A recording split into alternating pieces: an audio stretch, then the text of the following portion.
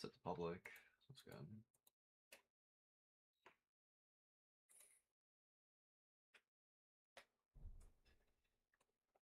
Okay. Am I clear? I think so. I should be good. Looks good on fucking whatchamacallit. You know. You already know.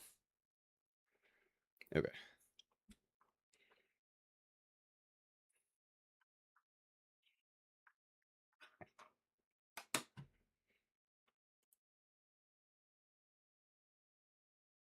Alright.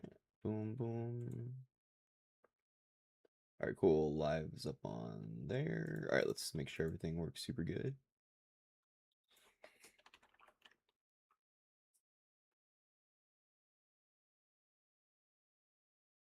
Okay, I'm gonna have to set that. Okay, kick is good.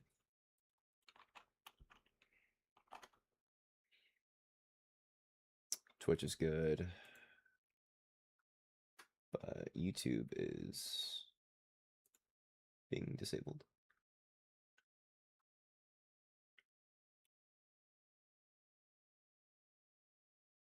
That's so annoying. I have to do that every time.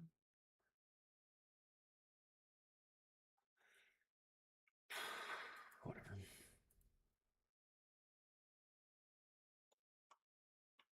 Okay.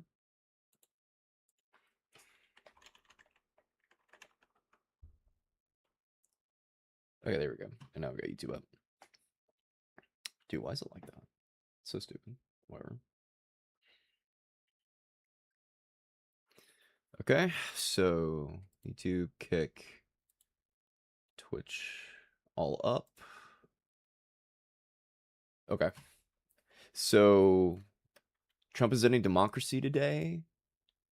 It's gonna be super awesome. I can't wait to no longer have a voice in my government and how it's played. It's gonna be super great. Okay. Let me type up in Discord.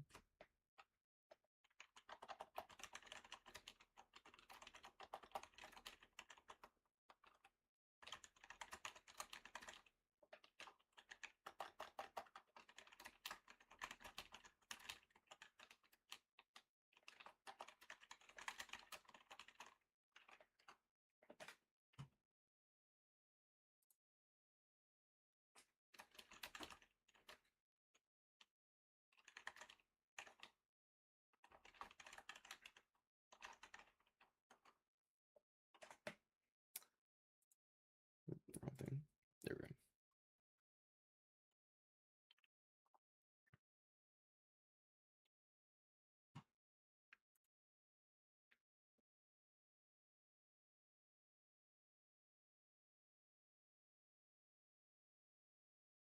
Ooh, there we go.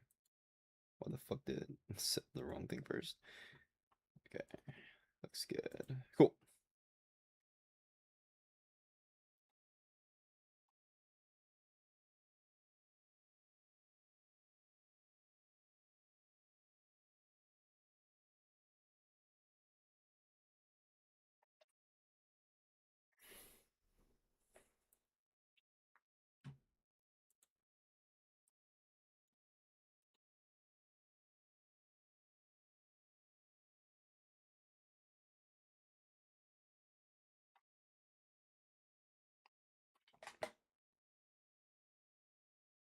Okay. Let's get.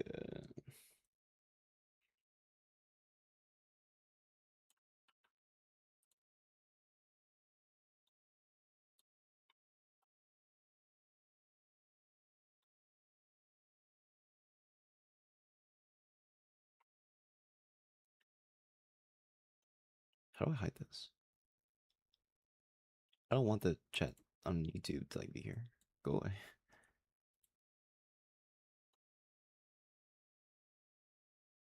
I don't think I can. That's really annoying. That's okay though. Whatever.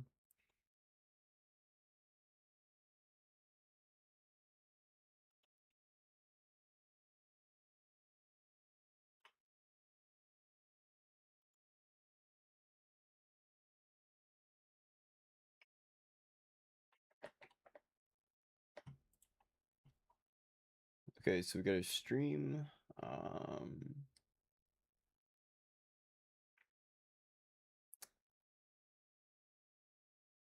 Yeah, I think we're good. Okay.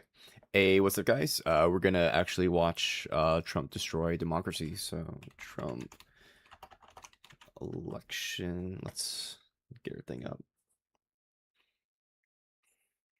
Election speech. There should be a bunch of things that are live, I imagine.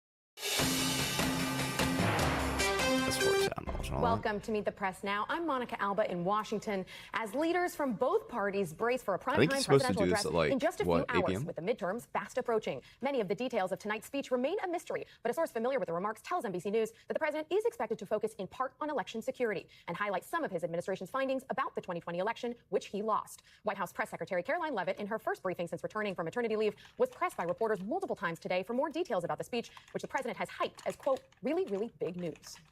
It will shock you if you have an honest eye listening to the president tonight, and everything he is saying will be backed by facts and by evidence that will be provided. Why'd she stutter at saying everything he says is going to be backed by facts? Why would she stutter about that? Okay, so it's supposed to happen in like 5 minutes. Trump speech today live? Oh, it says at 9 p.m. Or unless. And we start this morning with a live look over the White House, where later today, President Trump is scheduled to deliver a rare primetime address. I'm dumb as fuck, yeah. Addresses questions, and also a lot of rumors are swirling around into what it will be about. We're tracking the very latest as we get new hints into the president's message. Thank you so much for joining us. I'm Angela Brown, in for Jan Jeffcoat. It is Thursday, July 16th. It's still unclear exactly what new information the president will tell the nation, but there are hints this morning coming from the president himself about the topics he will cover, including the latest out of the Middle East as the U.S. ramps up pressure on Iran. But possibly, even more notable, the president said there will be really big news on free and fair elections, with the midterms, as we all know, just a few months away. There are reports. God, I hate this stupid motherfucker. Hello? Okay, I mix these guys up all the time. Chris is the reporter. Okay, Chris Andrew is the reporter. Is the, you know. Okay. Emptying the prisons. Russia has 100 million 140 million people, but 100 million more people. But have you ever heard of us emptying out the prisons? I mean, why does he have to do that? He's in a desperate because place. he doesn't want. Oh, these guys don't even look remotely similar. Oh, actually, wait, hold on. Which one was Andrew? The one that ran? Yes. Oh my God, I'm being so looksist right now. I'm so much happier that it was him. So he was the. What? Why would you even? So it's easier to send convicts to the front. They popular war because he's worried about us emptying out the prisons. I mean, emptying the prisons. Russia has. That's good. Well, okay, makes me happy. All right, nice. Thank you for that today. I needed that lift today. Thank you. Emptying the prisons. Russia has 100 million. 140 million people, but 100 million more. But have you ever heard of us emptying out the prisons?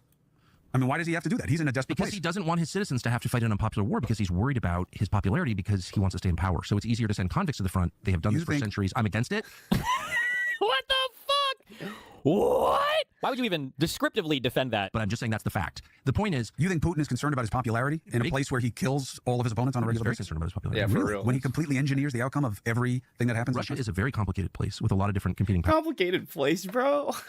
What was the name of that one guy that Putin fucking arrested for running against him and like actually doing pretty good, and then he ended up dying in fucking prison?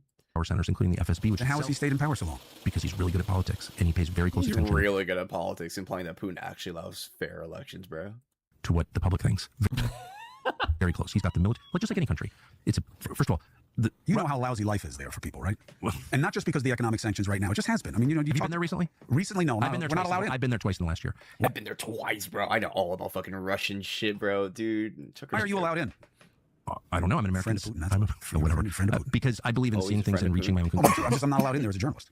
I'm sure. Oh my God, that was such a catty, good fucking insult. Oh. Friend of Putin. Because I believe in seeing things and reaching my own conclusions. Oh, me too. I'm not allowed in there as a journalist. I'm sure. Oh my God, that was such a catty, good fucking insult. Oh. You call right now and they will let you in, and you should go. Just wouldn't let me out. Wind up like Paul Whelan. I think you wouldn't be arguing my case. But look, here's the. Paul Whale? Who's that? Paul Whelan.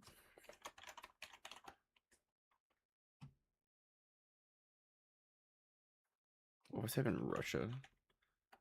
Russia prisoner? Whelan? Whelan? Who was arrested in Russia and accused of spying. He received a 16-year prison sentence. Released. Okay, that's good. That's reports he plans to reveal. Wind up like Paul Whelan. I think you wouldn't be arguing my case. But look, here's the point. No, Russia, Putin does not have absolute control of his country, and there are all kinds of potential rivals. He's been there for. You sound more sympathetic towards him than towards Zelensky. I mean, I'm definitely more sympathetic to Putin than Zelensky for the following reason. I judge. I'm not sympathetic to Putin in the sense that I want to move to Russia. I don't see Russia as like a close friend of mine at all, or a free country or anything like that. I'm just saying, I think it's fair to judge leaders on how they do for their country. They have one job: do a good job for your country, make it better. He's like, oh, it's okay. I mean, like, I'm friends with Putin. I'm not saying they have a free country, but like, you know, I'm friends with a fucking oligarchical dictator. Like, okay, buddy. And do you think Russia's doing? Was that my phone? Is that your phone? Wasn't my phone. Might have been the video. Okay. How they do for their country. They have. Are they recording the screen from their phone to upload? Is that how they get these videos? That's what a lot of these retards do. Do a good job for your country, make it better. And you think Russia's doing well?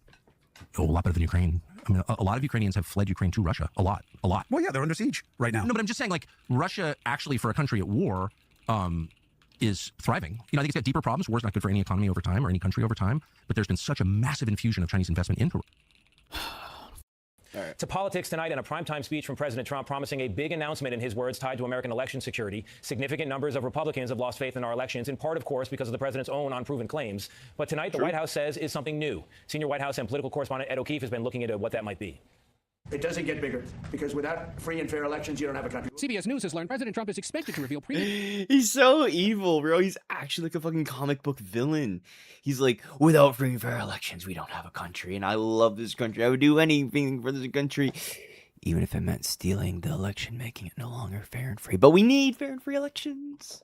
Previously unreported alleged Chinese meddling in U.S. elections. Multiple sources say he's expected to reveal the intelligence community withheld details about Chinese influence operations during his first term. The president also pushing for passage of a voting regulations bill that would establish national voter ID and proof of citizenship standards. There's no evidence any foreign entity has ever successfully directly interfered in an American election. Our system is incredibly secure. You can't just attack. I like how he says there's no evidence of a foreign entity fucking with our election, because it's not foreign. The phone, the ring, it's coming from inside. One national entity, you would have to attack 10,000 entities in order to interfere with our elections. It would be discovered. But the president's pressuring states, which oversee elections, to do more. FEMA won't provide states certain grants in full unless they use a new federal system verifying voter citizenship, and accept certain grants in full unless they do more. FEMA won't provide states certain grants in full unless they use a new federal system verifying voter citizenship, and accept only hand-marked paper ballots. And after a Trump executive order, the U.S. Postal Service is planning to only deliver mail-in ballots to people on federally approved lists of voters whose citizenship is verified. Trump's primetime focus has fellow Republicans urging him to talk instead about pressing concerns with the economy and war with Iran. I don't know why we're still talking about the 2020 election on either side of the aisle. And Democrats are increasingly concerned on either side of the aisle? Bruh. To be fair, like... Actually, no, not to be fair. Both sides should be talking about it, and how, from what happened from it, Trump should get fucking impeached and then jailed. But 2020 election on either side of the aisle. And Democrats are increasingly concerned tonight is just about this November. He's laying the groundwork for a potential challenge to the result. Another bad faith challenge. Today at the White House, will the president accept the results of November's elections? You should tune into the president's speech tonight before you jump ahead to conclusions about what's actually jump to conclusions. He asks a question, and she's like, "You're coming to conclusions." Speech again. I've seen a lot of reporting and misreporting about what the president will say. Hey Ed, one person we're told not at the White House tonight, the president's former teleprompter operator. What's the story on this? Yeah, Tony, a longtime aide to the president, Gabriel Perez, allegedly placed more than $100,000 in bets on the website Kalshi related to the president's State of the Union address and other speeches. Among other things, Perez has operated the president's teleprompter. Kalshi says his trading activity raised suspicions because it didn't track typical buying and selling patterns on the site. Sources say Perez is cooperating with an ongoing federal investigation. The White House today says he's now on unpaid leave, and the president considers the situation deeply unfortunate. Tony? Very interesting. Sign of the times. Ed, thank you. New information on election security and also integrity. Mark Boyle joins us from the live desk with the latest. Good morning to you, Mark. A lot of eyes will be on the president's speech tonight as he teases this major announcement they're all waiting for. Yeah, millions of Americans are waiting to hear what the president will say. Certainly a lot of speculation this morning has been swirling about the president's conversation tonight, Angela. The president has been calling on Congress for months, though, to pass new federal voting standards. We all know that, right? Well, it's been dubbed the Save America Act, and that's something that he's looking to get passed soon. We do know a couple of things. We know some members of the president's cabinet, like the heads of the CIA, FBI, as well as National Intelligence and Homeland Security, have been invited to speak tonight, and so we're standing by for that. Our country has to shape up.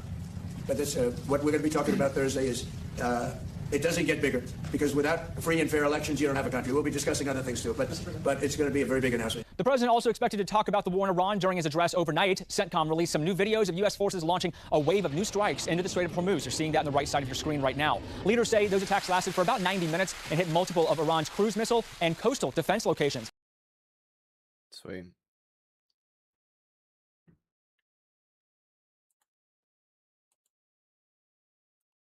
It doesn't get bigger, because without free and fair elections, you don't have a country.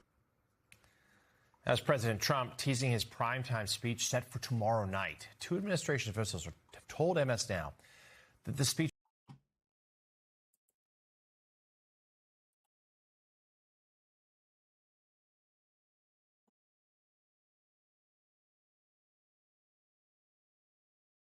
will focus on voting machine security and alleged foreign efforts to influence U.S. elections.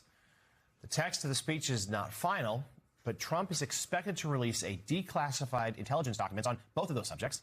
The officials tell MS Now it's not clear if Trump will present any credible new evidence, specifically regarding claims of interference during the 2020 election. We will once again note that extensive intel reviews under both the Trump and Biden administrations found no basis for claims that the 2020 election was stolen. We do know, though, that 4 years earlier, Russia certainly did meddle in the 2016 elections to Trump's benefit. Joining us now, former U.S. Ambassador to Denmark, Rufus Gifford. He also served as chief of protocol under President Biden. Editor-at-large for Newsweek, CNBC founder Tom Rogers with us. He's also senior advisor of Versant, MS Now's parent company. And we're happy to also be joined by former state attorney from Palm Beach County, Florida, Dave Arenberg. A great group. My thanks to you all. Rufus, we'll start with you. We're going to go Dave in a minute as a reminder about the lack of evidence and the legal challenges that already failed about the 2020 election. Let's have you talk about the politics of it. Sure. There are a lot of Republicans who, this is the last thing they want President Trump to talk about. This is ancient history. It's 6 years ago. It's not popular with the public. It reminds people of what happened on January 6th and the like. Yet Trump persists to do it anyway. Oh, absolutely, Jonathan. I mean, I think this. It's look, the more that Democrats are, the more the Republicans, the president, the Republican Party are talking about what happened 6 years ago, an election that, as we have said, has been probably the election that has been counted, recounted, litigated more than any election in the world, in particular in Georgia. The more that we need to be focused, we can be talking about the issues that I think American voters really want to talk about. I can't think of an American voter that's a swing voter in the 2026 election that has any interest in relitigating the Georgia election of 2020. It is a political win for Democrats. There's no doubt that is true, but we also have to seize on it. And I don't think we've been particularly effective as a party in seizing on these opportunities of the Trump administration. And there's even some speculation that he'll claim that the two senators, Warnock and Ossoff, who won in 2020, that they won so illegitimately and shouldn't be seated, which, of course, there's zero evidence of that. So, Dave Arenberg, let's go to you. As a reminder, please, just how many court cases did the Trump people bring up post-November 2020? And remind those watching at home just how many they won. Oh, yeah, it was about 62. They lost all of them except for one small procedural victory. But from the substance of it, they lost every substantial case they brought, anything related to whether the 2020 election was stolen. And if you want to help John Ossoff get elected in the landslide, go after him, call him illegitimate, and say the election was stolen. I mean, that's a gift to the Democrats. This is a nightmare for the GOP. The issue of a stolen 2020 election is a loser for Republicans. You're right. 60-plus judges already rejected the claims, including Bill Barr, the attorney general, and the head of Trump's cybersecurity agency. But this is a pretext to an attempt to challenge the 2026 and 2028 election results and to try to federalize future elections. So Trump is actually looking forward, not backward, and he's going to try to conflate foreign bad actors trying to sow discord, which is true, with the election was stolen, which is not true. And after all, if the 2020 election was really stolen, don't you think we would have seen at least a single criminal charge from this Department of Justice relating to this? This is the same agency. Yeah, it's actually unbelievably fucking stupid, like how cooked American politics is. Look, this administration is going to do whatever they can to hold on to power because it's the only play that they can do. Here's the truth, okay?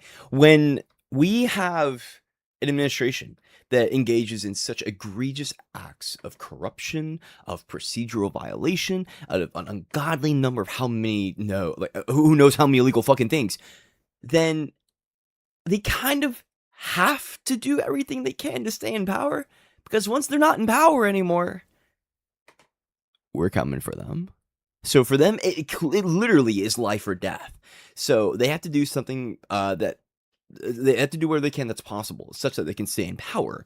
And so that's why they're bringing up the 2020 election again, because they're going to say it was rigged, it was stolen. Because if they don't, they can't federalize the elections. They have no excuse to federalize them. They obviously morally fucking shouldn't, and they practically shouldn't. But we have to see it from their point of view. For them, it is do or die. So they're trying to do, and will most likely fail because of how incompetent they are. that indicted James Comey over seashells, but nothing from DOJ related to election interference. That tells you all you need to know. Oh God, Yeah, you're so right. Yes, it's a little bit about Trump's ego about losing in 2020, but Tom Rogers is far more about setting up pretenses for 26 and 28. He's trying to get the Save America Act pushed. Many people feel that would really restrict voting. It seems unlikely. It seems like it won't go anywhere on the Hill. But you've been thinking about ways he can sort of achieve similar objectives. Absolutely. I think we have a combination of desperation and obsession on Trump's part here to do something to overturn the 2026 elections. Clearly, he's been frustrated by Congress not passing Save America. He's been frustrated by the courts who have shot down his attempts to change process when it comes to the midterms. And the question is, so what does he do? And I think the speech tomorrow night, along with a number of other speeches he's given, is about laying the groundwork for him to take action. He's going to claim that the 2026 midterms were rigged if Democrats in key districts win that would turn Congress into Democratic majorities. He will say the results can't be finalized until it's all investigated because there was foreign interference or illegal immigrants voting. He would then probably order Congress to organize around Republican majorities and say you can't seat members in districts where we're questioning the results. I think what would follow from that is enormous street protest. Probably. Remember. Let's see if we can get back up. Planning. Right here. Okay. I got a whole ass document on January 6th, which is, I would argue, probably, in terms of like America as a country, the worst day in American history. Okay?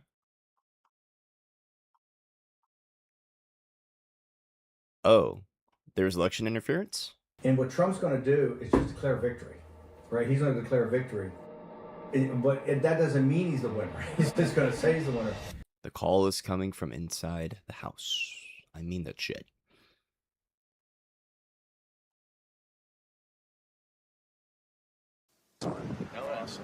Let's just hope we're celebrating. I suspect I really do suspect it'll still be up in the air. But when that happens, the key thing to do is to claim victory. Possession is 9/10 of the law. No, we won. You. Sorry, over. We won. Yeah. You're wrong. You. Baby. Oh, and just a heads up, this is Roger Stone, one of Trump's closest aides when he was running again for 2020. Actually, I'm sorry, he's been an aide for Trump since I think the 80s. But he was very close with Trump in, as you can see, 2020, and he's talking about the election. So he's going to be like, hey, yo, we won. Sorry, fuck you. Which is exactly what he was saying, like fucking verbatim, this skinwalking piece of shit. And there's a bunch of other shit that goes into the planning of January 6th and their attempt to destroy democracy. Stimulating violence on his part by bringing in troops, and then it could get really scary. There's something that hasn't been focused on at all called PEDS, or Presidential Emergency Action Documents. These are highly classified documents that have been in place since the Eisenhower administration. When you hear Trump saying, I have a lot of powers that people don't even know about, or I have very strong emergency powers, he's probably referring to those. They've never been used. They're in place to be signed in the event of a nuclear attack and civil society totally disintegrates and the president has to take some kind of emergency action. I think he's laying the groundwork to be able to put those in effect, arrest and detain people without trial, seize election machines. Obviously, all that would be litigated, but we know the courts move a lot slower than the administration would move in that kind of circumstance. Remember, and I think we're headed with all it's this do or communist die. threat talk. If they don't do, they are going to fucking die. And by World they, I'm talking about the Trump administration, okay? Because what's going to happen, okay?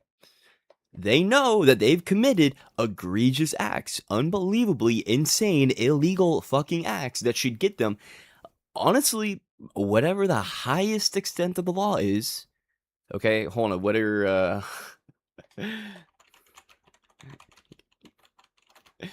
whatever the highest extent of the law is, okay? What they've done probably is going to be something along those lines. So again, for them, it is do or die. So if they don't try to win, then they physically are going to die because Democrats are coming for them, and as they should for any person who violates the law. So, you know, Merrick Garland, this is for you, buddy. This is for fucking you. If someone, you know, does egregious, horrifying actions, you should prosecute them ASAP instead of going really slow. So that way that you let them run again, because you're scared of looking partisan. You're scared of looking like you're doing political prosecutions. Oh, Merrick Garland. And just a heads up, this is Merrick Garland. He was the Attorney General under Biden, And he didn't start trying to prosecute people for January 6th, I think, until like 2023, maybe? Hold on, wait, Grok, help me. When did Merrick Garland begin investigating Jan 6? I'm pretty sure that was like 2023.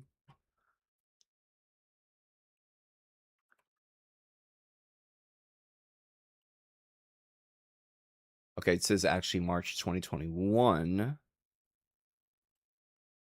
That's a large scale investigation. But how did it go so slow?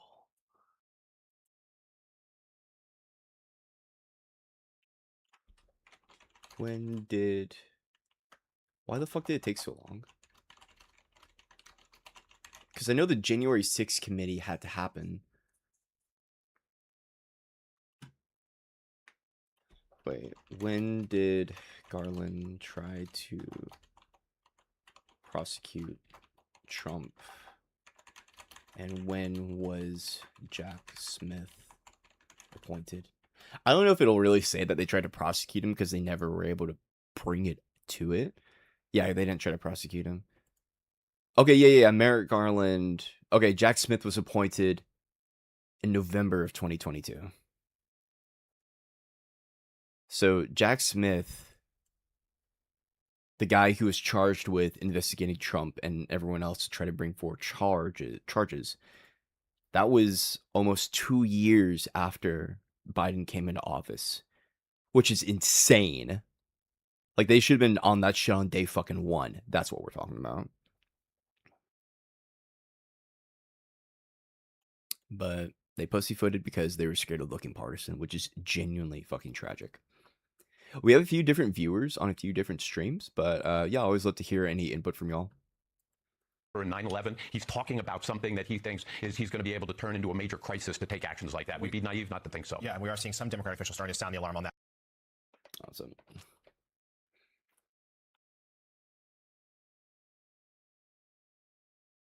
Taking on college kids. You're a whole ass man debating college kids. What a joke.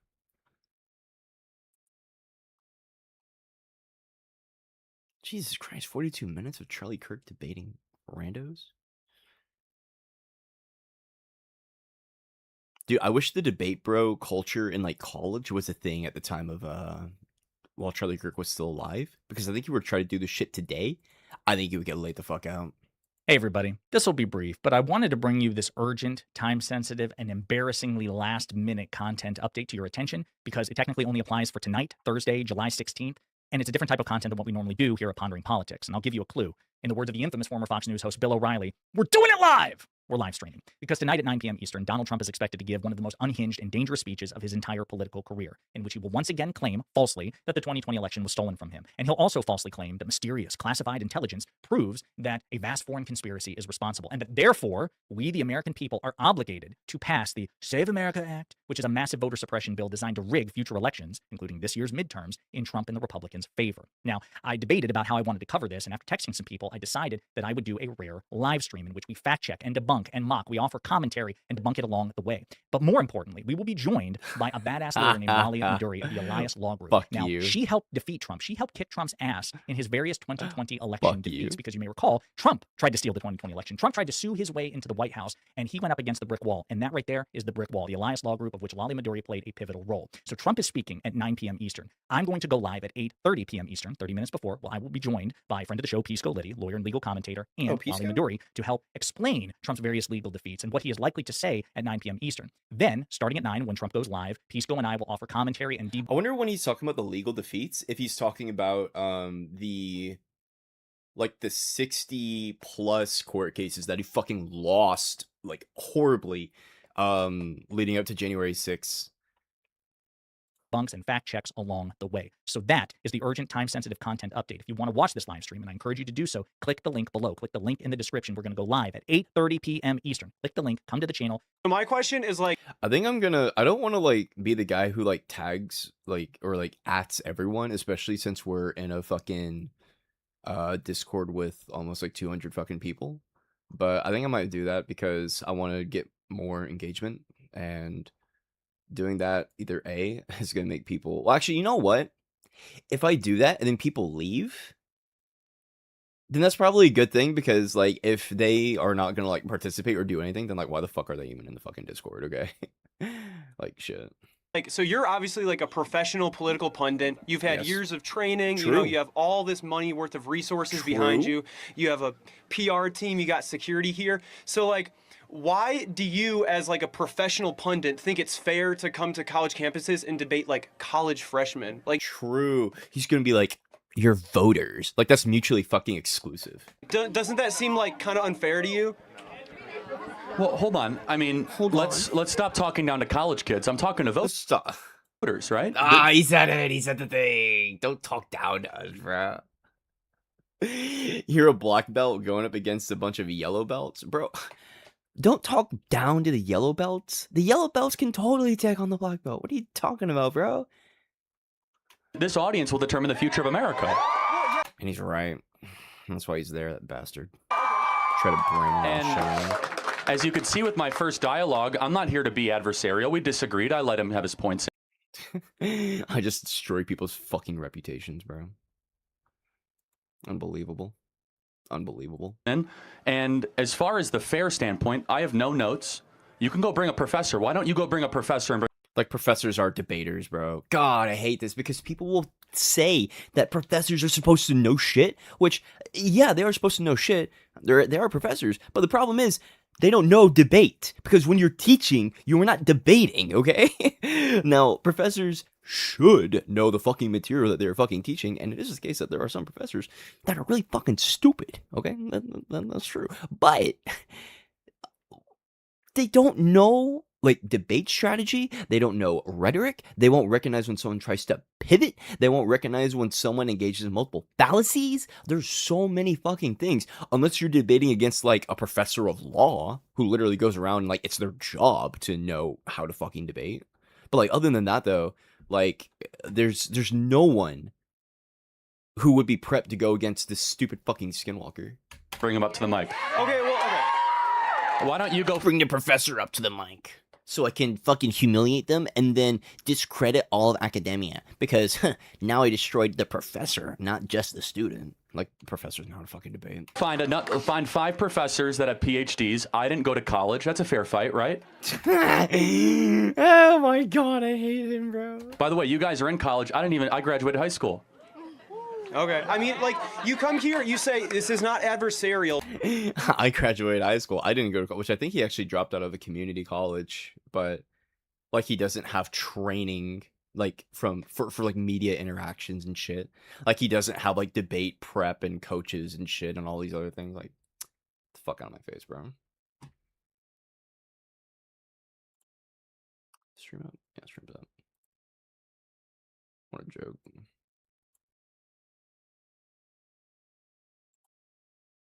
There we go. But I mean, on the text message you sent out, it says, "Come to the debate." You have this sign that says, "Prove me wrong." It seems like you like want this like debate to happen so you can put it on YouTube and upload a clip of you dunking on the libs or whatever. Dude. True. Oh my god, dude, this kid is so fucking base, bro. So true. Dude, it seems like a grift is what it seems like to me. Okay, but hold on a second. Status.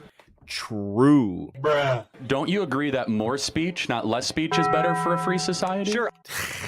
More speech, bro. Like, no.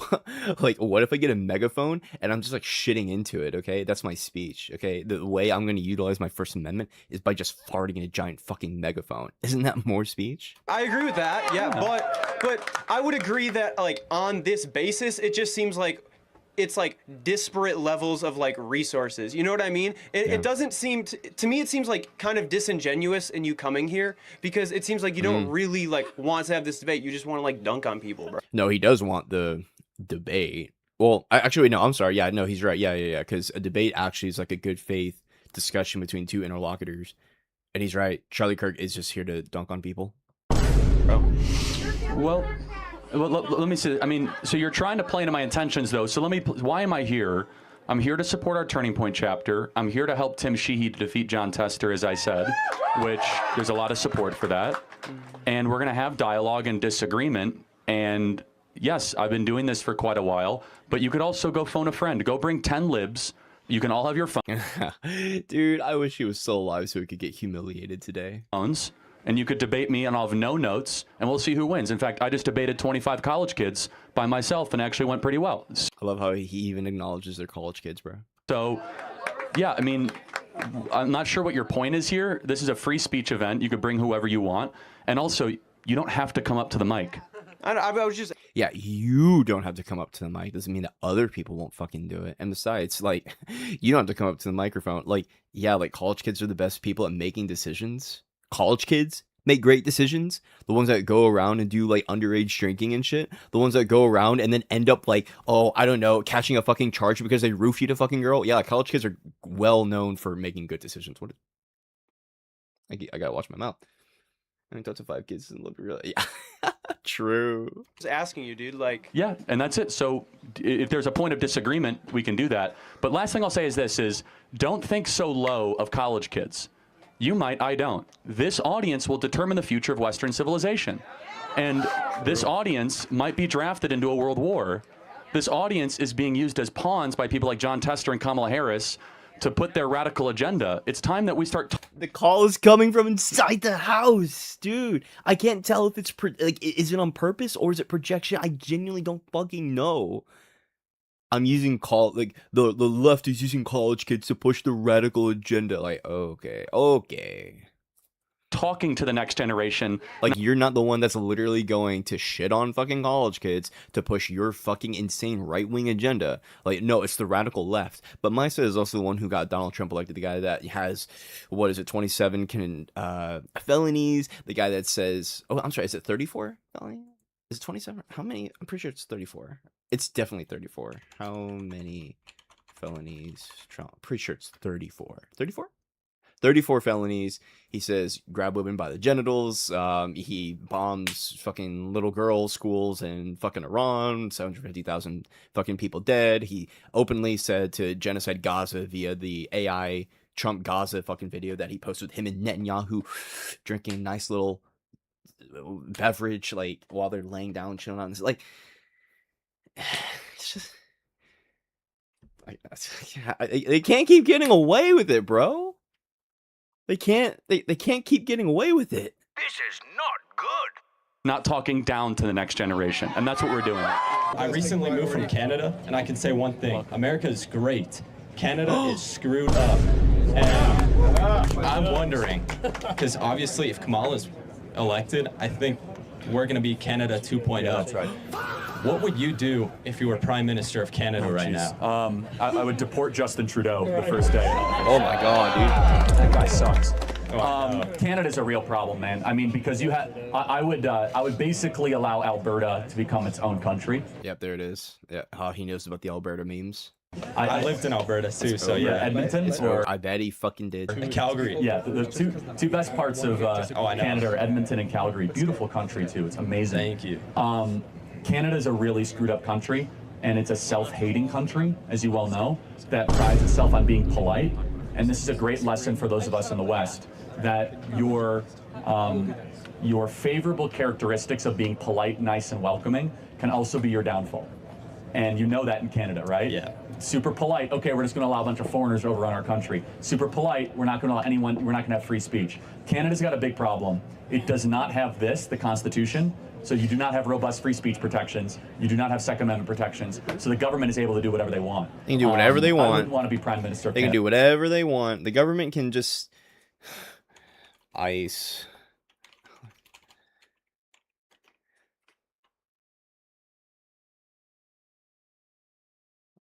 Oh wow, it's not. Are there no videos of it? Am I crazy?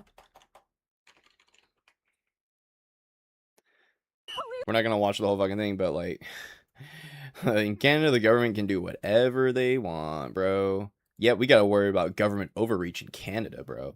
Canada is where we gotta worry about the government overreach, not right here at fucking home. Yep, Canada. That's what we gotta worry about, bro. I wouldn't last very long. But between Ottawa, Toronto, and Vancouver, you have some of the most liberal cities on the planet, as you well know. Canada, I think, is bringing in like half of its population in the next decade in immigrants. It's just not sustainable. I know. not bringing in immigrants or bringing in immigrants is not sustainable. But like America is also a country that is overwhelmingly made of immigrants, and America is also the greatest country in the fucking planet. And this is a fact. A lot of people give a lot of shit to America, and rightfully so. But in terms of like economic opportunity, yeah, America is easily the best country in the fucking world. Like there's no question about it. Okay, like we're the strongest. We militarily, economically, we're the strongest. We have the most amount of wealth, even though it is in the hands of a few percent of people. But still, either way, though, we are the wealthiest country in the entire world. We have the world's reserve currency. Like America, genuinely, by almost all, in terms of power metrics, is the greatest, and also opportunity. But yeah, immigrants bad, I guess. And it's too bad. It was a once great country. Canada has fallen. I know. Canada's fallen, bro. Canada has fallen. This is Canada. You can tell because there's snow. Thankful that I moved here, though. Do you have a U.S. citizen? Yes. Oh, good for you. Thank That's you. awesome. Yeah. Welcome. Imagine the kid was like, no. I just walked past the border. And I was just like, no.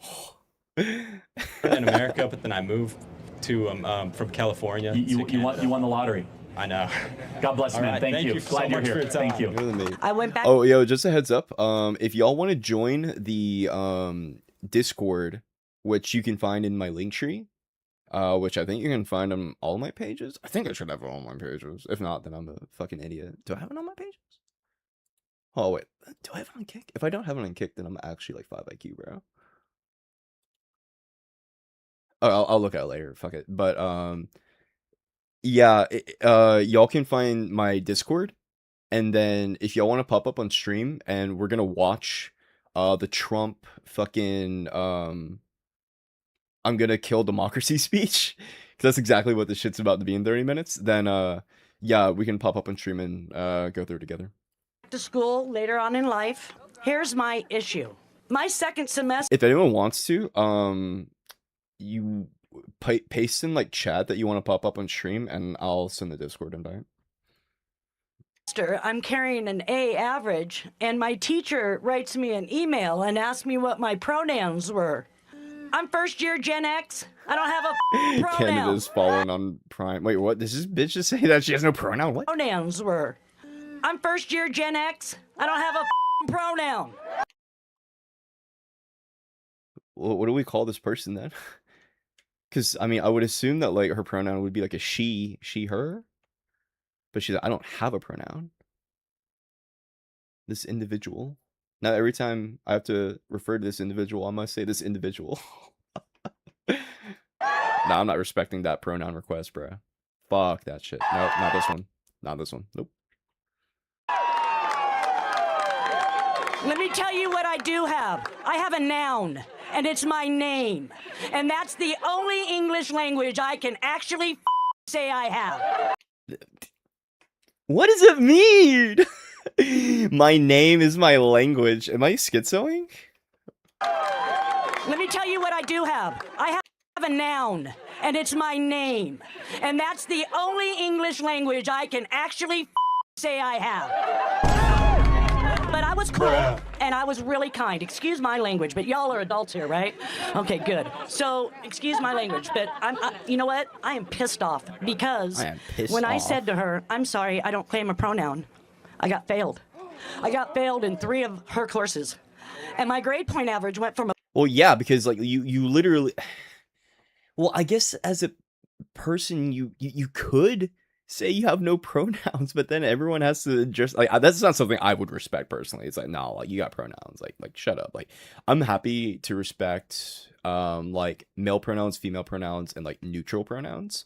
I'll say I don't agree with the fucking what's it called, like neo pronouns like Z's, and like that's it's too much at that point. Then it just kind of gets into you could make up literally whatever the fuck you want, and it just kind of goes into absurdity at that point. But if you say you don't have pronouns, it's like, what are we doing here, bro? So if you don't know her name, you can't refer. True. Well, I think you could refer to this person as this individual. From a 4.0 down to a 2.5 because I didn't carry a pronoun. Are you kidding me? Are you kidding me? Dude, I thought the left were the fucking... Dude, she sounds like she's about to cry. I thought the left were the snowflakes, and she's over here about to cry over pronouns. I have an incredible grade point average. I'm a smart woman. I've been working in the workforce for 40 years, and my generation... Dude, she's literally about to fucking cry over pronouns. And here's the truth. I bet you she's fucking lying. I bet you, like, the things she's saying about her grade probably are true, but then she's saying, it's because of my pronoun that I don't want to have. That's why I'm feeling. When, like, she's actually probably just a fucking dumb fuck. Yeah, well... Wait, your GPA? Oh yeah, your GPA? No, yeah, your GPA does not. Yeah, I was about to say, like, I mean, like, your grade in like one class could like drop like really fucking bad. But yeah, your GPA? No, no. That is correct. Y'all don't understand. Invented the internet, for Christ's sakes. We're not stupid. All right? And yet, you're going to fail me for my pronouns. So my questions are this. As a student, if I don't want to claim this woke ideology, how... Of pronouns, okay? Pronouns are fucking woke. However, if you don't capitalize the H in he, him when referring to God in the Bible, you fucking live like... They'll like bitch so hard about pronouns, but one, they'll get so mad at you when you talk about God and his fucking, and remember, when you say his, you gotta have that H be fucking capitalized, okay? And then two, if you misgender, like, this woman's fucking dog, I bet you she'd be like, that's a boy?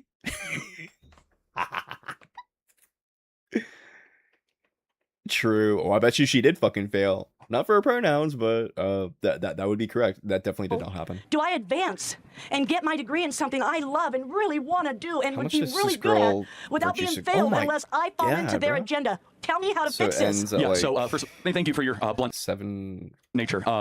Your blunt nature? What was that, 740? How long does this scroll? That she just preaches for like 3 minutes. Imagine with so much privilege that you... True. But as the granddaughter of immigrants, I think that we get into a lot of complicated disputes with the idea that immigrants are criminals or drug dealers and things like that. So I just want to hear what your opinion is. Oh, I want to give a shout out to people like, I mean, like she's not really debating, but she's just asking, what's your opinion on blah, blah, blah, which is not a debate. It's just, can I ask a question? And you're not really giving any meaningful pushback. In fact, honestly, like, if you don't like someone, i.e. Charlie Kirk or whichever conservative skinwalker is going to your location, either A, know how to debate and go against them on some substance that you are very well versed on. And again, we're covering the Epstein shit. So A, confront them, or B, do nothing. Okay, just leave. Because if you are in the audience, you make their crowd look bigger, and that's bad. You don't want them to have a crowd. Ideally, they have nothing. Well, I'm sorry, that's not true. Ideally, they have no crowd. Wait, let me rephrase. The ideal situation is there is a crowd, and then the speaker gets fucking humiliated, okay? So, like, the Turning Point speaker gets fucking humiliated in front of a crowd, and the crowd goes, ha ha! That's the ideal scenario, okay? However, that's not typically who goes to these things. Like, all these, I mean, look at the fucking MAGA hats, okay? Like, and any 9 out of 10 girls who look like this, yeah, she even got the little cross thing. She's got the MAGA fucking hat, this stupid fucking chut. Yeah, he's got a Donald Pump shirt. What a fucking loser, this kid. I've unironically seen kids who've got Donald Pump shirts at the gym before, and I want to fucking kill myself. In a video game, in Minecraft. It's a crowd of maggots who want to see your reputation get destroyed. They want to see a liberal get destroyed. So, realistically, if you're not able to debate properly, then just leave, because you don't want the crowd to look any bigger than it actually is, because usually the crowd's just going to be full of people who already support the Turning Point speaker.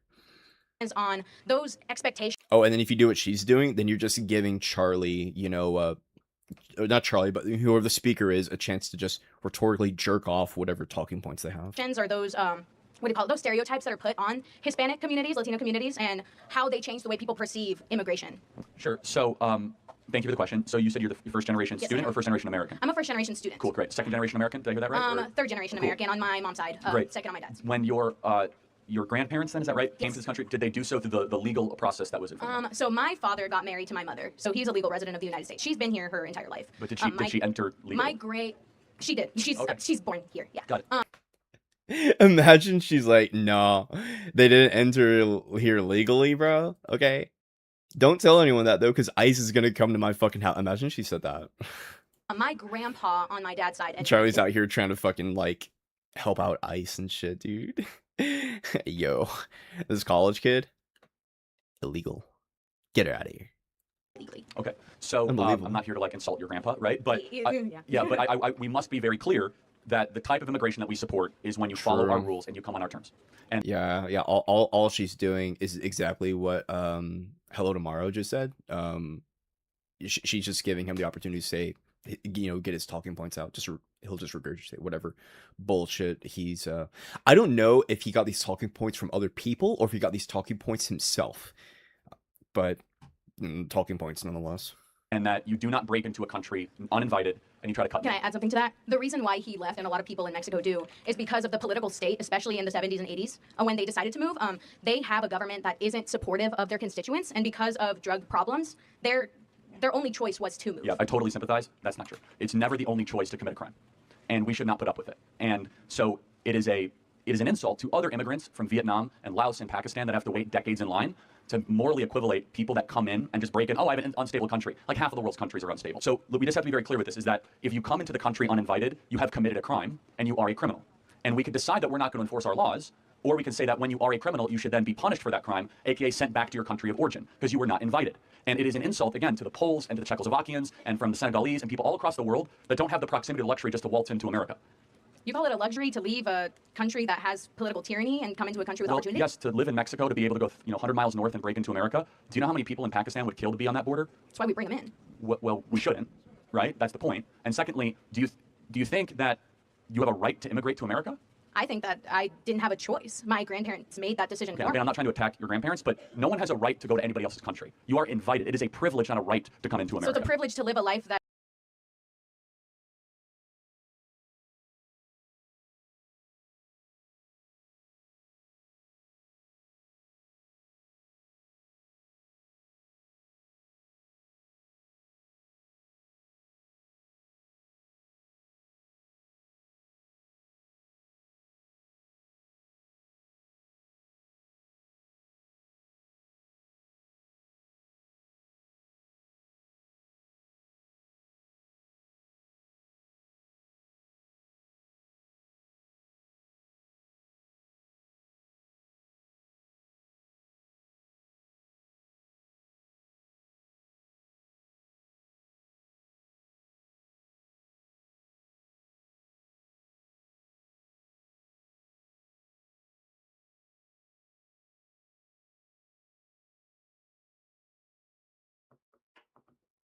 I was muted. I pressed the wrong button. I had to fart, and I hit the mute the fucking screen button instead of unmuting myself like a fucking idiot. Thank you. No, but I was saying, Charlie's just saying a bunch of anti-immigrant rhetoric, like a fucking idiot. So I'll go back a little bit. Look, maybe next time I'll just shit on the fucking mic, okay? Hold on, I'll let Charlie say his stupid bullshit, and then we'll debunk it. I think that I didn't have a choice. My grandparents made that decision for Again, me. I'm not trying to attack your grandparents, but no one has a right to go to anybody else's country. You are invited. It is a privilege, not a right, to come into So America. it's a privilege to live a life that requires you to have clean water, clean food, clean Yes, air. of course it is. And you have to fight for that? Yes, it is not. But we didn't. Hold on a second. Well, Born here, hold we on a didn't fight second. for that? Well, my ancestors did fight for that, actually, and I'm a very thankful recipient of many generations of Americans that fought for the greatest nation ever By to doing exist. what? Coming here? Well, illegally? Wait, what did my ancestors do? Came here They came illegally. over here in 1620, fought in the Revolutionary War, fought in the Civil War, fought in So World War because I. my grandpa fought in didn't World come here in War II. 1620, it gives him no right to have a good No, life. he can fill out paperwork and wait in line like the rest of the world. Wait, okay, make sure I hit the right thing. Okay, I hit the right thing. I didn't mute myself. Okay. Yeah, wait in line. Fun fact, the average wait time to get into the United States, I think it's like 20 years. Wait, What is wait time to become U.S. citizen? I think it's gonna vary, but I know for like Mexico, I think it's like 20 years.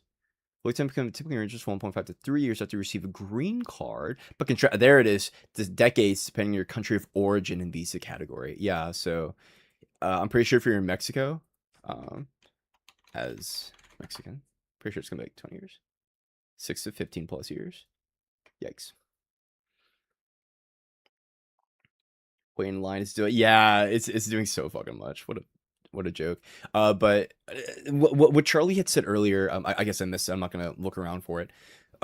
Charlie said that immigrating here is it's not a right, it's a privilege, and that's true, right? So like, if a country decides it wants to stop letting people in, that country in theory can do that, and that's accurate. But leaving it at that is stupid, because that is the takeaway from that is maybe countries ought to do that. And no, they shouldn't ought to fucking do that, because it's stupid. Having immigrants gives you a bunch of perks like diversity of labor, diversity of thought, diversity of background, diversity of education, right? All these different things, and all this is like combined into America today. And then that's why America is so great. And that's why we want immigrants. Okay? Diversity really is our strength. When we say diversity is our strength, we're talking about diversity of background and all the other shit I just said. And then we can see whether or not it's in our best interest to allow them to come in. And so we have to weigh costs and benefits. Do you think that the American government should first have an obligation to citizens before foreigners? Okay, I think we have. The fuck does that mean? Like, in what context an obligation is like in terms of like an obligation to citizens of like what if we're doing like judicial things? Okay, like do we treat American citizens better than immigrants? Which, if that's the case, we shouldn't, because everyone should be equal under the law. I don't give a fuck who you are. Everyone should be equal under the law. In fact, that's why some amendment rights are given to all citizens and some are given to all persons. So like, and I was about to say the 14th. I think like, is it the 5th Amendment? I think it's applicable to anyone. What amendments are for citizens and then for all? Yeah, it separates rights to all and then the citizens. Exactly. So something like the law, that would be a really good example. Answer the question. Here's the thing. Yeah, we're obligated because we're citizens to have the rights that we have, but that doesn't mean we can't open up our borders when we have the process to do so. You, being a younger American, and everyone in the audience, is the first generation in American history to have it be worse off than your parents. So the social, you agree with that, social contract, poorer, more expensive. Yeah. So wouldn't it be rational for the American government to say, we're going to prioritize younger generation Americans that are American passport holders and citizens before those in another nation? I don't want to say anything that offends people, but I've already said it, right? I've already said it. Whatever. I think that the way we're going about it is wrong. And that if we don't have a clear path to citizenship, we won't open up those opportunities for people to come and seek a good life. But I also think that, yeah, we are required to have those rights ourselves. Seeking a good life is fine. It's a nice added benefit.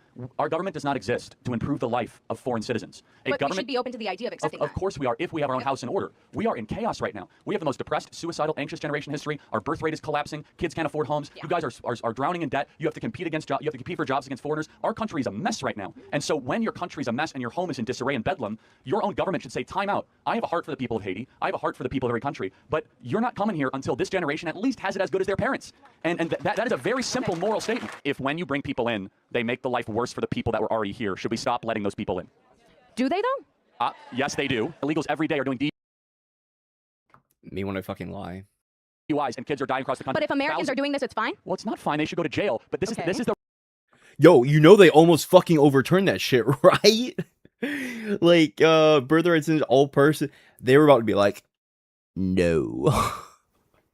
Like, that shit was almost turned over by executive fucking order, which is insane. I mean, there's so many insane things, but it's like, every person in this administration needs to be like Nuremberged, okay? I mean that shit. And by Nuremberg, I mean they should be found, they should have a trial in a court of law where blah, blah, blah procedures happen. And then whatever the highest extent of the law is, okay? Whatever the highest extent of the law is, that should happen. So, you know, just and if anyone gets mad at me, I mean, I'm just looking at something that our own fucking president said. Okay, like, look, if they get found guilty in the court of law, then it's out of my hands. You know, it's just a law. Lady Justice is blind. Supposed to be. There's also a talking point that pretends that those below you are a problem and not money in politics and a ridiculous concentrate. True. Yeah, no, it's so frustrating when people are like, oh, no, it's the immigrants. It's the meow meows. It's the immigrants that are actually the problem, not the people who literally run all of society.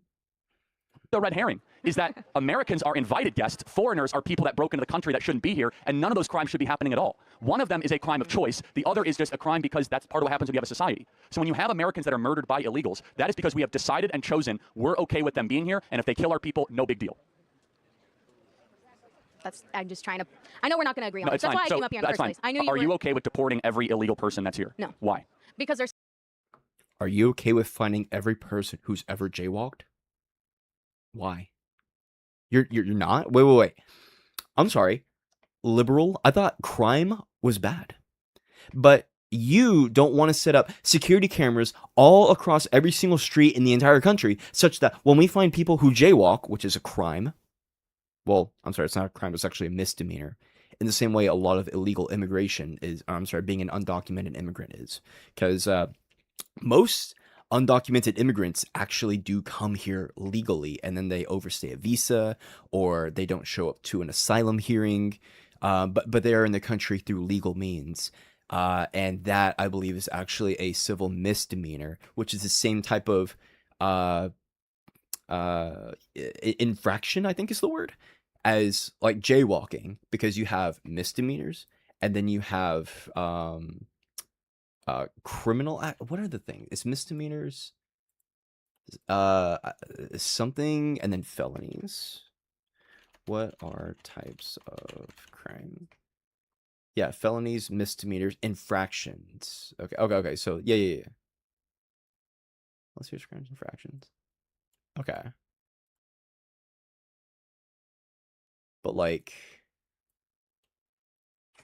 is overstaying a visa a felony? It's gonna be a misdemeanor.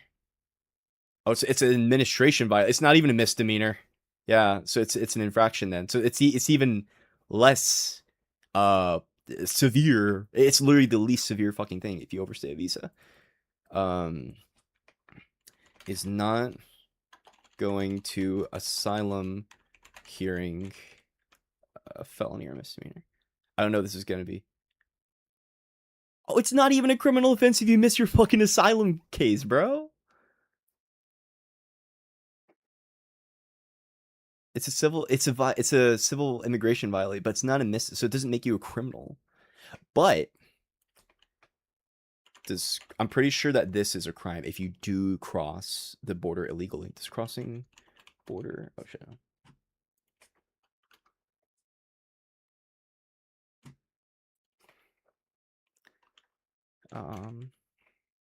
A crime, a misdemeanor, or felony. Pretty sure that's oh, it's a misdemeanor? Oh damn. Crossing it is actually I thought crossing the border the first time was a felony, so that's not even accurate.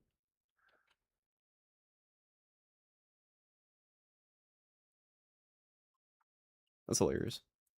Oh, wrong video. There's some people here that are not represented well by the media. There's a lot of illegal immigrants here that are working their butts. It's the fact that lobbyists and corporations are literally drafting legislation for Congress and paying off reps. In a way, yeah. One thing that we do have to know is that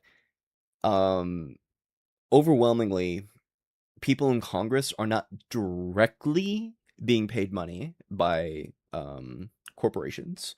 So they can get money through like super PACs to their campaigns, which help them run for election. But that money is purposed specifically for their ability to run a fucking campaign, right? But it's not like $7,000 from Israel to your bank account, or I'm sorry, from AIPAC directly into your bank account. But either way, though, there still is like, it's still pretty fucking bad. Crossing the border is a misdemeanor. Simply being a country illegal is a civil infraction. Yeah. Offer the life of No, I don't care if they're working hard. But the point is, what should we're gonna go past this because this is nothing. I want to see what this most replayed is. Is it the same guy? Hello? Like, someone that you think will hurt you, then the moral argument of the Second Amendment is that you should be responsible for your own autonomy and your own, your own safety, right? There's other reasons too. Thank you. Have a good day. Thank you. Appreciate it. Thoughtful question. In the case of immigration, if you maybe people were skipping it because the audio on that one was just literal dog shit and they didn't want to watch it. hard restrict it and make it harder to get in, the only people who are going to make the attempts to get in, or generally going to make the attempts to get in, are more likely to commit crimes. Well, that's just not. There's no data or evidence to suggest that at all. When we've had the strictest immigration policies, crime was at its lowest in this country. Well, so in the 1950s, that's correlation. Well, no, it's actually direct causation. Right now we have to get in, or generally, if you hard restrict it. Thank you. Have a good day. Thank you. Appreciate it. Thoughtful question. In the case of immigration, if you hard restrict it and make it harder to get in, the only people who are going to make the attempts to get in, or generally going to make the attempts to get in, are more likely to commit crimes. Well, that's just not. There's no. That's just not true. I don't know what fucking stats that kid got that from. That's just absolutely not true. It's immigrants, especially I'm pretty sure especially illegal immigrants. Actually, I know immigrants entirely, including illegal immigrants, have lower crime rates, but I'm not sure the ratio between illegal immigrants and legal immigrants. Do illegal immigrants commit more crime than legal immigrants? I have no idea the answer on this one. AI, what you got? And let's also do it on Google too to double check. No, they don't. Research that both legal. It's I mean, I know that. Yeah, I know that already. Did have more crime than legal immigrants? Maybe it's the same. Both groups generally have lower crime rate. Yeah, we know. Okay, so maybe there's just not a study that compares those two, because it keeps on comparing them to Native American or Native born. I shouldn't say Native Americans, but Native born Americans. So it's pretty straightforward. I gotta close this video. I keep on opening that up. There's no data or evidence to suggest that at all. When we've had the strictest immigration policies, crime was at its lowest in this country. Well, so in the 1950s, that's correlation. Well, no, it's actually direct causation. Right now, we have wide open borders, correct? DNA background testing from over 120 different countries. Sure, but I don't think that has to do with the process of getting into the country. Well, it has to do with the process of getting in the country, because if it's extremely difficult to get in through legally, people are going to resort to coming through illegally. Well, is that not true? Well, but we should just prevent both. That's the point. You should prevent people getting in any way. Yeah, well, we should have a total immigration moratorium in this country. Oh, did he seriously just say that? Like the lowest unemployment we've had in a long time. Wouldn't we want more workers? Oh, he's right. Oh, he actually knows that. Big respect. Okay. So this is actually correct. You want to have, depending on your unemployment, if your unemployment gets too high, you do want to have more immigrants, because that is going to be best for your economy. What is it? Your unemployment rate, you want that to be between, I believe, 4.5 to 5.5%, because if your unemployment rate, I'm sorry, is too low, then that actually means that there are more jobs than people. And this is not good from an economic productivity level. And then I'll say this, as a worker, when unemployment is like super low, because what happens is if unemployment is low, there's more jobs than there are people, which means jobs really, really fucking need people. And if they need people, they are willing to pay more. And that means that the power now is more in the hands of the worker. And I'm going to say that's something, as a worker, I really like, because that means companies are way more willing to pay me money for the shit that I do. Also means, I get to slack off a lot easier. It's like, oh, what are you gonna do? Fire me? Like, bro, the unemployment rate is so fucking low. I can just go get another job somewhere else, because there's so many other jobs. Like, you need me, okay? You need me. However, from an economic standpoint, that's not good because you want to have your economy being productive. They need to be making shit. And if the workers are being lazy, then you're not being very productive. And I want to make it clear, as a worker, I love being fucking lazy, but I will also acknowledge the reality of productivity in economics. So it's that, I guess, like understanding. And on the other side, if the unemployment is too high, that means there's more people than there are jobs. So I'm sorry, you actually want to have immigrants when the unemployment rate is too low. I'm pretty sure that's the. Oh, let me make sure I'm not spreading false news. Is it good to have more immigration when unemployment rate is too? I'm pretty sure that is when the unemployment rate is too low. Fuck, is it lower? I don't know. I genuinely can't think. I'm having a stroke. I'm gonna take those labor shortages. Yeah. Yeah. Okay, yeah, I was right. Okay, so yeah, low unemployment means you want more people. It's an inverse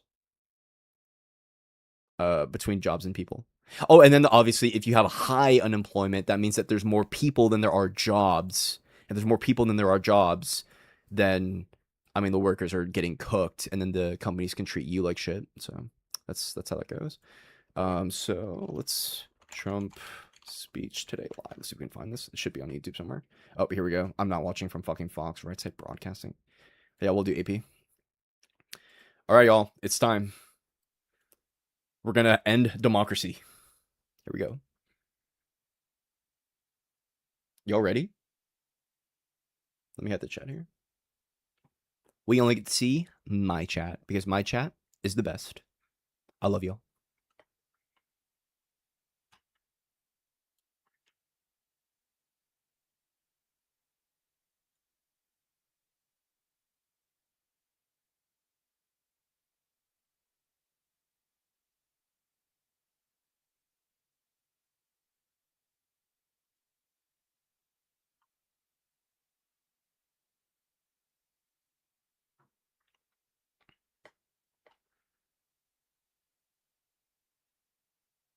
I'm gonna have this up on a different screen, and then we'll just like Scooby-Dooby go over it when they begin, and we'll just go through the Kirkinator.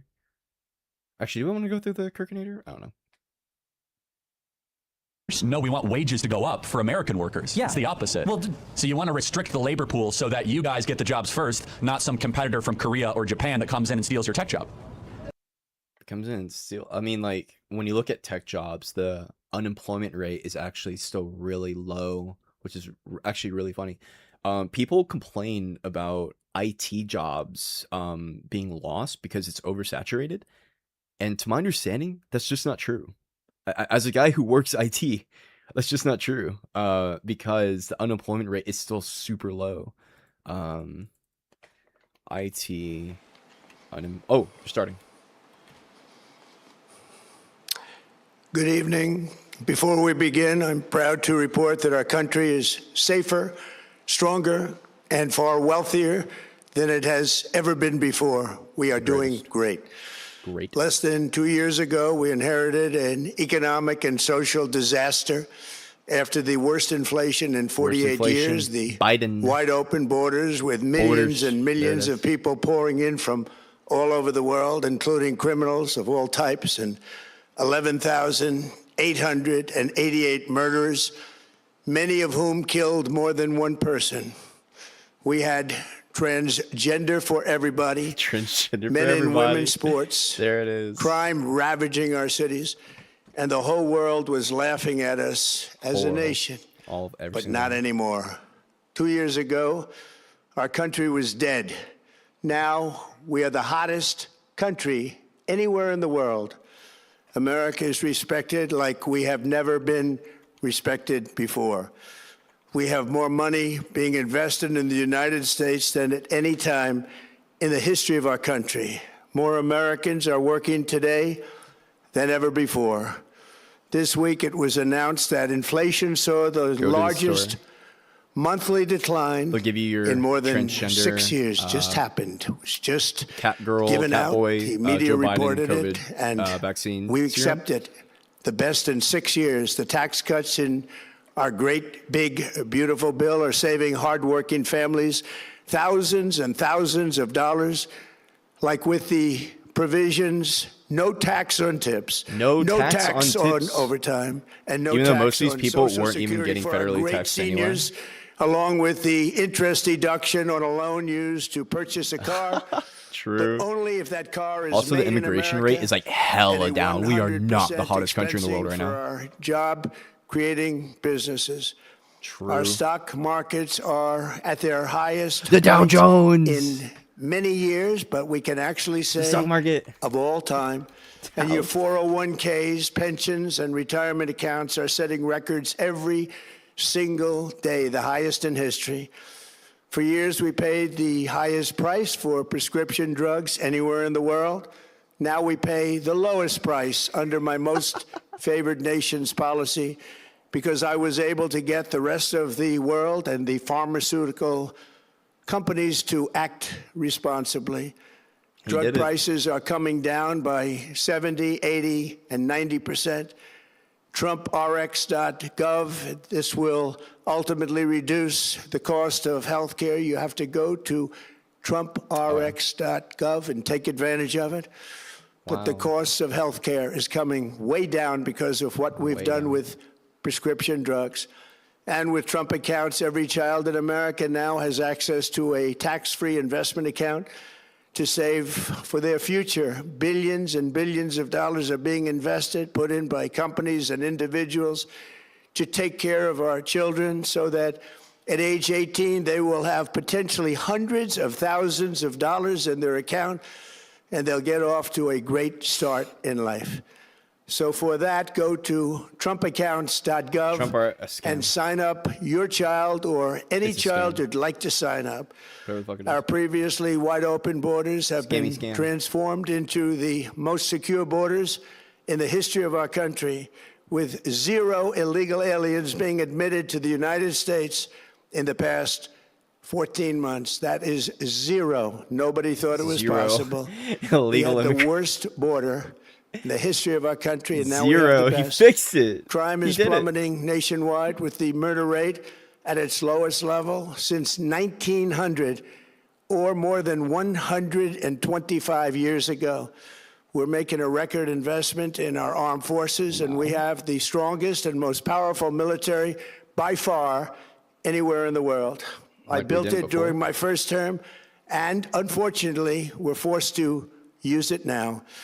We won in Venezuela, which is now working with us to produce millions and millions of barrels of oil. Yo, imagine he fucking pulls up Maduro, and Maduro's like, it was me. Fruits of that I labor interfered with the very 2020 election, shortly. because he's going to talk America about is back, and I think he's doing probably going to say really it was well, China. but we still have But imagine a he pulls up major Maduro, and challenge he's that like must in the be handcuffs. urgently addressed. There's like a gun to his head or because some no shit, and country it's can like, be great without fair yeah, and I honest fucked with the 2020 elections. election. You have to trust your country, because if there can be no trust, there can be no greatness. And that's very simple. No trust, no greatness. For many years, I've called for bold, swift, and decisive action to protect the integrity of America's elections. Every American deserves to know that when they cast their vote, that vote will be counted accurately in a system, and that is to make that system secure. One where cheating and interference are not just difficult, but virtually impossible. Unfortunately, the system we have today falls catastrophically short of that standard. Tonight, I'm announcing the immediate declassification and release of critical intelligence, revealing shocking vulnerabilities in our election infrastructure. We're destroying democracy. This y'all. evidence We're doing shows it. that the It's election happening. system we have dangerously exposes like levels never thought possible to hacking, exploitation, and foreign interference. Just as disturbingly, this vital information has for many years been covered up and hidden from you, the American people, our beautiful, our great American people. But that all changes right now. The documents we will release starting tonight have been gathered by the White House Government Transparency Task Force, a great group of people, along with the staff of the President's Intelligence Advisory Board, supported by our top intelligence agency chiefs, who have all personally reviewed the findings. We are presenting this evening and fully confirmed their authenticity. You can see these documents for yourself at whitehouse.gov. That's whitehouse.gov. Go check it out. Our purpose in disclosing this information is not to weaken confidence in election, but to earn that confidence by confronting vulnerabilities and correcting them very, very quickly. And that's what we're doing. The documents cover 5 major areas of concern.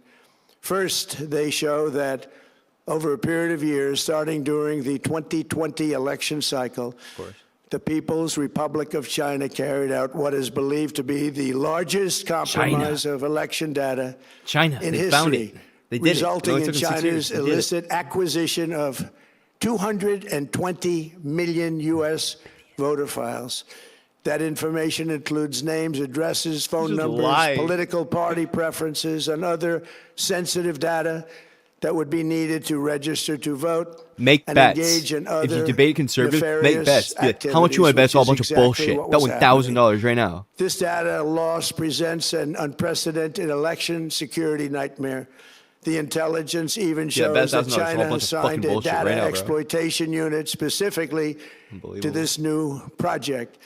Compounding the travesty, the second set of documents we are releasing reveals that members of the deep state, very, very famous group of people, in many cases, in our intelligence agency work to actively suppress and downplay information about the extent of China's sinister election meddling, covering it up from both the president and the American people like nobody thought was possible. U.S. spy agencies began learning about the compromise of voter registration files in 2020 when they discovered that tens of millions of voter data, think of that, tens of millions of voters' data in 18 states have been bought, stolen, or hacked by China. Yet those responsible for sounding the alarm instead kept the information secret and hidden. We'll go over this. They did not disclose to me as president or to anyone else, and to the best of our knowledge, they did not inform Congress. In fact, all they kept saying is, this is the most secure election in the history of our country. A standard, very pat line that was divvied out to say. The cover-up of this colossal security breach is even more disturbing in light of the additional information showing that China engaged in other election-related activities to undermine my first administration and our 2020 campaign. They did not want, and they just didn't want it. They fought like hell not to have it, Donald Trump, to win, and for good reason. As the documents we are releasing show, CIA reporting explicitly stated, and I quote, in mid-2018, the Chinese Communist Party's policy was to leverage all domestic and foreign elements that were opposed to the U.S. president in an effort to reduce the U.S. president's votes and make him resign or prevent his re-election. Isn't that nice? Also, in mid-2018, China was working to influence the results of the U.S. midterm elections and later the results of the 2020 presidential election itself. Separately, in mid-2019, the Chinese government's strategy against the United States was focused on undermining domestic confidence in the U.S. president. They wanted to just make you sound like your president wasn't so hot, when actually he talks in third person so fucking bad. And they did everything possible to do exactly that. Going on, this document says, and this is by the CIA, the strategy included efforts to use Chinese contacts with big U.S. companies to influence U.S. business leaders to turn against the President of the United States of America. The Chinese gonna talk about government Dominion. sought to identify U.S. journalists who had reported negatively on the U.S. president and pay them Is he large gonna go after sums of money journalists? to write more negative articles about him, as many as they could, and they didn't care what they said. The Chinese government wanted U.S. president to lose the Yo, next I was just election, joking and about the reason end they democracy wanted shit. me to lose is because they knew I was wise to them, charged them billions and billions of dollars worth of tariffs, and built the strongest military anywhere in the world. We have the strongest military Is he gonna go after anywhere fucking in the world. journalists? These are exact quotes from the CIA reporting. The name of the person doing the quote is now under review, but it gets even worse. Raw intelligence obtained by the FBI in 2020, yet buried by rogue bureaucrats, stated that China's activities even included an attempt to I manufacture don't know. illegal ballots. We need to for see what judges he Joe fucking Biden. picks. Documents show that during this period, dozens of significant CIA and NSA reports about Because China's judges like election Alien targeting Cannon are were fucking kept out compromised. of the presidential briefing. These were briefings I would get almost every day. Everything was kept out that was of importance. One email among intelligence analysts admitted that they had, quote, deliberately massaged the presidential daily briefing to withhold information regarding Chinese activities related to the election. Another official inside the FBI wrote that she was running, quote, a shadow government, unquote, Shadow government. to Deep keep state. intelligence about China's election meddling from becoming known and to keep it away from the honorable press. Other officials who witnessed such efforts perceived the motivations to be blatantly political. Oh, Lux Prima, thanks for the follow. Recently, we found significant numbers of burn bags in formation, and this is a group of bags that were used to destroy. And remember, when we say the radical left, we're information talking about center-left given by people like President Chuck fucking Barack Schumer and Hussein Hakeem Obama Jeffries. to be burned. It was supposed to be burned. These bags were supposed to be at a different level by different people, incinerated and checked, but it never happened. Maybe we got lucky. We believe this was not done on purpose, but rather through gross incompetence of the people that were supposed to burn the bags. But the findings are stunning. Today, I'm asking the Office of the Director of National Intelligence, the Department knows of he fucking Justice, lost. the He FBI, and makes the a CIA blunder in this interview. to He investigate admits how he and knows that why he such lost. crucial information was hidden, to fire those involved in the cover-up, and to file criminal charges, if appropriate, against these people. Yet concealing China's meddling was only the beginning. The third set of documents we are releasing proves that for many years, Americans were blatantly lied to about Blatantly the lied. security of our election infrastructure, including electronic voting machines and ballot counting systems. Dishonest, almost all. They're vulnerable and they're easily compromised, and people within our government knew that.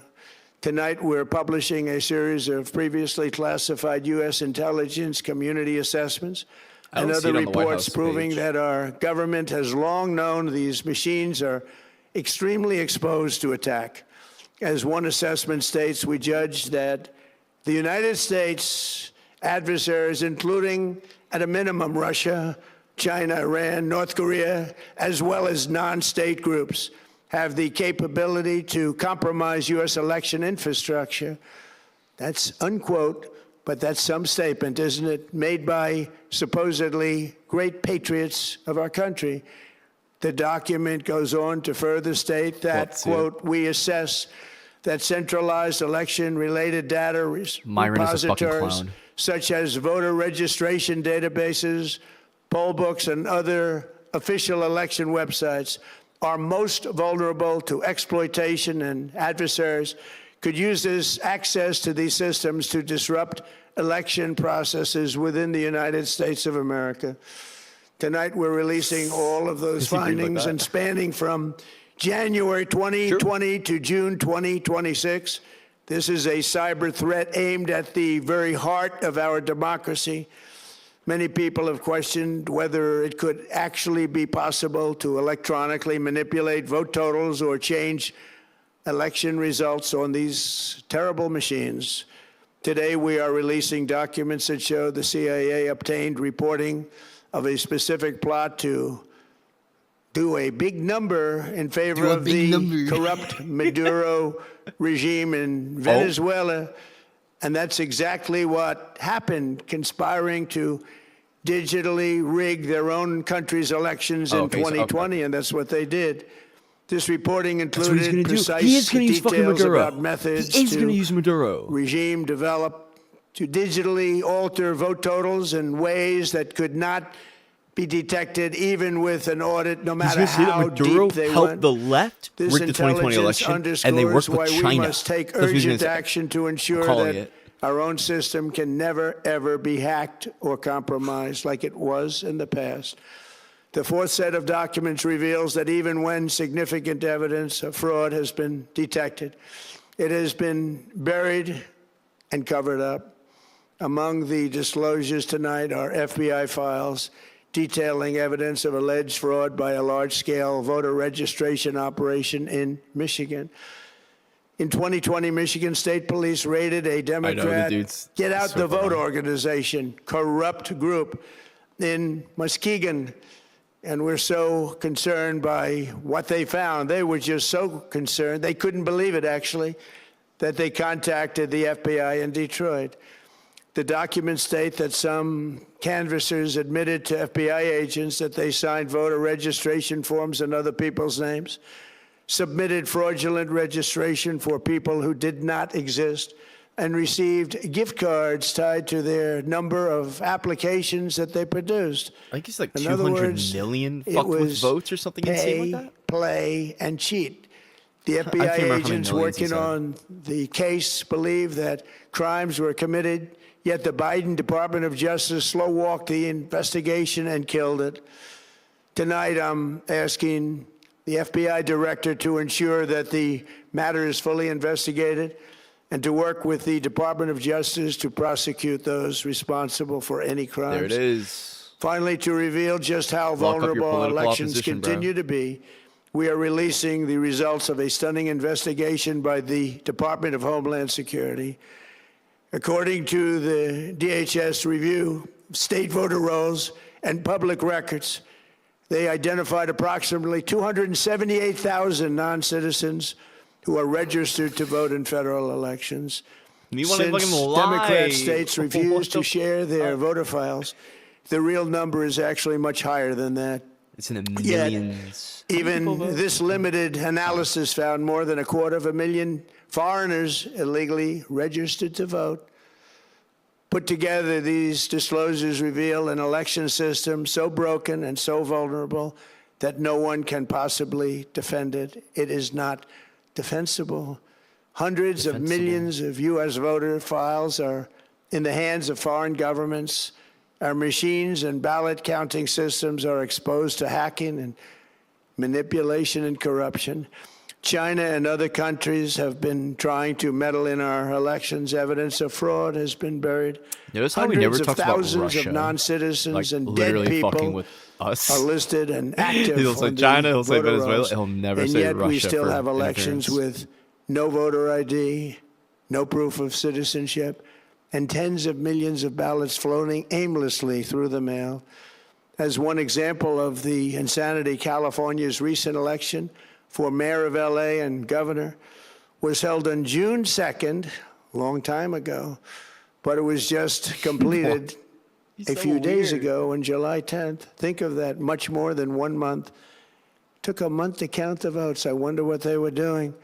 This is worse than any third world country. There's no third world country that has elections like we have. In a rare move, NBC and ABC Fake News have both said that they would not cover this speech. They knew what it was about because of the fact that they don't like the topic, because they know how corrupt our system is and they don't want to reveal it. They and others in the media are part of a plot.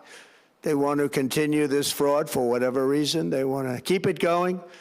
They want to protect the radical left. They can't have a great country, and that's true. You can't have a great country without free and fair elections. Fraud like this should mean a revocation of their licenses. They use our public multi-billion-dollar in value airways for absolutely no money. They pay nothing. What? All we want is honesty in our elections and honesty in reporting. They pay nothing for multi-billion-dollar assets. What is he Great talking damage has been done to our country. You can tell when he Our goes off elections were script left because he vulnerable just gets to so being weird. rigged and stolen. It's night and day. And the trust of the American people was lost. This cannot be Oh, yeah. allowed to continue. Every American, Yes. whether you're a Republican, You're absolutely Democrat, right. Independent, or otherwise, should be able to agree that we deserve the most secure, honest, and fair election system anywhere in the world. Secure elections should be a partisan, really, we should be together. Democrats, Republicans, Independents, everybody. So And it's it the guy should who's not like, be I a hate partisan my issue. enemies. I hate the left. It should Fuck you. cause to unite us, Fucking not to divide skinwalker. us. This should be a cause. We should be united, not divided. In light of the brand Wow, it'd be new really and great irrefutable if information someone I have revealed wasn't doing tonight, everything he my possibly could to stoke administration every is in the flame process ever. of notifying the states whose election data was compromised by the People's Republic of China and many others. We will be working closely to mitigate any harm, and we're taking swift action to ensure that sensitive voter data is better protected. Literally. So we can need to never come be together. bought, Also, lock up we my can never be political hacked, opposition. and we can never watch a stolen election again.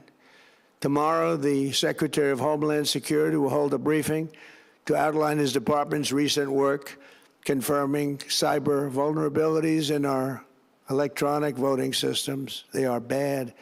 We're in the process of informing governors, senators, and members of Congress of potential issues in their Yo, states. have a good night, buddy. If you look at voting today, Thanks for it's stopping in by. such bad shape in so many states, and we are committing to fix it.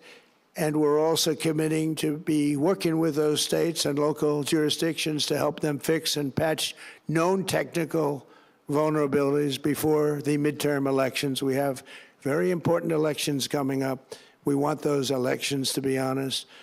I've also ordered DHS to notify every state about non-citizens on their voter rolls and direct them to remove all ineligible voters from the lists immediately. But most importantly, addressing this crisis of election security demands that Congress must pass the Save America Act. Ooh, he's mad. How easy is that to do Pass unless you it. want to cheat? You heard his voice. The only He was reason mad. you wouldn't do it Holy is you want to shit. cheat because your policies are so bad and your candidates are so pathetic that you can't get away or The can't get elected projection. any other way. The fucking This landmark projection. bill It's so requires that bad. all voters must show photo voter ID. How simple So is that? bad. Could I have your photo, please? Photo voter ID. All voters must provide proof of citizenship. Are you a citizen of our country, please? And hopefully there will be no corrupt mail-in ballots, which if you watched California Which he and so many voted. other He voted places, using mail-in mail-in for his ballots are fucking inherently election corrupt. in Florida. He So literally you used would mail-in have ballots, bro. No mail-in ballots except for illness, disability, military deployment, or travel if you're going away on business or vacation. These reforms are urgently needed to stop the vulnerabilities that I've mentioned. To all Americans, I ask you to pick up your phone tomorrow, call your representatives in the House and Senate, and demand that they pass the Save America Act without delay. Together, we will restore faith and confidence in our country, and we will be bigger, better, and stronger than ever before. Thank you. God bless you. God bless our great military. And God bless America. Thank you very much.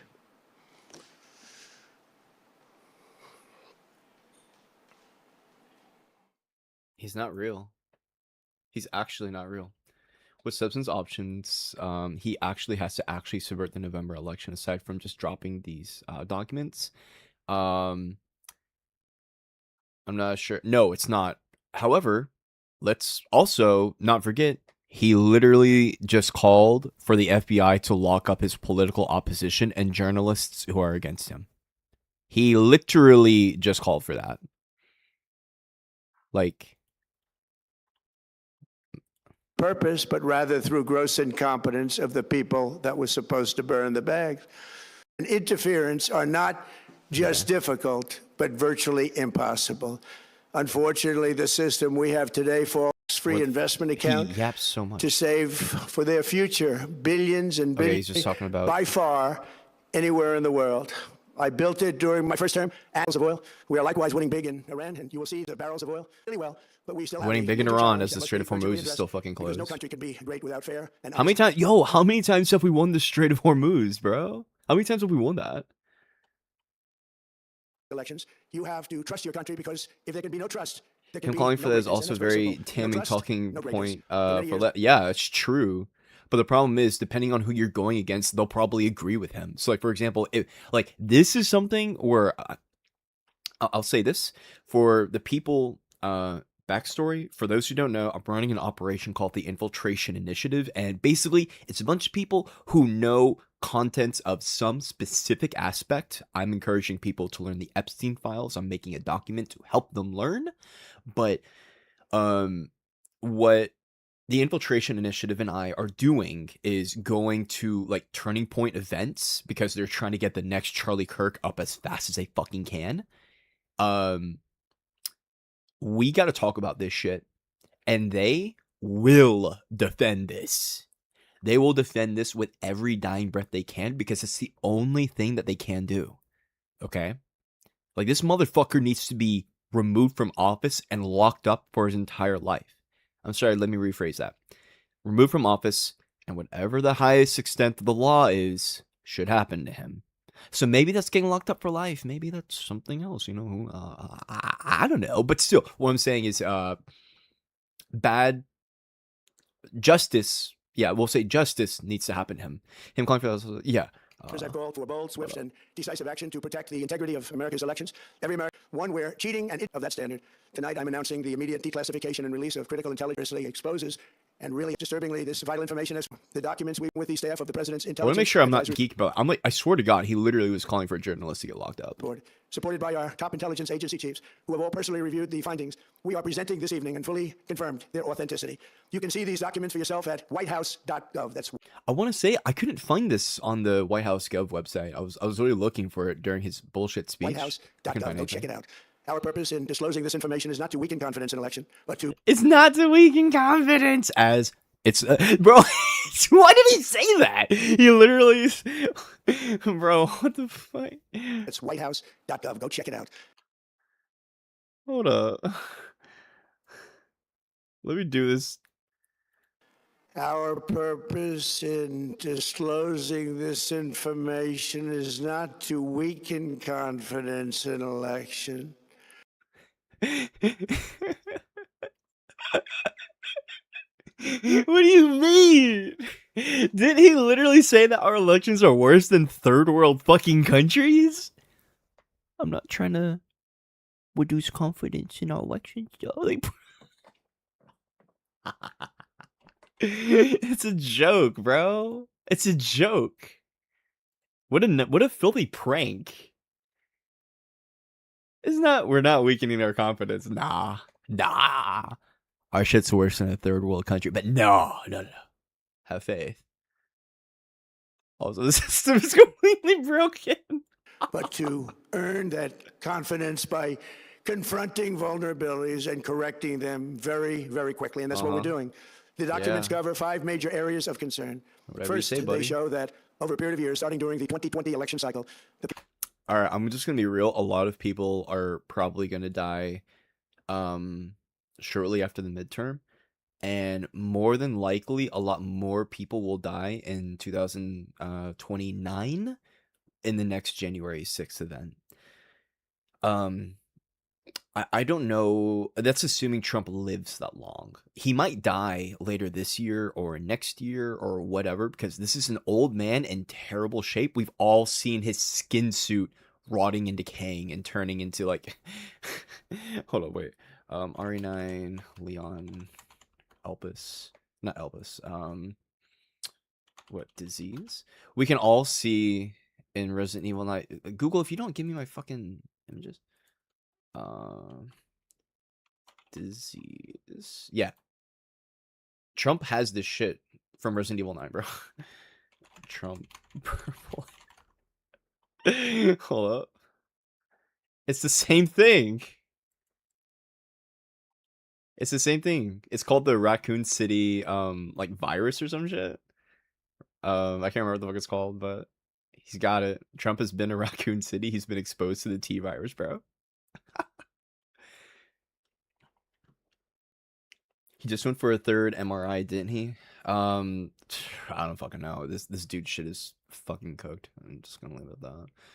But oh yeah. He okay. If JD Vance takes over, I don't know if something like January 6th Part 2 happens or not. January 6th Part 1 was bad. It was I truly do believe that January 6th is the worst date of American history. I truly, in my heart of hearts, believe that. Worse than 9/11. Easily. Easily worse than 9/11. And people will think I'm being hyperbolic, and I'm fucking not. Because when 9/11 happened, America was united. America, like, no one thought America was gonna fall, okay? We're on the brink of another fucking, like, I don't want to say the brink of another civil war, but, like, if you're telling me that, like, another January 6th can fucking happen, when at least with the first January 6th, there were some guardrails, but those guardrails are fucking gone. That shit was like demolished, okay? That shit was like boom, gone. The guardrails, okay? I don't know what the fuck happened. I think we're before his January 6th. His little personal crew, you know, they were just a bunch of stupid MAGA redneck hicks. But now, yo, he might try to get them out with the National Guard or with ICE or some shit. I doubt the National Guard would do it. He probably would have fucking ICE attack the Congress people or some shit. But option A, Trump lives. They lose. And he refuses to give up power, such that I think a lot of people will. I think a lot of bad stuff is going to happen, and I hope that doesn't. But I think that will be the case. Option 2, Trump ideally passes away of natural causes, like Lindsey Graham did, and then JD Vance takes over, and maybe things kind of go back to normal. I don't know how dangerous JD Vance as president would be compared to Trump, but I don't think he's got it in him that same level of like megalomania as Trump does. I mean, JD Vance is a skinwalking, spineless loser, but Trump is like on another level of like actually like unhinged. Yeah, music, I agree with you. I don't think that JD Vance has January 6th in him. I don't think he does. They're going to argue at what point World War III started, but we've already been in it confident. Yeah, probably. You already know that if Dems win, I can see many of them showing up on the steps to prevent it happening again. Yeah. Oh yeah, easily.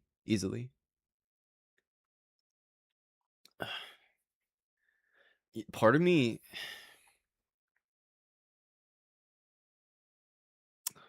This is so hard. Because what happens when they just don't want to do the peaceful transfer of power? Like, what do you do? Other than war? Asking me if I want Trump or Vance is asking me if I want to shit or piss. I'll take the piss, but I'm still going to be pissed. Yeah, exactly. That's why I'm saying, if Trump lives, and doesn't die due to natural causes, I think if he gets assassinated, I think, like... Actually, I have no idea what fucking happens if he gets assassinated. I'm scared of that. But if he were to die to natural causes, like Lindsey Graham did, then I think that is like the good ending, okay? Like, there's just no nice way for me to fucking put it, okay? Like, if Trump lives, he already did January 6th one. Oh, okay, look, let me pull this up. Let me pull this up.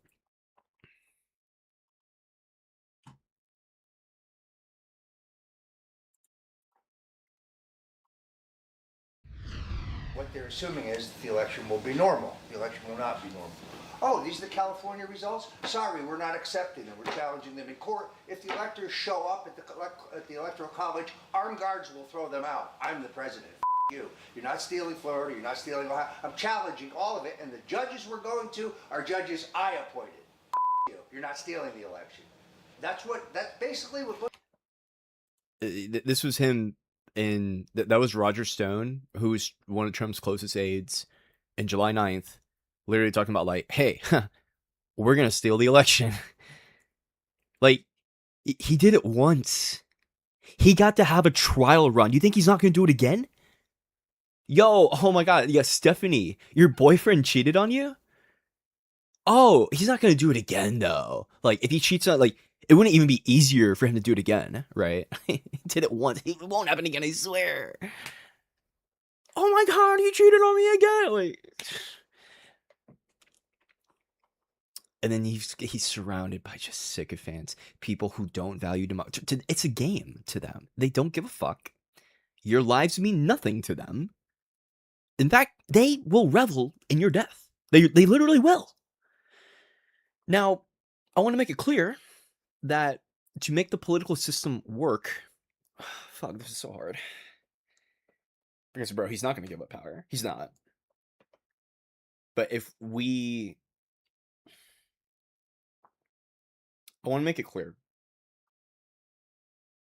Having a violent uprising is a bad thing. We shouldn't do that. Because if we do, I don't think that's going to be a war that the citizens necessarily win, because the United States has so much military power behind it. And I think, I don't know. I'm just going to be, I don't fucking know. But no, this evil fuck is not going to give up power. He's not. And so, yeah, let's just cross our fingers that he lava buckets to natural causes before the 2028 election. Of China carried out His whole presidency has revolved around surrounding himself with sycophants, yes. what is believed to be the largest compromise of election data in history, resulting in China's illicit acquisition of 220 million U.S. voter files. That information includes names, addresses, phone numbers, political party preferences, and other sensitive data that would be needed to register to vote and engage in other nefarious activities, which is exactly what was happening. So he got their voter registrations and shit, 220 million apparently, which is bullshit. Then if they got it, is he saying that there are 220 million fraudulent votes casted? Well, no, because I think only like 140 million people vote in the presidential election. Wait. Because I think Biden got like what, like 70 something million? How many people voted for president in 2020? I'm pretty sure it was like 70 something million per side about.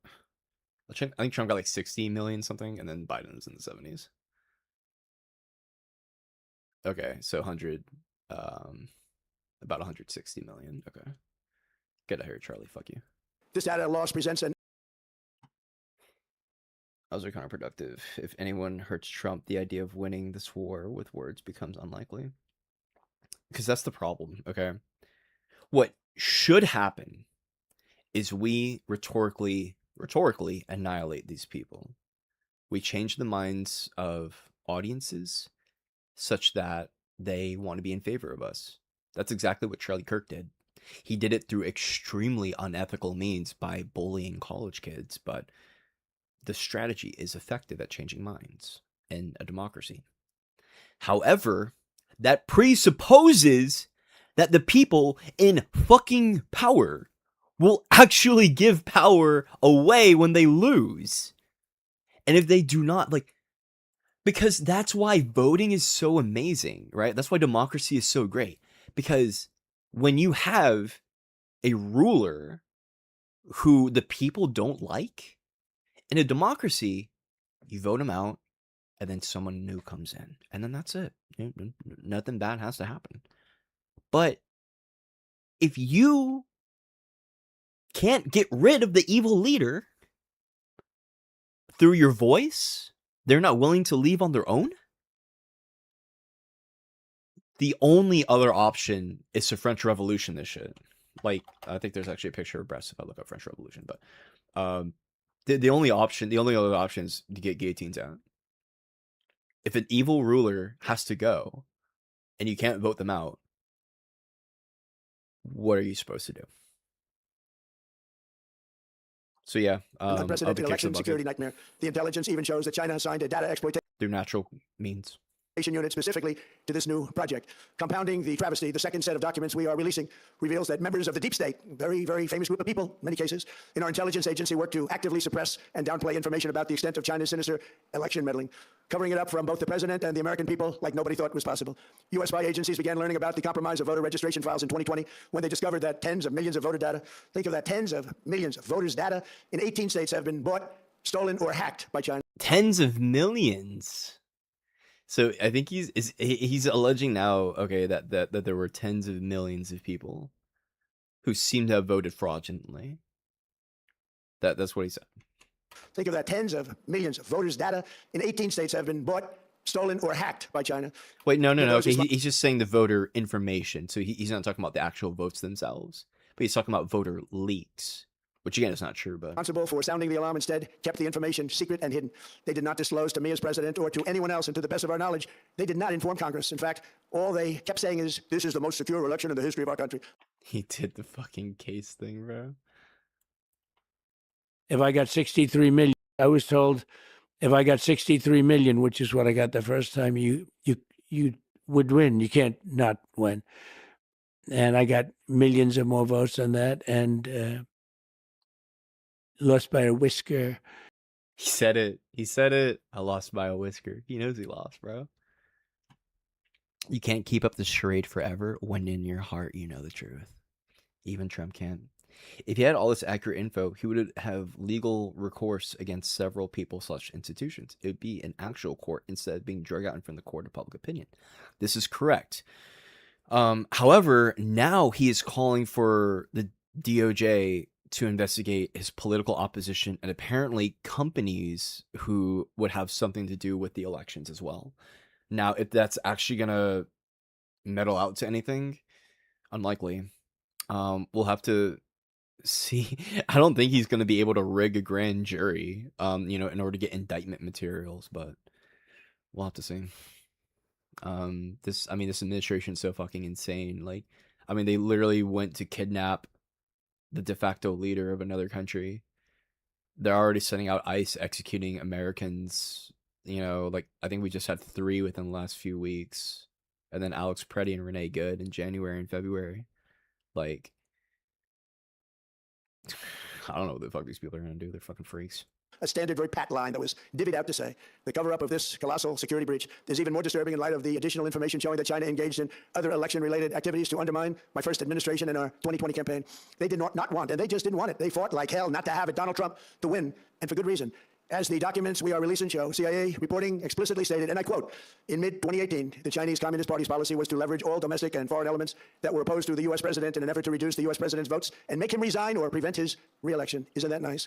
You see, I don't think he actually has stated how many votes were fraudulently casted. He talks about voter information getting leaked, but I don't think he said anything about how many fraudulent votes were casted for Biden compared for him. Also, in mid-2018, China was working to influence the results of the U.S. midterm elections and later the results of the 2020 presidential election itself. Separately, in mid-2019, the Chinese government's strategy against the United States was focused on undermining domestic confidence in the U.S. president. They wanted to just make you sound like your president wasn't so hot, when actually your president has done a great job, and they did everything possible to do exactly that. Going on, this document says, and this is by the CIA, The strategy included efforts to use Chinese contacts with big U.S. companies to influence U.S. business leaders to turn against the President of the United States of America. The Chinese government sought to identify U.S. journalists who had reported negatively on the U.S. President and pay them large sums of money to write more negative articles about him, as many as they could, and they didn't care what they said. The Chinese government wanted U.S. President to lose the next election, and the reason they wanted me to lose is because they knew I was wise to them, charged them billions and billions of dollars. Bro, yeah, I feel like so he said that China working with companies and journalists to take Trump down. I feel like that's got to be like a crime if a person like actually did that, like collusion with like foreign, like for example the Tenet Media shit that like Tim Pool did, and that Lauren Chen were behind. Like that was like super fucking illegal. It all got dropped when Trump came back into office, but yeah, that was like hella illegal. Worth of tariffs and built the strongest military anywhere in the world. We have the strongest military anywhere in the world. These are exact quotes from the CIA reporting. The name of the person doing the quote is now under review, but it gets even worse. Raw intelligence obtained by the FBI in 2020, yet buried by rogue bureaucrats, stated that China's activities even included an attempt to manufacture illegal ballots for Joe Biden. Documents show that during this period, dozens of significant CIA and NSA reports about China's election targeting were kept out of the presidential briefing. These were briefings I would get almost every day. Everything was kept out that was of importance.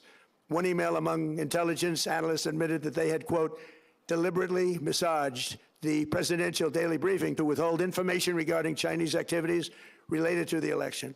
Another official inside the FBI wrote that she was running, quote, a shadow government, unquote, to keep intelligence about China's election meddling from becoming known and to keep it away from the honorable press. Other officials who witnessed such efforts perceived the motivations to be blatantly political. Recently, we found significant numbers of burn bags in formation, and this is a group of bags that were used to destroy information given by President Barack Hussein Obama to be burned. It was supposed to be burned. These bags were supposed to be at a different level by different people, incinerated and checked, but it never happened. Maybe we got lucky. We believe this was not done. That's gonna be their smoking gun. We found the burn bags, and like it's just like a bunch of like home garbage bags with like probably a bunch of ballots that say Trump on it or some stupid shit. And then it's just like they burned it themselves and took a picture. We're like, look what we found. On purpose, but rather through gross incompetence of the people that were supposed to burn the bags. But the findings are stunning. Today, not Trump talking about incompetence, bro. I'm asking the Office of the Director of National Intelligence, the Department of Justice, the FBI, and the CIA to investigate. Here we go. Investigate how and why such crucial information was hidden, to fire those involved in the cover-up, and to file criminal charges, if appropriate, against these people.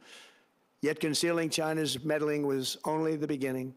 The third set of documents we are releasing proves that for many years, Americans were blatantly lied to about the security of our election infrastructure, including electronic voting machines and ballot counting systems. Dishonest, almost all. They're vulnerable and they're easily compromised. And okay, so we got the thing that we wanted to hear. Okay, so shit's fucked. Okay, so I really want to read this article on his thing to crush the radical left terrorism. They're launching an unprecedented global offensive against a transnational threat of radical left terrorism. Even though it doesn't fucking exist. In the leadership of this loser, far left should we treat the same seriousness for jihadist terrorism? No way. All right, Rubio expressed long-standing willful blindness to love our counterterrorism doctrines. Even the very idea of... Yeah, it literally is, you fucking idiot. Okay. Warned that left-wing terrorism... Wait, it's on... Oh, it is a Twitter fucking page. Left-wing terrorism is reached a level not seen in decades.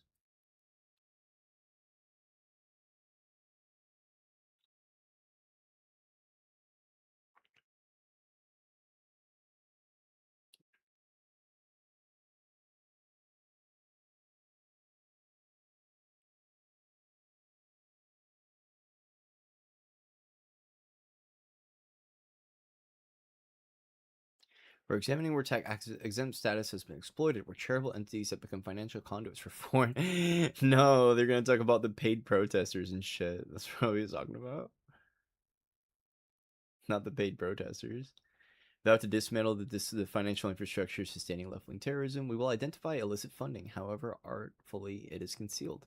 We'll dismantle the networks that sustain political terrorism, however respectable their fronts may be. We'll pursue those who enable political violence, however distant their jurisdictions. Oh god, not Stephen Miller. Made clear there must be no retreat. Bald fucking Hitler. When the leftist, who does not believe in freedom, not Stephen Miller talking about fucking freedom, bro. Not believe in any ordinary notion of justice, protests that we are violating his rights. He's lying to try to persuade people. He's lying. God, dude, the fucking projection. Stay course, completely unflinching the pursuit of justice against these enemies of civilization. Historic. Okay.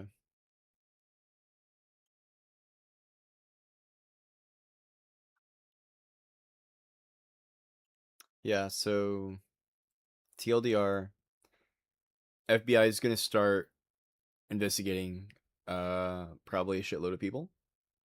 Political opposition. They're probably going to crack down on left-wing groups, possibly even journalists, because he's saying that they colluded with China now.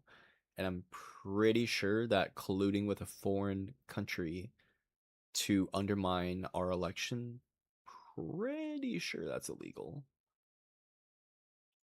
If appropriate, he says, spoiler, won't be appropriate. True. People within our government knew that. Tonight, we're publishing a series of previously classified... I can't find what the fuck he's talking about relating to those documents, though. I have no idea what he's talking about.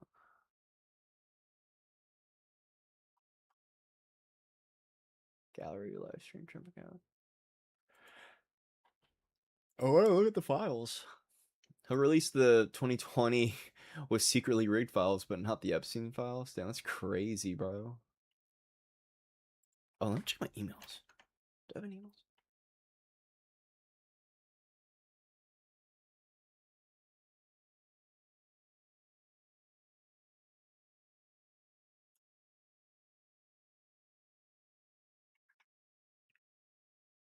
Oh, thank you, Ivan.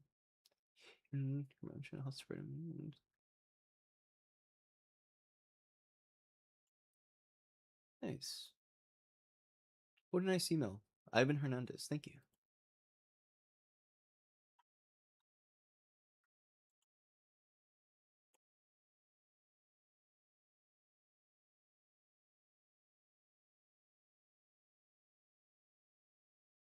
Okay. Damn, that's bad. Oh, there's so many things into like how he lost and how he's just a fucking liar, but I mean, I've gone through it a decent bit. What was I about to look up? I think Peaceco's going over this stuff right now. Yeah, here it is. And that's why that was sort of withdrawn and not prosecuted. And essentially, I have this former senior official who was involved in looking at different efforts to influence the elections is saying. Here we go. Can you all hear? Not at the moment. Respected before. We have more money to voter activities. Turn to Trump in just a second. This is what he told us to go to. That's whitehouse.gov/election integrity. And he said go to. I'm not seeing this shit at all. Take a look yeah, here. They're not seeing this it is the White House page. We'll return to Trump in just a second. This is what he told us to go to. That's whitehouse.gov/election integrity. Okay, so White House gov/election integrity. Election integrity. Okay, it says not found. And he cites no. That's whitehouse.gov/election integrity. Am I spelling integrity right? What if I search it here? Election integrity. Nope, not here. House. Gov. Oh, okay. It's election dash integrity. Okay, yo, we got it. Actually, we got it. Okay, so ensuring the integrity of our elections is fundamental to preserving trust in American democracy. Following the 2020 presidential election. Yeah, no, he may have said it in the fucking thing, and maybe I was like sawing out too much and we didn't hear it, so that might have been what's up. So, following the 2020 presidential election, concerns about potential irregularities prompted detailed examinations of voting processes, data security, and registration practices across multiple states. Below, you can download documents and reports addressing key areas of election integrity. Here's a shit-ass fucking speech. Do I really want to read all this? Sure, fuck it. We'll go through it. For years, Americans were blatantly lied to about the security of our election infrastructure, including electronic voting machines and ballot counting systems. We are releasing a series of previously classified U.S. Oh, is this the stuff that he literally just read off verbatim? Extremely exposed to attack. As one assessment states, we judge the U.S. adversaries, including at a minimum. Oh, they do say Russia. Wow. I know Trump definitely didn't say fucking Russia, but Russia, China, Iran, North Korea. Oh, it's just CRINK. Oh, and just so you know, CRINK is China, Russia, Iran, North Korea. It's like an acronym. As well as non-state groups have the capability to compromise U.S. election infrastructure. The documents also state we assess that centralized election-related data repositories, such as voter registration databases, poll books, and official election websites, are most vulnerable. Blah blah blah. It's all just fucking lies. Like, it's actually crazy how much they just lie. Like, the amount of lies is like, bro, what the fuck? Release. I can't wait to see what the lie tracker is from this administration, because Trump, I think from his first term, was already the president that told the most lies, even out presidents who had 2 or even more terms. So yeah, he's already the one that spread the most disinformation.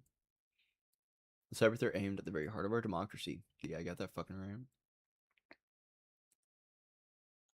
Could it be possible to electronically manipulate vote totals or change election results? Nope. Today we're releasing that show the CIA obtained reporting of a specific plot. Yeah! Oh wait, by the Maduro regime to do exactly that, conspiring to digitally rig their own country's election. Yeah, okay. So I thought they were about to say something new, but yeah, no, yeah, Maduro was obviously fucking with his own shit. But the United States is not Venezuela. Yeah, we'll go through that. We'll go through those zip files. This intelligence underscores why we must take urgent action. Okay. Oh, let me change the stream name real quick.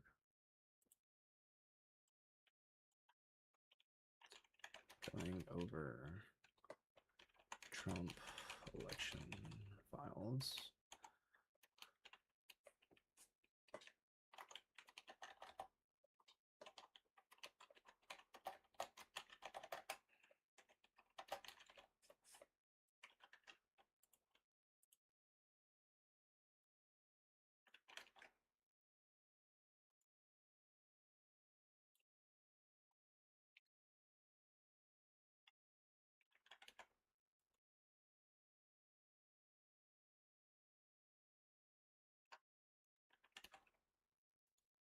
Okay, there we go.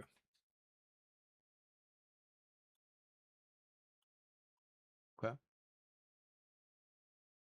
Alright, yeah, it's just gonna be a bunch more stupid shit. Oh yeah, let's go and look at what they've got. Okay. Oh wait, where's the... You can download the documents and reports. So let's see if we can look into it.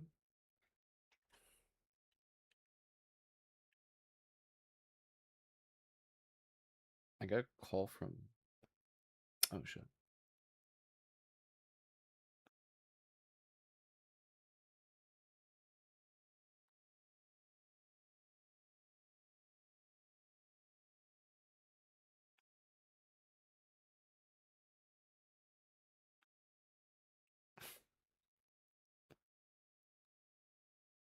So, key takeaway.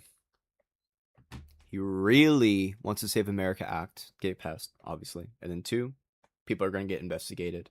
And they might try to crack down on, like, quote-unquote far-left people.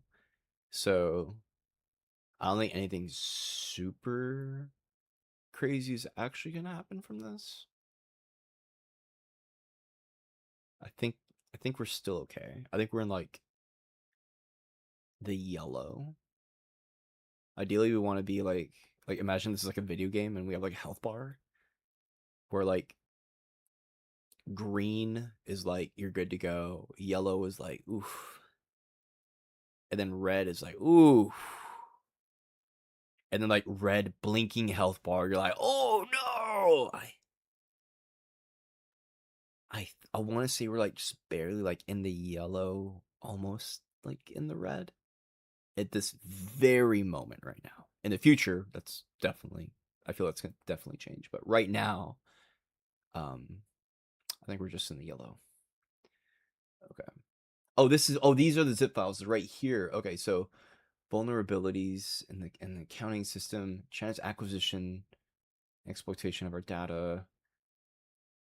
Oh, I think this is gonna be more interesting. The Michigan voter registration stuff, non-citizens. Yeah, this will be interesting.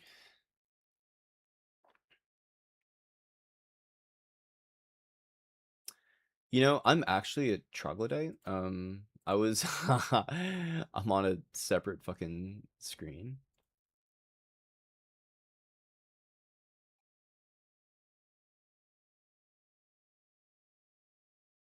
Okay, so we have the Michigan voter data here. Let me pull up the fucking.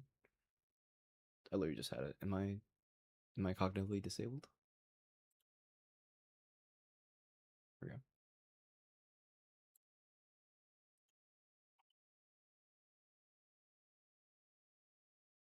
Okay, release marked. Okay, so this is from Michigan shit. Michigan voter registration investigation.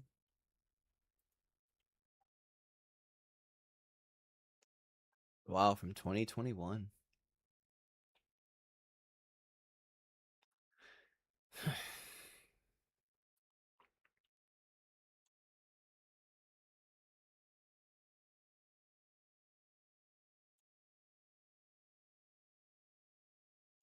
The FBI Detroit field office was informed that Michigan State Police, Attorney General, and Police Department were investigating allegations of fraudulent voter registration being submitted to the clerk office. A bulk of applications were sent by. They probably blanked it because they're still investigating, and I guarantee you nothing is going to come from this. Informed investigators that she worked for blah blah blah under its owner blah blah blah and blah, blah. Who could it possibly be? It feels like conspiracy shit where it's like, find out next time on Dragon Ball Z. That's all this is, bro. They're trying to leave us on a cliffhanger, so we're like, who could it be? Making stupid fucking drama. I mean, the real research investigations, but like obviously it's gonna fucking go nowhere. The matter was referred to law enforcement by MCCO. The subsequent investigation found a number of prepaid debit cards located at blah blah blah, paying people to register. You know what the funniest thing in the world is? We want to talk about like paying people to fucking register, bro. I'm sorry. Elon Musk, Wisconsin, fucking $1 million lottery to vote for Trump. Like, we're gonna talk about paying people to fucking vote. Fuck you. And in that summary, the predication setting forth the relevant facts. Since about October 5th, received 6 packages marked. Applications determined some of the applications were fraudulent based on a number of factors. Determined the bulk of applications were sent by Blah, as Blah also hand-delivered numerous applications with indicators of potential fraud. MCPD estimated blank and blank had delivered between 8,000 to 10,000 registrations. Conducted a non-consensual interview of blank on October 8th, where she informed investigators that she worked for blank. Who was she working for? Who the fuck knows? Okay. Well, let me check chats. Okay. blank under its owner, blank, and that she was paid for voter registration work. MSP investigators subsequently conducted an interview of blank on October 20th, where she stated she was a first-level supervisor overseeing canvassers, with canvassing being conducted in Muskegon?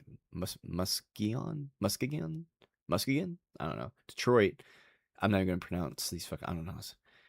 Blank told MSP investigators that canvassers were paid through a reloadable pay card and that canvassers were paid for each completed form, but later changed her statement and indicated they were paid hourly. Blank later told MSP investigators that she could not recall her boss's name despite earlier identifying Blank as her employer. MSP discovered, so she's hiding it. That's what it sounds like. You said it earlier, but now you can't remember? Sounds like a cover-up. Was driving his rental vehicle by blah. October 22nd, MSP investigators received authorization to track blank movements via cell phone GPS ping. The information received from blank cell phone subsequently showed blank had traveled to some location. On October 23rd, 2020, an open source search for information associated with that address identified it as an office location for blank. Yeah, like there's really just no information. It's all just a bunch of story shit. There's no way to actually look into any of this stuff. Identification of all known SIMs. And damn, I thought this was going to be the most interesting thing, but there's literally nothing to fucking read. Because it's just blank did blank, and that's it. I wonder if this is going to be like, remember when we got the Epstein Files Phase 1? Jesus Christ. Yeah, they're so relevant to whether or not this is credible, that it makes this entire document. Yeah, exactly. That's what I'm saying. It's like, it's just, this is nothing. And if a conservative ever says like, they have the investigation, bet them $1,000 that nothing is going to come from this, and that like no,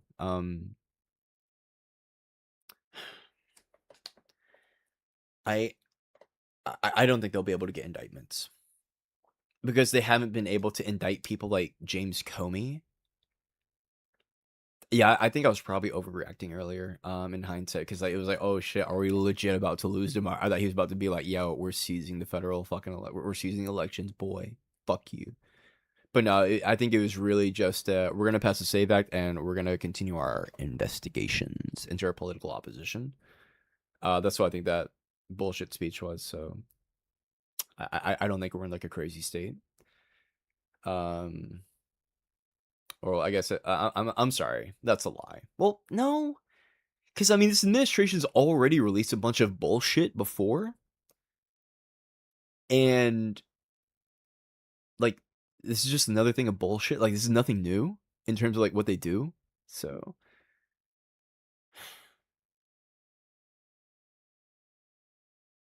yeah, they're just doing more bad stuff, you know, like, I don't know what I'm supposed to say. This is not good. It's not. Lloyd Trump was gassing this up just for it to be a story about redacted people and redacted locations. There's no way this is a nothing burger. Yeah. That's what I'm like, bro, yeah, it feels like a giant nothing burger. A verbal notification concurred with the opening. Alright, I'm closing this. Is fucking... So this is now, the document has a bunch... Release marked. What is this? Get out of here, Trump purple hands.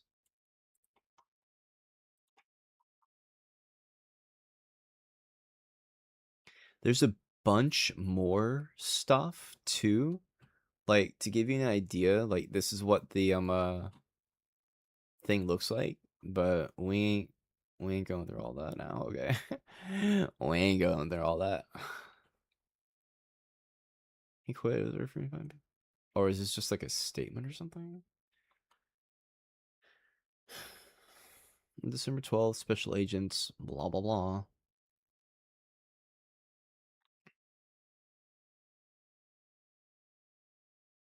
Oh, some people thought blank worked for Joe Biden. If they're not getting people registered to vote, blank and others were tasked to go door to door to hang flyers saying to vote for Biden. Something seemed off to blank. After a short time working for some blah, blah, blah, he quit. It was weird to find people who needed to register to vote than to put up flyers for people to vote for Biden.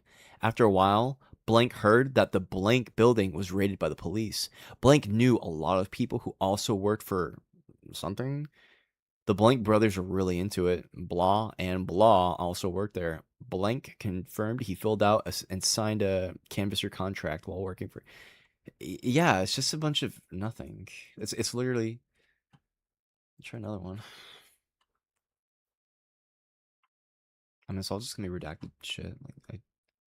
Oh, yo, I wonder if we could, like, open this up in, like, Microsoft Word and, like, unredact this shit. Like how people were doing with the Epstein files. Imagine how funny that would be. Okay, yeah, so these are witness interview memos.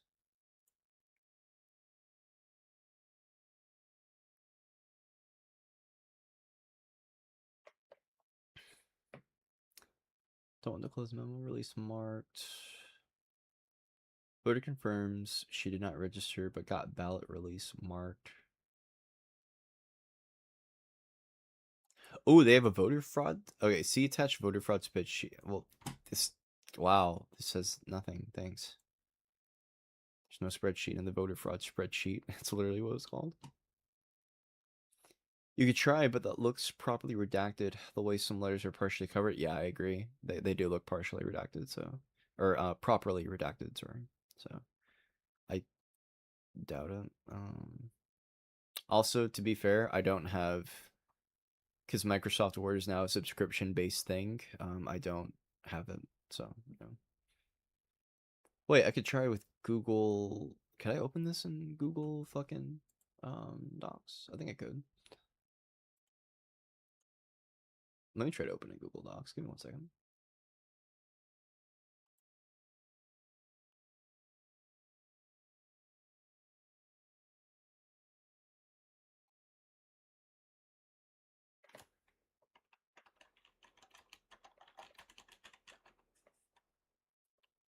I doubt it. Like, there's no way, right? Like, I mean, they already fucked it up once. There's no way, right? Right? Right?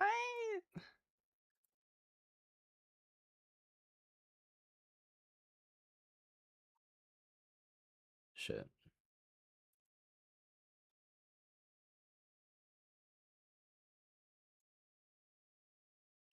Try uploading it here. Nah, Google Doc doesn't like PDFs. Ha ha ha. It doesn't like PDFs. Ha, got him.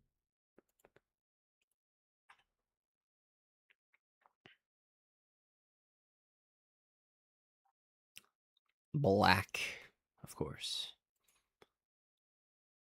The black guy. What else we got?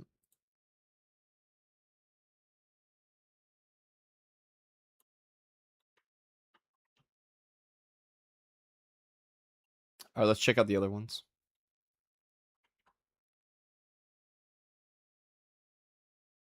The acquisition, and then the vulnerabilities. Let's do China. See what they've got to say about that.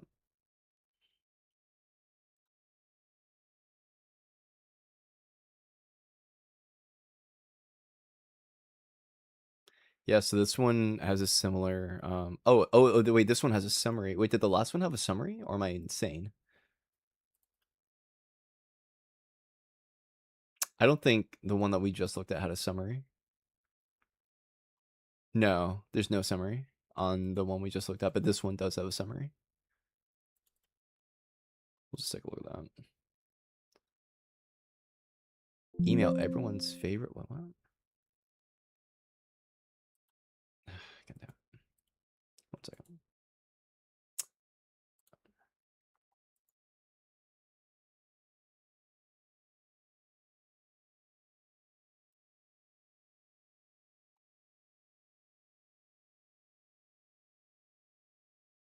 I'm not gonna worry about that one. Fuck it. There's like one that's gonna be missing, but fuck it.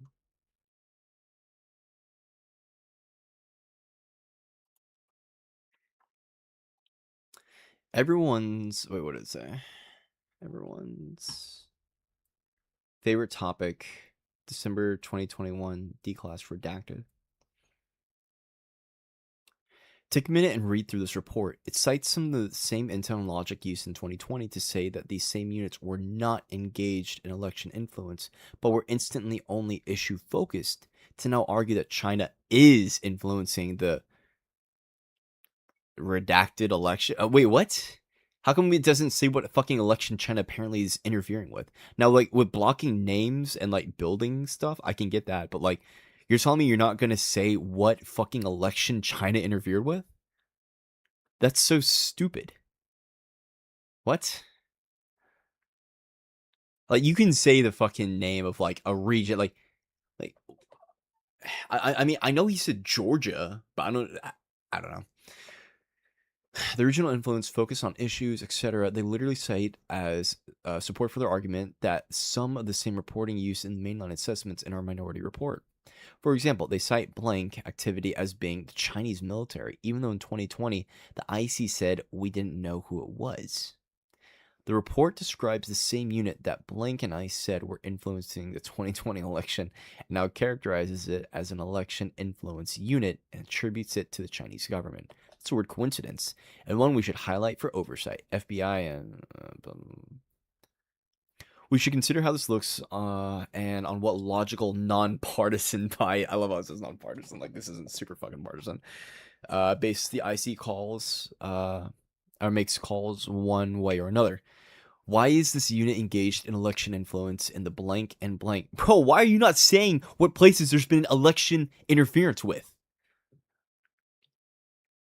To promote China's interests, but when they do it here, it's issue influence, but somehow not election related. It's the same personnel doing the same kind of activity. Yeah, redacting the actual election. Yeah, it's like, bro, what do you mean? Like, just say, oh, wow, a place got interfered with? Wow, what place? Redacted. Like, what? Oh my god, where is it? Bruh. So they didn't redact 2020 election in the next paragraph, and when the earlier redaction couldn't have been the 2020 correct. It's probably talking about a election in specific jurisdiction in 2020. So like it could be like the Georgia election. That's why I was saying that, because Trump said that the people who, because Trump is a fucking idiot, and maybe there's some fake names behind this stuff. I would imagine that there's an unredacted version of this that does exist somewhere with, I mean, it's all just gonna be fake. My guess is that in some of those unredacted versions, because Trump literally said that John Ossoff is fraudulently the senator in Georgia. It's like Trump, Georgia, fake election.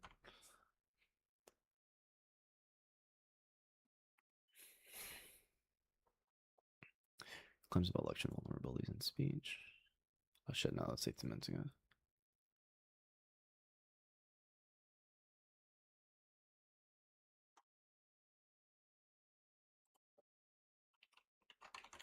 Am I crazy? Didn't Trump say that Georgia Democrats were falsely elected recently? Grok, don't let me down. Pretty sure that's true. I might be crazy though.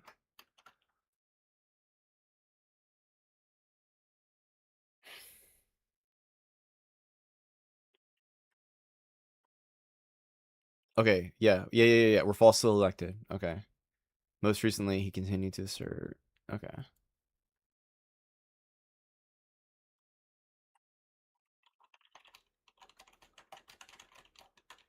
Where's most recent? I'm pretty sure he did it like literally just in the last few days. Okay. Okay, I'm not crazy. Okay, thank you. So yeah, maybe he was referring to the Georgia election and that. I don't know, but still continues to be fucking nothing. Oh, let's look at the summary. This one, oh, it says clean, but it's sensitive government agency. You gotta love how they have that there. Like, we're looking into like super secret stuff, or like we're looking into like, wow, I've got my hand. Like, it's not fucking public, but sensitive government agency, declassified.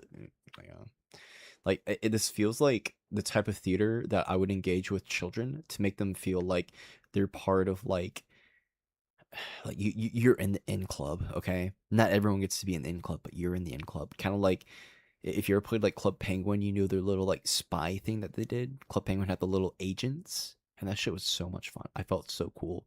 I was like, I'm a secret agent. Literally, though, anyone could become a secret agent, but that shit felt really cool. Kind of makes me think of that. Ahead of the 2020 presidential elections, China had extensive plans to utilize potential blank and cyber operations to sway public opinion against the Trump administration and international opinion against the U.S. government. The China plans were designed to exploit U.S. societal fissures and vulnerabilities to influence U.S. and other audiences, and by extension, U.S. government decision-making. The plans addressed several scenarios, including military conflict between the U.S. and China, as well as other potential crises. The blank operations themes covered a broad range of topics to exploit what China perceived to be U.S. fissures. Okay, economic recession, encouraging looting. Talking about the Black Lives Matter protest. Oh no, the Black Lives Matter protest happened under Biden. I have no idea what they're talking about there in relation to the 2020 election. Intensifying Americans' disapproval of Trump, calling into question his ability to govern. Overall undermining the legitimacy and public support of the president. I'm pretty sure that was all in 2023. When were BLM right? Wasn't that 2023?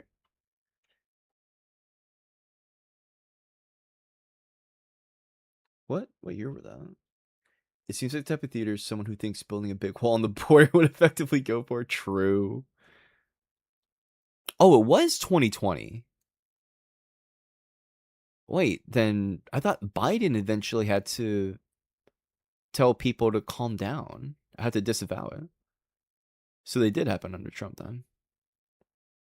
Yeah, because I was like, I thought they happened under Biden, but I guess I'm just misremembered. 2020, 6 years ago. Oh, maybe, I guess some did happen under Biden. But the biggest stuff, though, I'm pretty sure did majority of BLM riots happen under Trump? I'm pretty sure the answer to that is yes.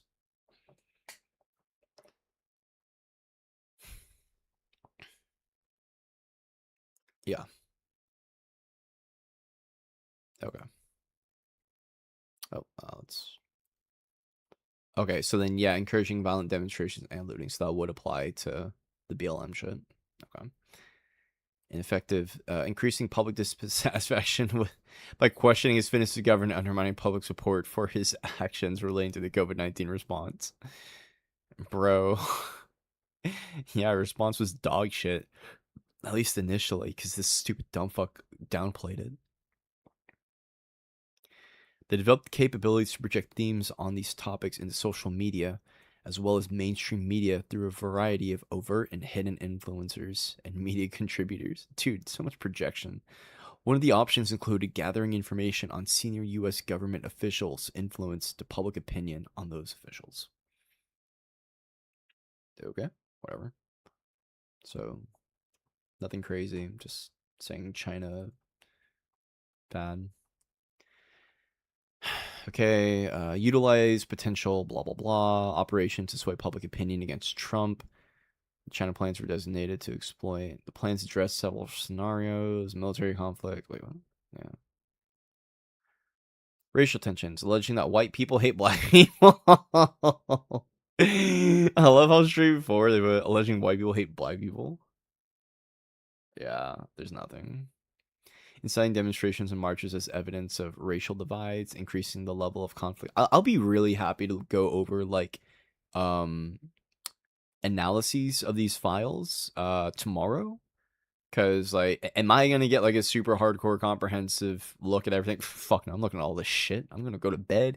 Dog, I got to go to the gym in the morning tomorrow, okay? I've got to post gym photos to my social media stories, okay? Very important.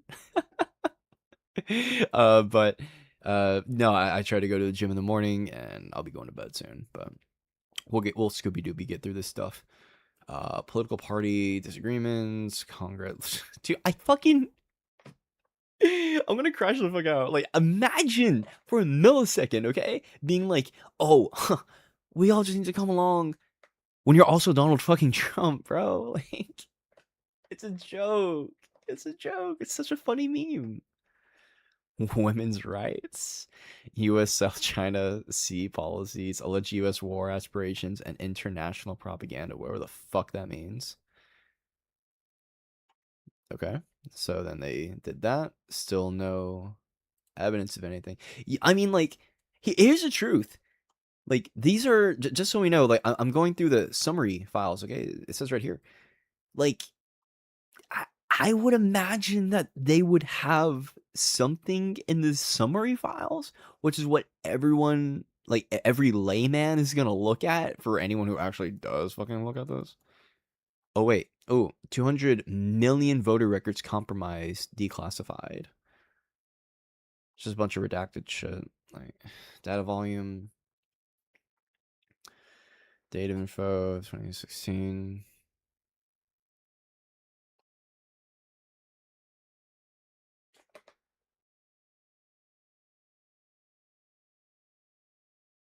I just farted and I saw how high the audio mix went up when I muted myself. Dude, that shit was loud, bro. That shit was loud.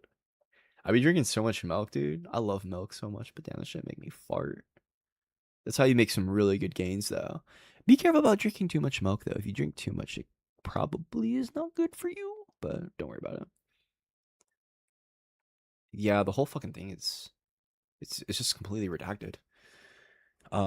It just says a bunch of file sizes and a bunch of numbers, but like, I mean, there's nothing really to.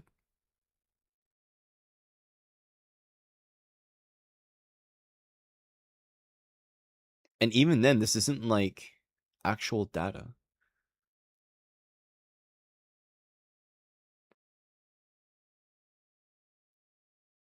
Yeah, this is literally Epstein Files phase 1 like tier shit. Okay, it's a giant nothing burger. Of course, I mean, of course. Plans were okay, let's go through this. Plans to address several. Okay, so let's copy and paste. The blank operations themes covered a broad range of topics to exploit what China perceived to be gun proliferation, immigration policies, migrant community dissatisfaction, instigating demonstrations against the U.S. chief's alleged human rights violations against immigrants. True. Inflaming resentment between anti-immigrant and pro-immigrant communities, and instigating anti-immigration demonstrations. Okay.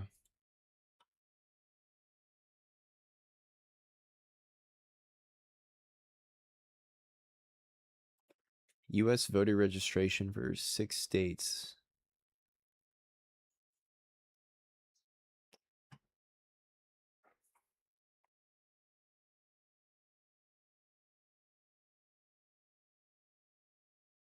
Yeah, I think I'm just going to go over the analyses of this stuff that comes out probably by the end of the day tomorrow, if I had to guess. Because this stuff is just, frankly, boring. White House Task Force Government Transparency Statements Final.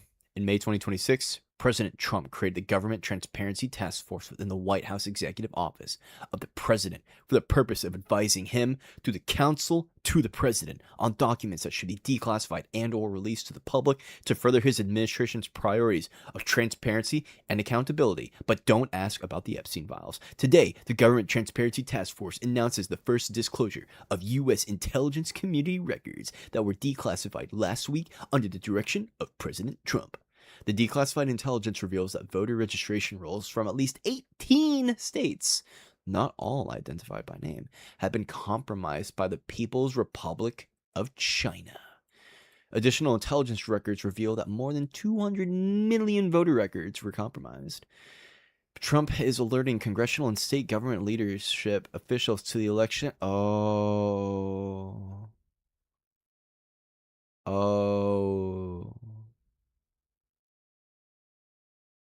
Wait, maybe we are in the red, actually. Earlier, I was like, oh, we're in, like, the yellow? No, this is bad, because what he's going to do if we don't pass the Save America Act, he's going to use this bullshit as a justification to then be like, I'm making an emergency. We have to federalize the elections because of a national emergency of our data being compromised, and the only secure way is through federalizing the elections. Ooh, I didn't think about that. It's so fucking obvious.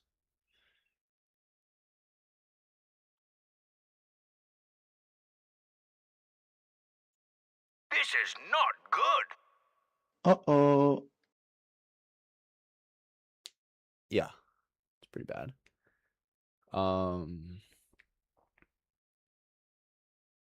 Because the SAVE Act is not going to get passed. It'd make his life a lot easier if it was, but it's not. So they're just gonna fucking yeah.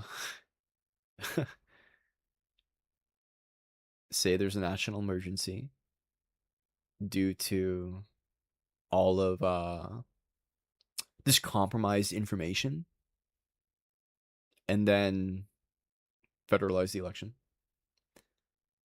I'm not super clear on this. Does he have the ability to declare emergency with regard to elections without it being subject to the courts?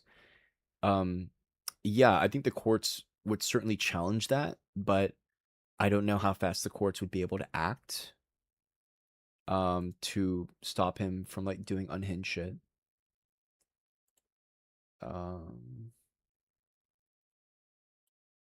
Let's ask Grok.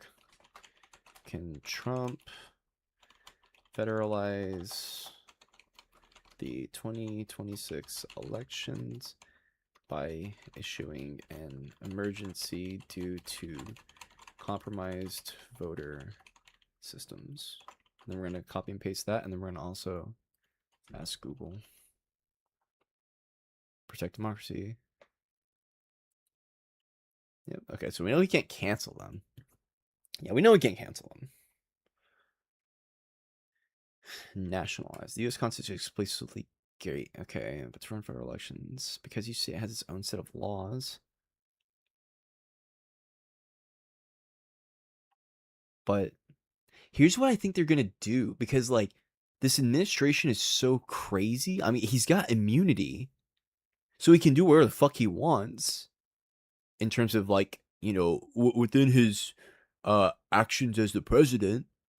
So, like, I mean, if he, as the president, says, hey, kill everyone I fucking hate, then, I mean, it's like, I mean, he was acting in his official capacity as the president. And if he says, due to really bad voter interference, we're federalizing the election for the security of the nation, like, is it legal? Probably not, but doesn't mean he can't try. He can't unilaterally federalize it by declaring an emergency. Elections are run by the state. We know they're run by the states. Has limited oversight. No broad emergency power. Okay, so there's no emergency power for him to do that. It's be an extreme stretch.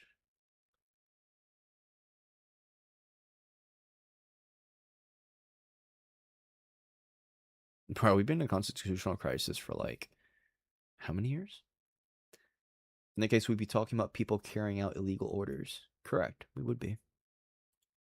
But remember, they don't give a fuck. Remember the fucking Seditious Six? All they said was, you do not have to follow illegal orders. You do not have to follow illegal orders.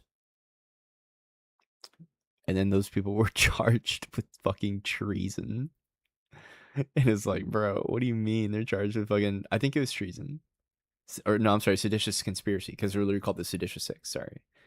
by just saying you don't have to follow illegal orders. It's almost like they want their goons to follow illegal orders. Isn't that crazy? And he cites no evidence. I'm going to control F for burn bags. There's nothing. I get nothing on the burn bags.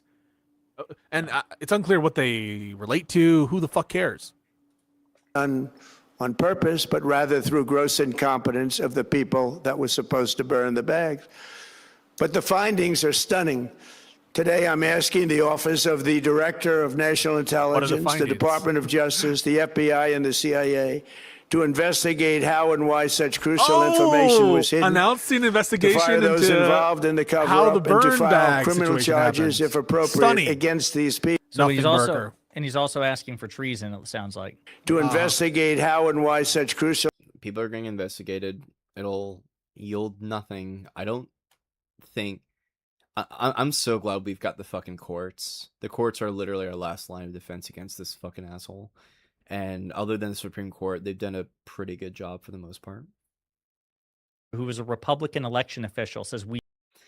Even if tabulation machines are vulnerable, a predicate I don't accept, then it's connected to the internet. And even if connected to the internet, not true, then any manipulation would still be revealed in post-election hand counts. Okay. Use audible... Richter? Oh, no, you're right. My bad. No, we use auditable paper ballots. Even if tabulation machines were vulnerable, a predicate I don't accept, and even if connected to the internet, not true, then any manipulation would still be revealed in post-election hand counts. Folks, Paper ballots. I cannot stress this enough. He's full of shit. There is no proof of this whatsoever. He's hoping to gaslight you. The document goes on to further state that, quote, we assess that centralized election-related data repositories, such as voter registration databases, poll books, and other official election websites, are most vulnerable to exploitation, and adversaries could use this access to these systems to disrupt election processes within the United States of America. Tonight, we're releasing all of those findings and spanning from January 2020 to June 2026. He's got to clear his fucking This is throat, a cyber threat aimed at the very heart of our democracy. Many people... Disappointment. I expect... You know, to be honest, I don't know what there really is to debunk other than just go through like everything he says and be like, it's a fucking lie. You know, like that's really what it felt like. Like either A, he's like just trying to rage bait in the sense of like inflaming all political tensions he fucking can, and then be like, not to inflame political tensions, not to distrust our institutions, but distrust our institutions. And then just say a bunch of bullshit. Like, there's not really a whole lot to debunk. All of his other than claims, just be like, yeah, he's just lying. Stolen election records, which are completely and totally false. This is all fucking bullshit. Nothing burger allegations. But even assuming it were true, it would fall on fucking him first. He was put in charge of all this shit. The buck stops with him. Period. True. Just want to note, Senator Tommy Tuberville claims, quote, 4 or 5 senators didn't legally win. Tuberville alleged on Thursday, quote, Yeah, I 4 heard or that. 5. There's nothing to debunk in the zip files, which was the biggest thing that will convince his base, which won't even read them. True. Fucking true. Dog, there was a fucking I remember a Twitter post from, I think it was like the official GOP account, and it was oh my god, can I find it?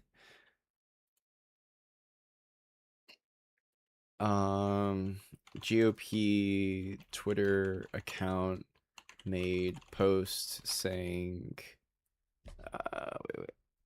there we go, saying Democrats wanted to give healthcare to illegal immigrants and used a photo of a proposed legislation to prove it. However, it literally had it specified as legal immigrants. Can you find this? It was so funny. If it can find it, that'll be really, really fucking cool. Damn it. Okay. So the image was a picture of a bill. I can't remember what the fuck the bill was, but in it, it had a plan for healthcare. I think it was like a budget bill or some shit. I don't know. But inside of that bill, it said that for emergency, I'm sorry, the recipients of people who would be able to get healthcare from this bill would be aliens. Legal aliens. It specified specifically legal aliens who are on like a green card or some kind of visa, or like whatever, legal fucking aliens, and that only undocumented people would be able to get like emergency care. Like that's literally all it fucking said. But and it said it right there. But the GOP Twitter account was like, huh, there it is. They want to give healthcare to illegal immigrants. It literally said we're only talking about the legal ones, but no one fucking reads this shit. I wish I could find it, but oh well. 5 of his colleagues were fraudulently elected to the sentence. Quote, we have very little election integrity, he said on Newsmax. Quote, 0 in some states like California and New York, where they just blatantly cheat. You know, in California, if you even bring an ID to the polling place, they might put you in jail for bringing it. Why are politicians just allowed to lie? Like, look, I think the First Amendment, there needs to be 2 criteria, okay? Like, one for regular citizens where I guess you can just say, you know, where the fuck you want, the way it kind of is now, maybe. But for news sources and for politicians, this can't keep going. This cannot keep going. I mean, they hate voter ID. These guys are and so we got to set that straight. He says, but if you look what happened in terms of what happened in 2020, we know President Trump, they put the screws to him. You know, there's no doubt. I've seen the evidence. The same thing. We probably have 4 or 5 senators that didn't legally win. They shouldn't be up here. And it's just unfortunate.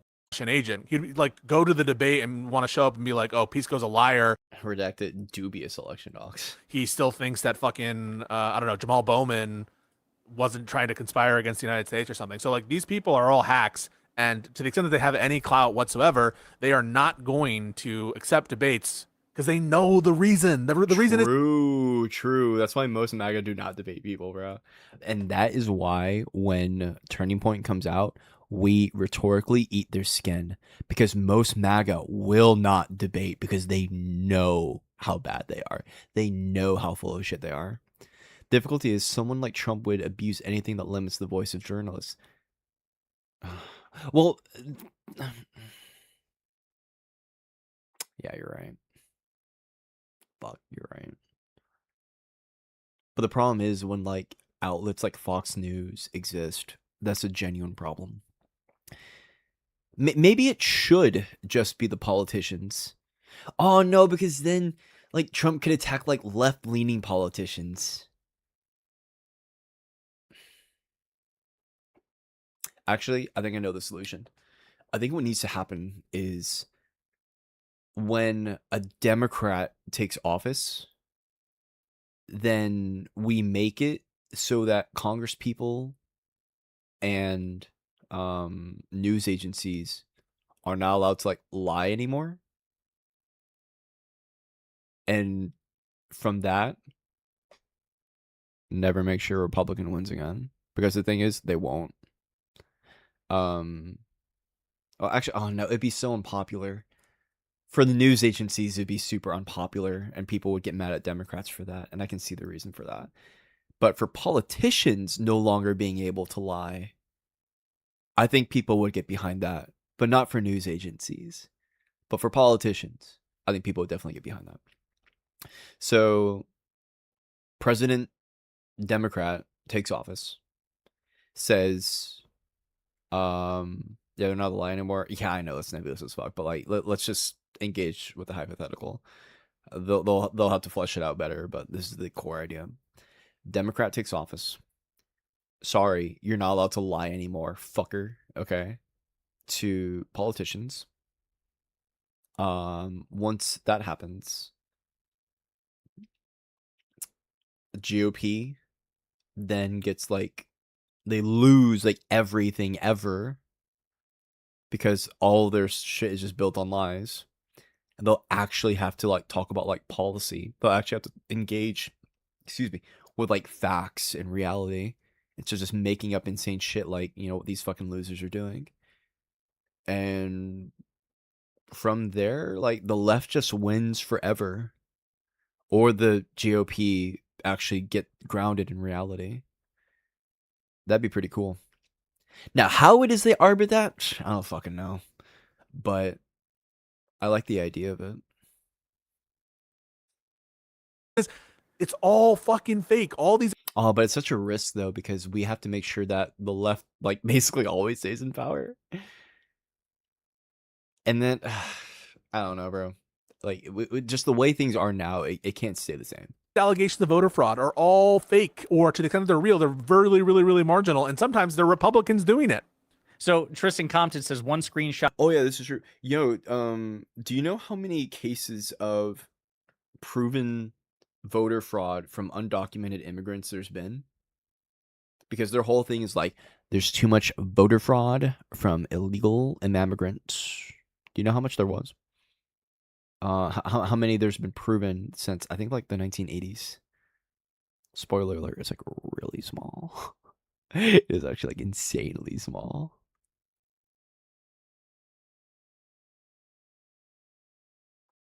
Less.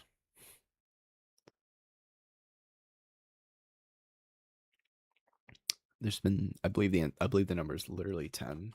How many cases of proven illegal immigrant voter fraud? Immigrant. Bro, what? Bro, if you don't fucking, I don't want to type it. Thank you. Oh, in US. And the answer should be like 10, I believe.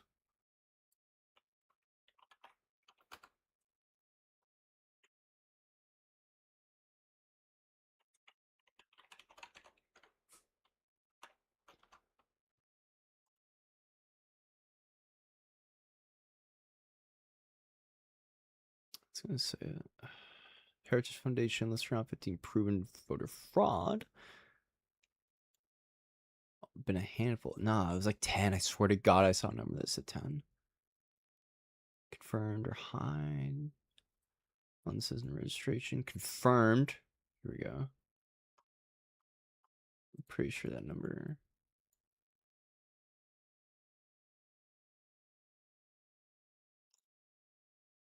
Non-citizen registrants. Oh, and the registrants, those are people who thought that they could vote, but they couldn't. Because remember, people who are on visas are not citizens. Okay? Are people on visas citizens? The answer, no, they are not citizens. Does not make you a citizen.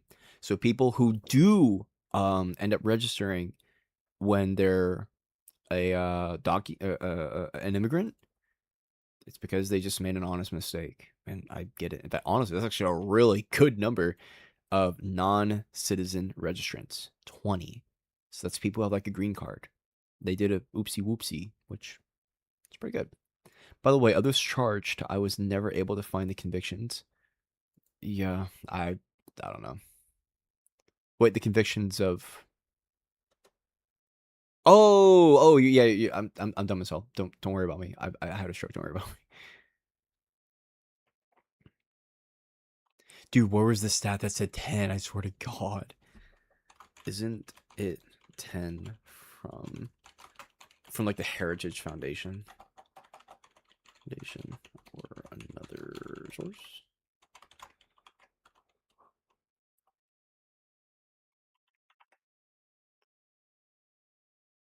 It's more than 10. What? Yeah, right. Wait. Voter fraud 15. Bro, no. It's illegal immigrant. No, illegal. No. Illegal immigrant voter fraud cases, please. No. Please. the total number of confirmed. There. Because we know there's been, 1,500 voter fraud, but we're talking about illegal immigrants.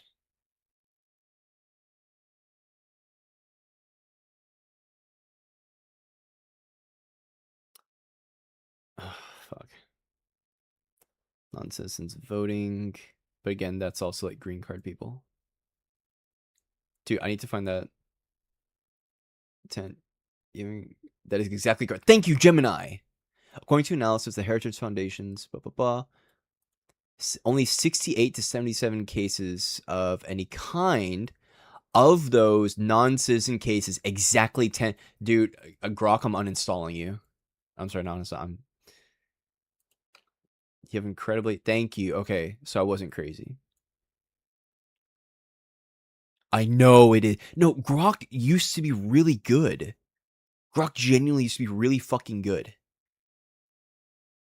The thing I like about Grok, or I guess I should say I did like, is that it was conservative biased, but it still did a good job of detailing stuff. So if it said something that agreed with me, I knew I was fucking right. I knew I was fucking right if Grok agreed with me, okay? But now it's not even pulling up stats for me anymore. Like, what's even the fucking point, you know? Like, this is a joke. It's actually a joke.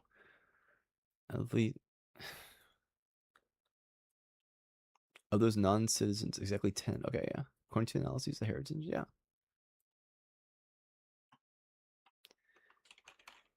Didn't the Heritage Foundation report that... Grok, are you, like, stacked against me? That... Oh, wait a minute. Yo! Wait, so then... Of the... Oh, yeah, okay. Oh, never mind. I'm about to be dumb as fuck. That exactly 10 cases of voter fraud were found out of, what was it, 77? Only 68 to 77 cases of total involved non-citizens of any kind.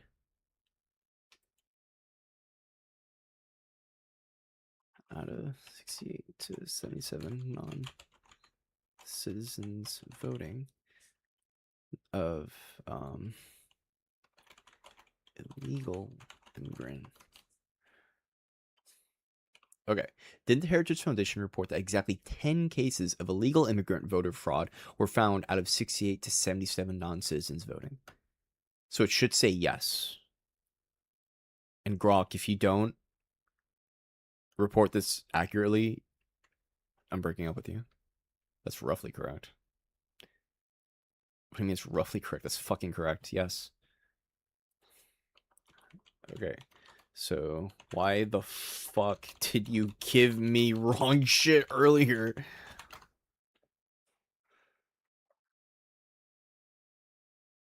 Imprecise answer earlier, and that was wrong. Like, bro, you keep on blundering. Yo, I am not kidding.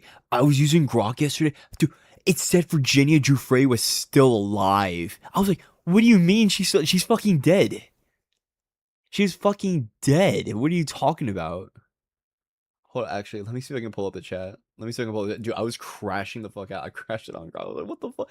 Dude, they lobotomized Grok again. It's really sad. It's so sad.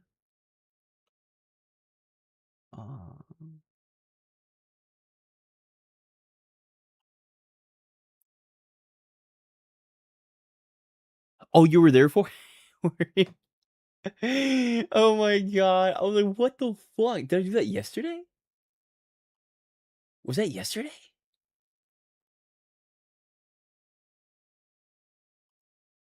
Can I find it?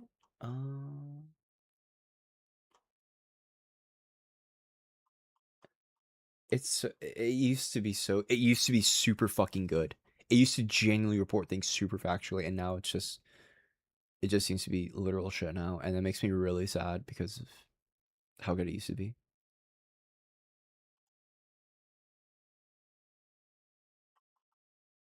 Okay. Okay. Yeah, we're gonna go with Gemini. We're going with Gemini.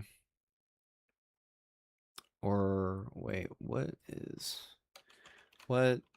best AI for political research? I hear it might be Claude.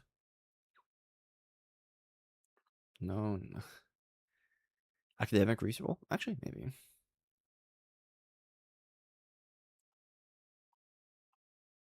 Citation checking, real-time context, Perplexity. Oh yeah, Perplexity's really good. This is like a year ago. AI's changed a lot in here.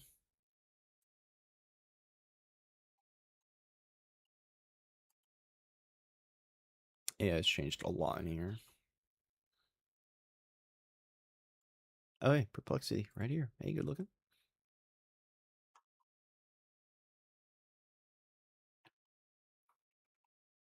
Even Grok is like, yeah, I fucked up. Like, damn, like we're 2 in 1 day.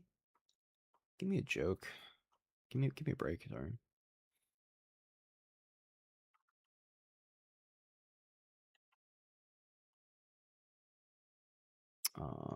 Perplexity. What you got?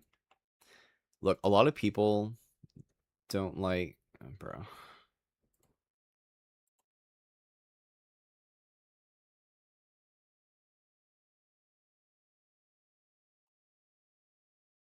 Skip this.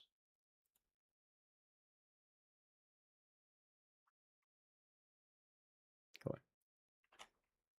Me want answers. But the best document is about 68 proven cases of illegal. Oh wait, oh there it is. Okay, wait, yeah. Perplexity got on the first fucking try. I've always been really wary of using AI at all for research. LOL. I use it as a sounding board, I think this is. Yeah, a sounding board for debate, but I can't bring myself to use it for my research. Oh, we're in y'all. All right, hold up, Rich.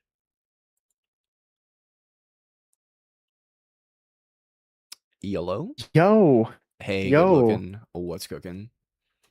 I see you're reading through the Trump election files. Yes, I was, and it's a bunch of nothing burger shit, of course. So, How far did you get? How far did you read? I went. I read some of the files in the Michigan compromise. As well as the China acquisition of like voter shit. Yeah. And it was all just a bunch of nothing burger redacted shit. And I was like, yeah, this is a waste of my time. I'll just look at any analyses that come out tomorrow. You know what's crazy? So I've been reading. Yo, wait, hello? Yeah, I think you just cut out. Rinaldi, if you don't get your fucking ass back here. You can't hear me, bro? Wait, okay, I can hear you now. Oh, okay. Hello? 1, 2? Am I good? Clear as day. Okay. Oh, wait, there's another person in the waiting room.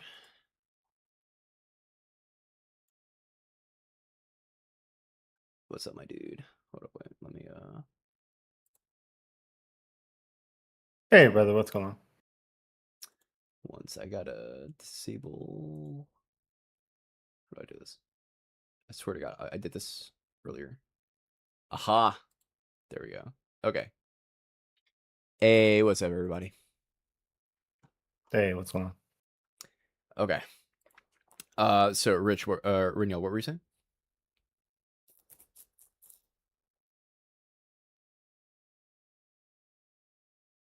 Dude, I swear to God, I can't hear you. I think his mic is toast. Yeah, bro. Dude, okay, hold on. Let me move to my computer, or let me move off of my. You got it, bro. We believe in you, bro. We believe in you. I believe in you, brother.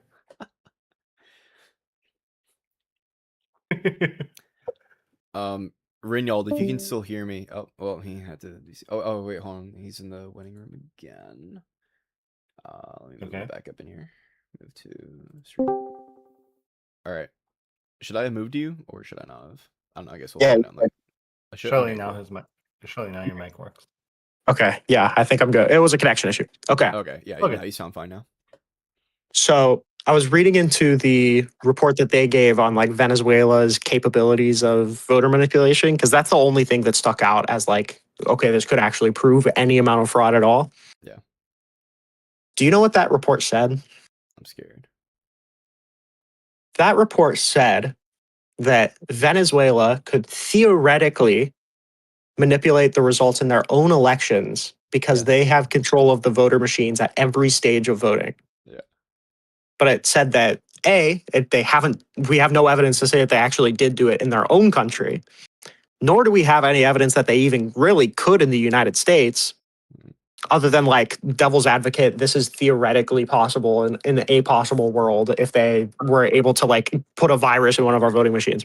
This is the same reason why they redacted like 50% of the rest of the files in that drop, because it's a complete fucking nothing burger, brother. Yeah, the worst part is, you want to know how they concluded that Venezuela wants to interfere with the U.S. elections? Oh, I didn't see that part. It's because yeah, let's go. In 2004, Hugo Chavez said his objection was to prevent the re-election of Bush. Wait, what? Wait, what? Not Bush, bro. Not Bush. That's the evidence. Jesus. Well, wait. But here's the thing, though, Rinyald, okay? Or should I say lib-yald, or whatever the fuck, you liberal, okay? Here's the here's the problem, okay? Well, I'm about to destroy facts and logic, okay?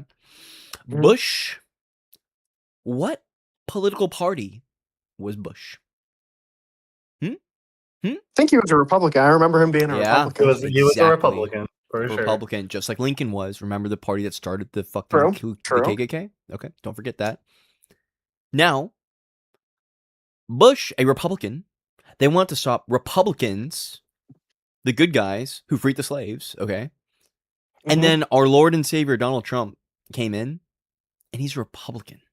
Of course they would try to stop him, okay? Because he knew that how strong Trump was going to be, and he knew that he was going to fix everything, and they don't want him to fix everything because they're bad. True. Boom. Yeah, Sign me up for Turning Point, bro. Yeah, true. Sign me up for Turning Point. Jesus Christ, dude. Yeah, like this is Epstein Files Phase 1 level shit. Okay, that's all this is. Yeah, and like I've read 4 documents so far. Yeah. I read the Venezuela one. I read the China one that said that China doesn't want to interfere with our elections. Yeah. Read a different one that said China doesn't want to interfere with our elections. Wait, so can I ask you a question? The document that you read about Venezuela, how much of that was redacted?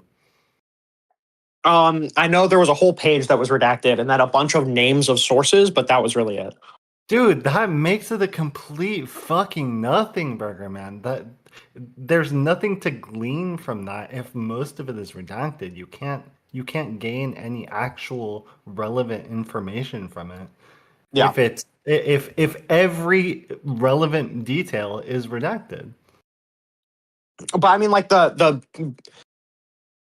it's very particular with the language as well. Like this is not showing what Trump said it's showing at all. Like if anything, it hurts his claims more that his evidence that the 2020 election was like fraudulent was a bunch of countries saying that, or the CIA saying a bunch of countries could theoretically manipulate the election, but they didn't want to. Brother, that's the whole point. That's the entire point, because he knows that doing a public press release like this, he's going to brainwash a whole bunch of people into thinking that they have evidence that they don't actually have, because they're not going to read the releases, and they're not going to open the zip files that he actually dropped.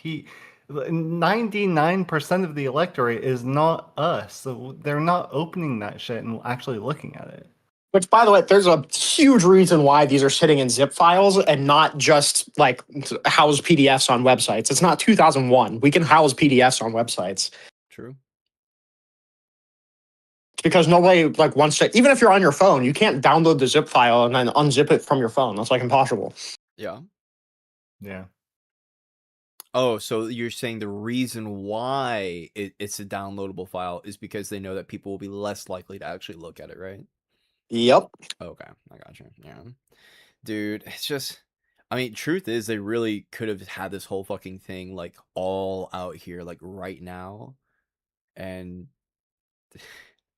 it's just Dude, bro. They're so like I said earlier, this shit would if this shit wasn't a nothing burger, it would be in court already. True. And it's not. You know what the worst part is too? He's using this as an excuse to like, inflame people to get the SAVE Act passed. Yeah. Voter ID does nothing for that. If Venezuela, let's say hypothetically, Venezuela is capable of manipulating our vote totals or whatever, what the fuck is me showing an ID gonna do for any of that? Bro, not only that, I've read the SAVE Act. I've read the SAVE Act top to bottom, and it is literally just voter disenfranchisement from top to bottom. Like I've quite literally read the bill itself. It is the I hate women and minorities bill. Like that's literally all it fucking is. Yeah, dude, that's what I'm saying. So how do y'all feel about the whole we're gonna prosecute our or investigate our political enemies whole thing going on here? Because dude, it's fucking awful, but it's no more awful than when he said ban all Muslims, right? Like he has subverted the Constitution time after time after time. The only thing that I'm interested in is whether or not he has the political power to be able to actually enforce that. If he has the political power to enforce it, that's when it actually becomes a problem. Yeah. All right, I got a dip. I just wanted to share that little nugget with you and see how you're doing. All right. I got you. Well, guys, go donate TBI. Love you guys. Yep, love you too. Later, bro. Peace, bro. I fucking love him so much. I genuinely do. Seems like a really nice guy. Yeah, we go on debate panels occasionally, on like TikTok and shit. Dude. Yeah. Oh, God, are you? Oh, I've not met him. Oh, you haven't? No, he's fantastic. He's one of the do you know the Take Back America tour? No. No, I take back America. Well, I've heard of it, but I haven't really looked into it. Let me show you this incredible thing called Take Back America. Okay. Your stream is a little bit delayed compared to our conversation, so it's going to take a sec. Okay, hold on. Let me I can share it real quick. Give me 1 second. Share screen. Boom. All right, I have it up on the stream. Okay. Oh, and someone told me to make a stage VC. However, if I do that, I don't get the cool overlay in the stream, which made me really sad. Because you see how in the stream you can see your name there? Yeah, so you have to think about like what's the most important thing, like the aesthetic, or at this point getting people into the stream that are actually, because I really don't care about the aesthetic. Yeah. I care You know about what I the mean? aesthetic because like I know you care about the aesthetic, but like that would be like if a lot more people were in here, like maybe. But at that point, like the aesthetic isn't a really huge deal. What I mean, people just like join the waiting room. Like I'm happy to like get them in here, but I mean, Oh, I for don't sure. know if that's like, is it like okay? 'Cause as a guy who works IT, okay, I know for a fact when people have to do one extra click, they get mad. They're like, no, I don't want to do the extra click, and it's like, bro, like just go click, click. Yeah, done. it's friction. You know. It's, So I'm like, it is friction. That's for sure. yeah. Oh, but Take Back America tour. Who the heck are we? We're a bunch of libs, okay? A bunch of libbed out libs. I love Mercedes. She is my teacher, my Lord and Savior. Andrew, Corey, Kyla. I love everyone here. and you get this loser right here. And then I Oh, met no. Hunter. Did you see a recent Jubilee where they like fact check each other? Yes, I saw that. There was like a buzzer. I saw the Jubilee where there was like a buzzer where they were able to like stop the debate. Yeah, and be like, "Yo, you said some bullshit." Exactly. Yeah. He was on it, and he did a really, really great job. And there's another guy. I think the other guy's name is like Mason or something. I would love to have him join too. That dude is incredible. But I think he like there's something about a lot of leftists who do not want to like.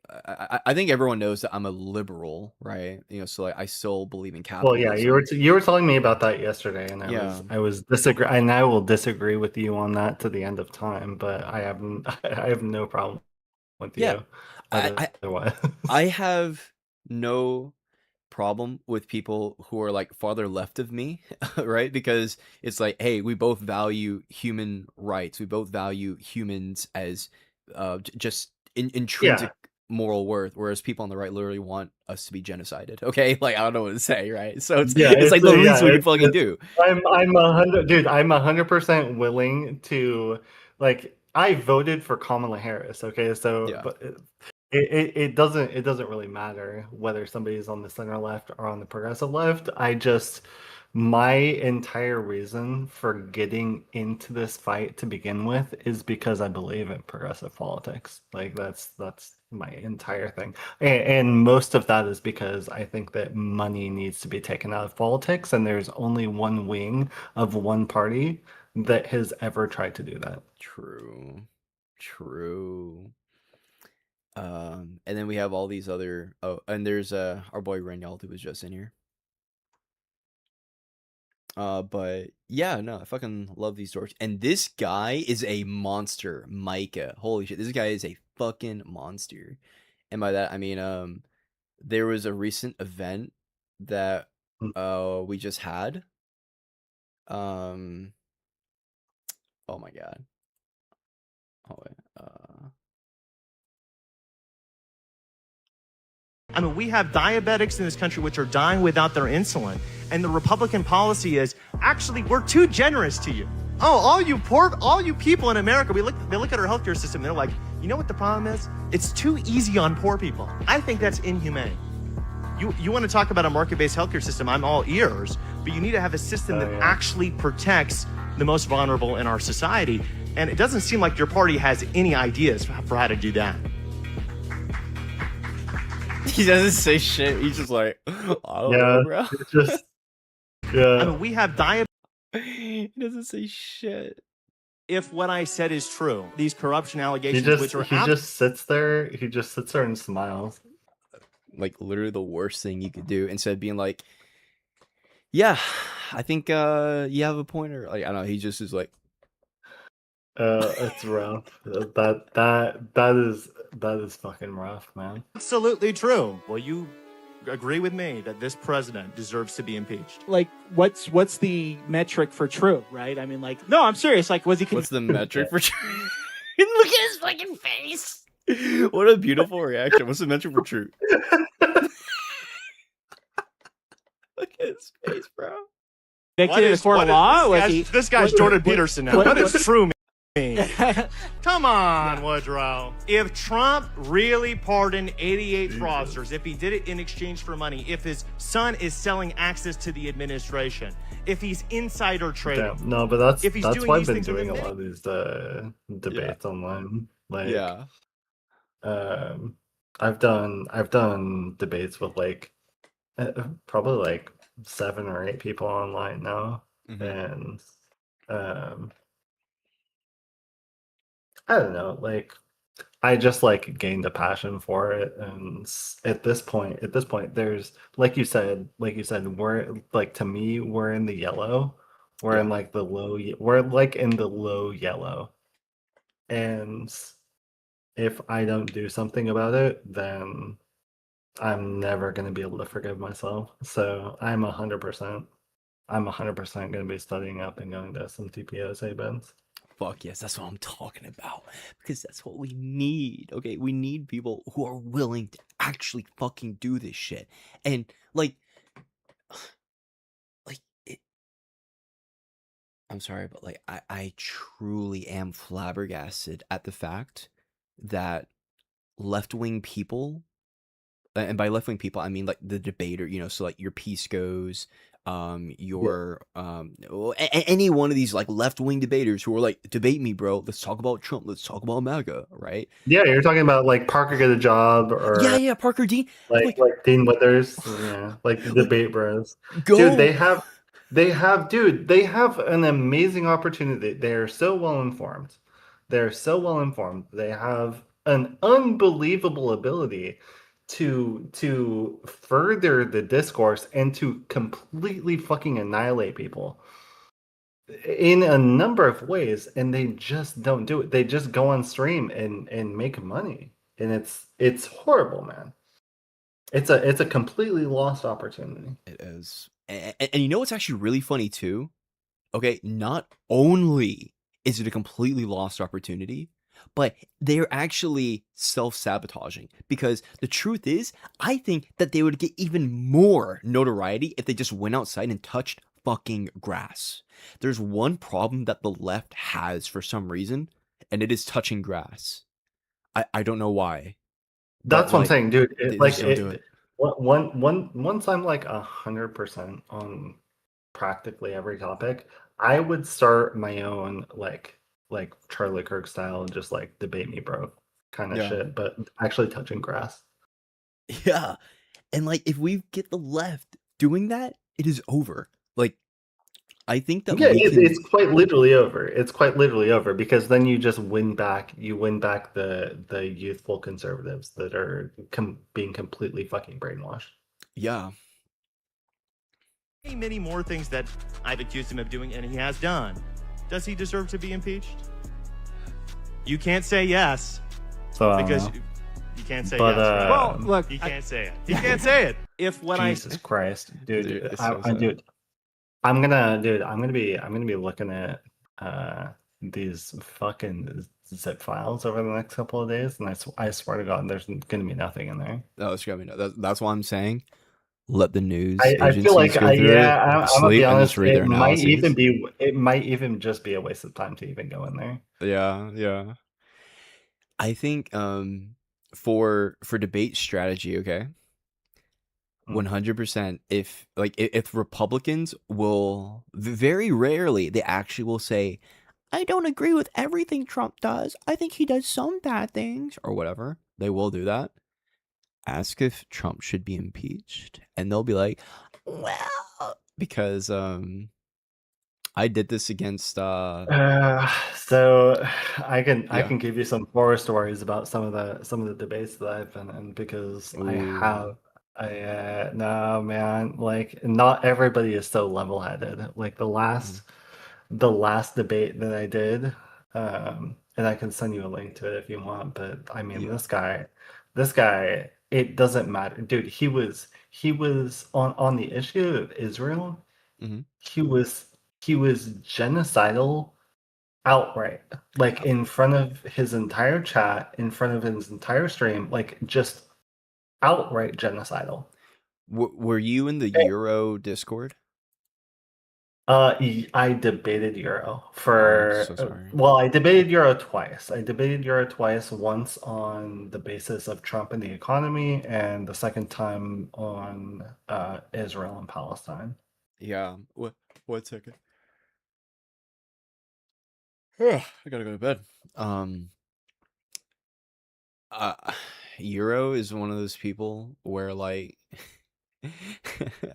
either A, you don't like engage against him because like he's just so fucking stupid, it's like a waste of time, or B, you just like aura farm him and then make him crash out on you, which is dude, I did, and by the way, I did. I made him like start yelling, and he quite literally called me a cum guzzler, and I fucking laughed in front of his entire stream. So, I mean, as far as aura farming goes, I think that's like the best it gets.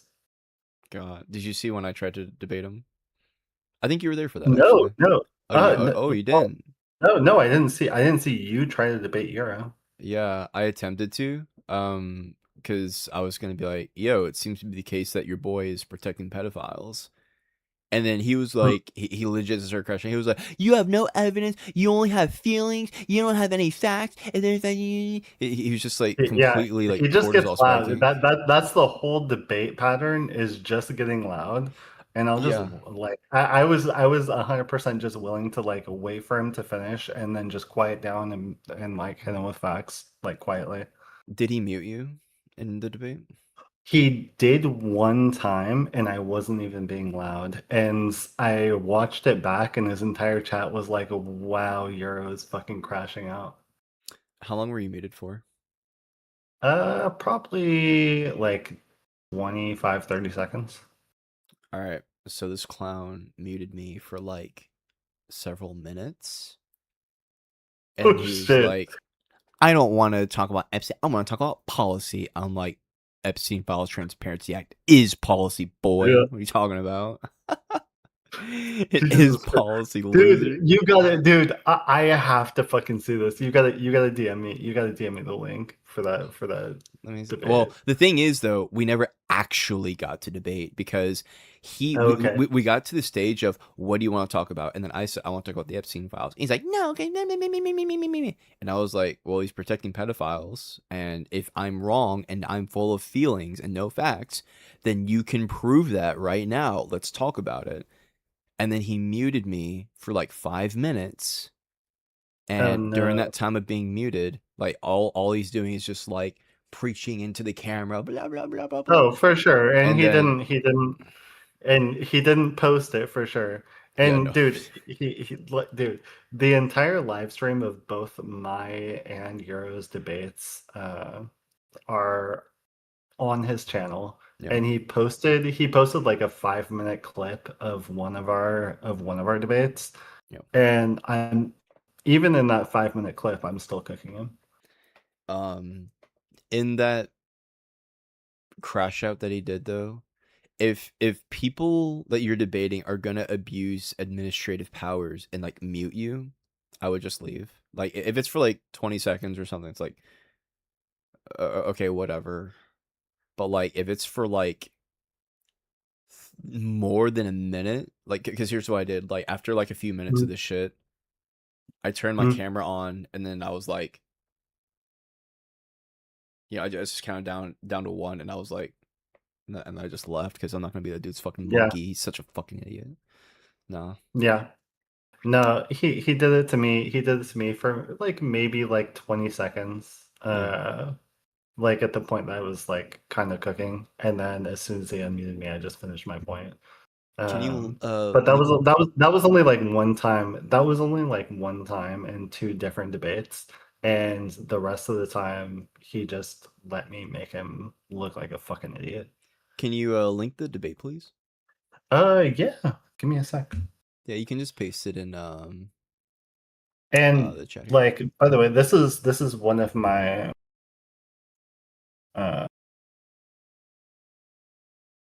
I mean, this is one of my later. I wouldn't say that it's one of my better debates, but I would like the difficulty with Euro is it's the first time that I've ever debated somebody who is quite literally just openly genocidal. Yeah, no, the dude like So like he's mad, I guys. had to, like I quite literally just had to like recalibrate. Yeah. So here. Let me check this. Here is. I'll post it in general chat.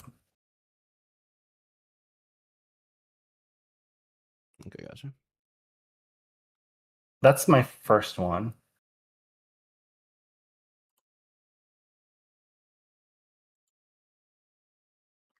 Please say leftist on economy. Well, just like a transgender woman cut off his penis, so he's not really a woman. Just like a flower dyed purple is not. Yo, do you know the best response when people start like going on trans people? Well, I mean, so he did do that, and I mean, really, what they're arguing against is international medical consensus. Doesn't So that's don't generally appeal to that. what it is, Remember, they hate institutions. They think that doctors, they're like, that's gay. Okay, so don't appeal to Okay. that. They'll call you Okay. a nerd. Okay. Do you know Okay. how to do it? What do you think? The best way, when they are like, what is a woman or whatever, okay? What is a parent? Do you see What the is a symmetry? I've actually not thought about what is a parent. But so when somebody asks me what is a woman, I have a very specific definition of that, because I've been asked that multiple times. But I don't know what is a parent. So because the whole question it boils down to is, are adoptive parents still parents? Ooh. Oh, okay. Now we see, right? Okay. Okay. And now Yeah. they're like, oh, and it's like, whoa. I mean, adoptive children, even when they're 18, they still call their adoptive parents mom and dad. Mhm. Oh, but Okay. but they're not the biological. Oh, so now we understand the difference between the social contract and the biological fucking reality. You stupid fucking idiot. Yeah, and then you can crash out on that. Right.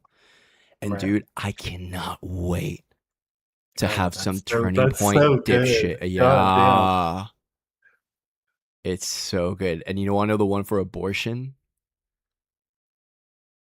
Sure. You wanna know the one for abortion? Okay. Yeah. So I'm gonna LARP as a turning point, Chud. Okay. Okay. When does life begin? At the point that a conscious experience is deployed. I'll say this. As a person that's vehemently pro-choice, I actually grant them that life begins at conception. So you should just grant that it is at conception, because the life of a human organism is at conception. Yeah. So yeah. I grant that I'm mixing my words, because I do grant that life begins at conception, Yeah. but the life that I feel like is worth anything is the life that can deploy a conscious experience. So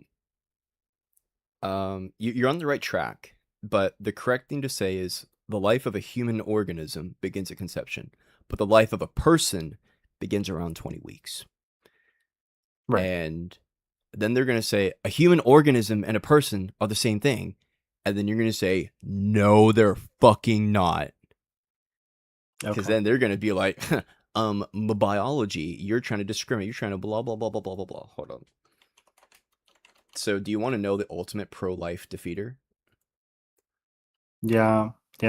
And this is like, I watched you do this to whoever that girl was, and I saw you make this argument. I didn't like completely internalize it, but I recognized the argument that you're trying to make right now. Oh, actually, no, you haven't seen this argument, because I actually saved this one for a different point where I actually debated her twice, but the quality on the second debate was dog shit, so I never uploaded it. But I intentionally saved this one. Yeah, okay. All right, I'm going to ask you a question, okay?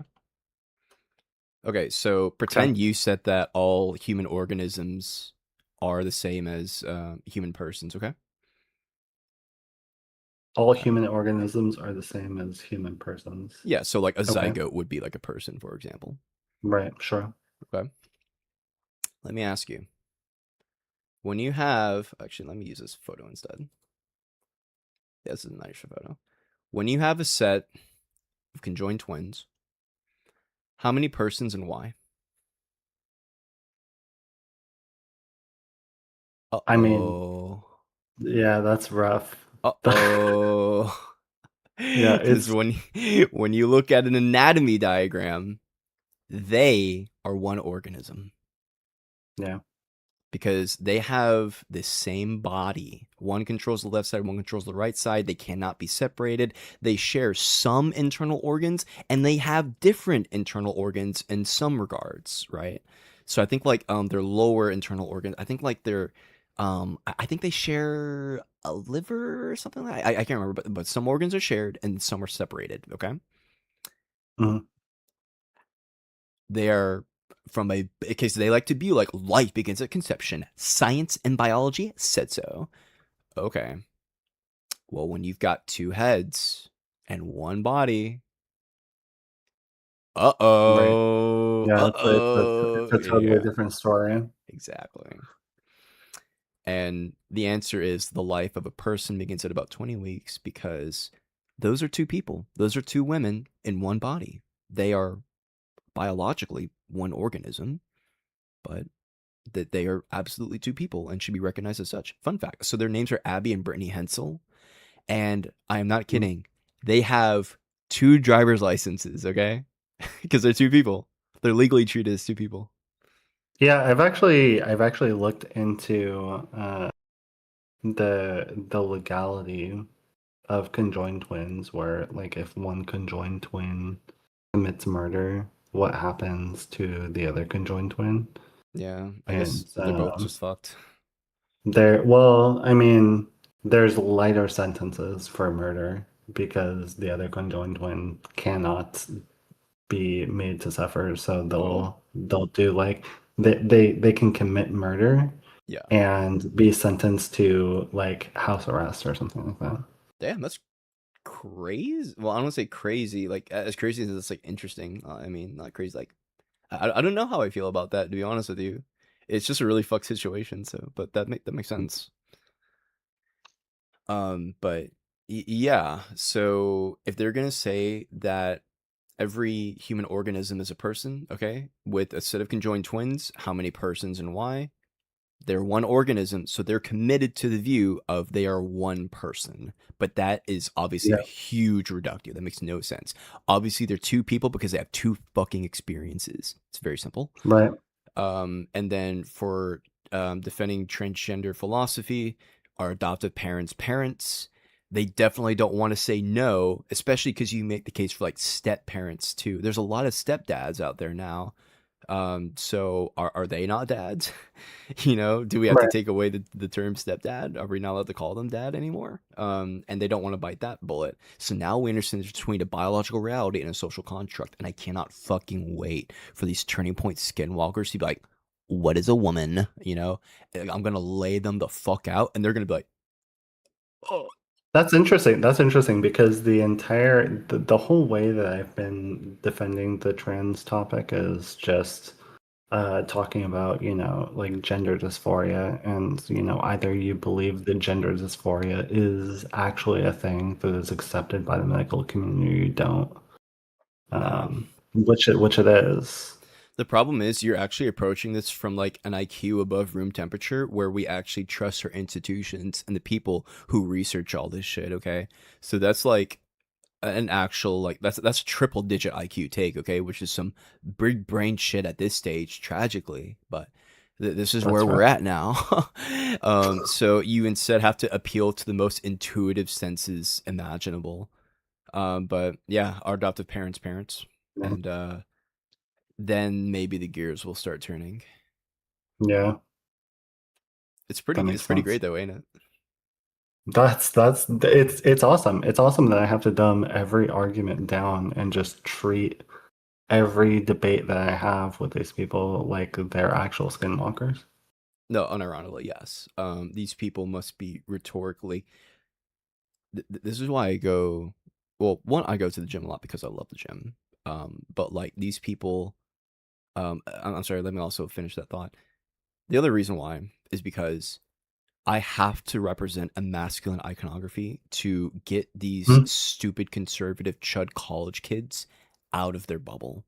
Because like, I think they will be much more susceptible to masculine iconography. Because like a lot of them like people like Myron Gaines, for example, right? Yeah. Because they think, oh, remember when like Andrew Tate was super fucking big? He's like, he's manly, he's a masculine man, macho, like stupid. Dude, and like all of these insecure motherfuckers like just hopped on the bandwagon and like spent a bunch of money on bullshit. I know. Oh my god, do you remember what was Hustlers University? Did you see that? Yeah, Hustlers University, dude. And it's just, dude, it makes me so fucking sad for these like these incel motherfuckers that just that like actually deserve, like, they deserve better. They do. Well, maybe it depends on. Well, it depends on the person, but I mean, some of them are Everyone just has to start somewhere, you know. Like so, a 20-year-old like misogynist chud who calls women females and all this stuff once was like a 15-year-old boy who was just misguided. You know what I mean? That. Oh, for sure, dude. I Yeah, was yeah. when I was 15 years old, dude, I was pro-life, and I remember having this conversation with my mom, and she was just like, she was just laying out some very basic facts, like some very basic facts, and I changed my mind from there. So I mean, it's possible for anyone, but the difficulty is like now everybody's chronically online, and there's a whole bunch of fucking chuds, and they're all encouraging each other. I used to think that Ben Shapiro was an intellectual. You know, we were right He's there not. together. He's Right not. there together. I was like, oh my. Facts don't care Brother, about your feelings. that guy is pro murder of children. He is. Like He really in no like redeemable sense of the term. I saw this one meme. Oh my god, wait. I saw this one meme. I was like, bro. It's so fucked. Political violence is bad. Dude, but I comedy used is to, legal dude, again. I honestly, Comedy's like, legal again. Ben Shapiro has faded into such irrelevancy at this point that, like, Yeah. it's not even worth watching him anymore. Like, he used to be relevant. He's even among the right, I don't even feel like he's relevant anymore. No, he's absolutely not. Like, oh my god, how much is the Daily Wire down? You know, okay. I'm gonna make this clear. I'm breaking up with Grok officially after the Virginia Giuffre thing, and then after also You can't. blundering this Yeah, fucking you thing. can't. I am done with Grok, but I am going to query Grok and Gemini for the sake of this. So, how much has the Daily Wire gone downhill in the last, I'll say, 2 years? And then let's ask Gemini, see what they say. Then maybe just ask Gotta be Ray 40%. Google.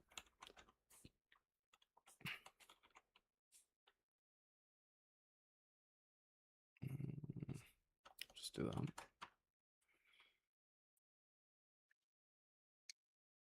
They're down a good bit. Significant decline. Still profitable, even though I think they cut like, dude, how many people did they fucking cut like the other month? I think like it was like 20% of their workers. Excuse me. That's the thing is, like, I haven't really even been looking into how much the Daily Wire has been cutting because I haven't seen anything from, like, nobody's seeing anything from the Daily Wire, dude. Good. Unless they're just, like, clowning on them. I just hope to God that like one big presupposition that Democrats, you know, were able to have some kind of transfer of power again, and that when that happens, they lock the fuck in. And like if we were to have, in terms of scandals, another Biden or like Obama like level amount, that would be perfect, because Obama and Biden in terms of scandals were fucking saints because they had like basically no scandals.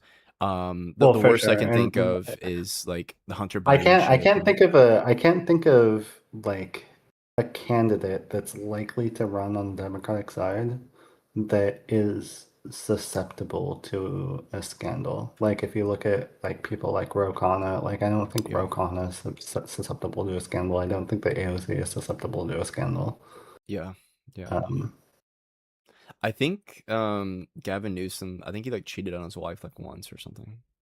Well, I maybe you disagree with me on this, but I think that Gavin Newsom is no better than Hillary Clinton. Like, dude, that guy needs to not run. I'm gonna say this. Oh, he did cheat. Oh, he cheated on his first wife. Yeah. I'm gonna say this. Wait, what about Hillary? Did you not like? What about Hillary did I not like? The fact that she was corporate backed in the face of somebody who was not corporate backed. I'm not sure what corporate backings were. So her campaign was not funded by individual donors. So the fact that her campaign was funded by corporations or PACs makes her beholden to the people that are giving her that money, right? Because she can't run again out of fear of them pulling that money for her reelection.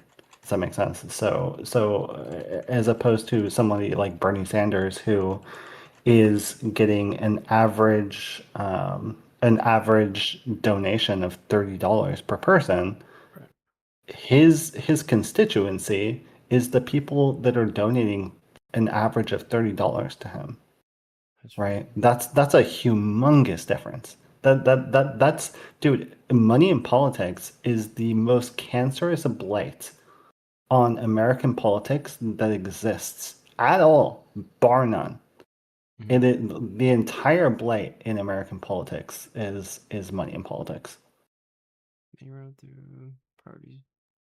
Clinton's main super PAC, Donald Sussman. Okay, so Donald, I don't know who Donald Sussman is. Who is Donald Sussman? American billionaire, hedge fund owner. All funds.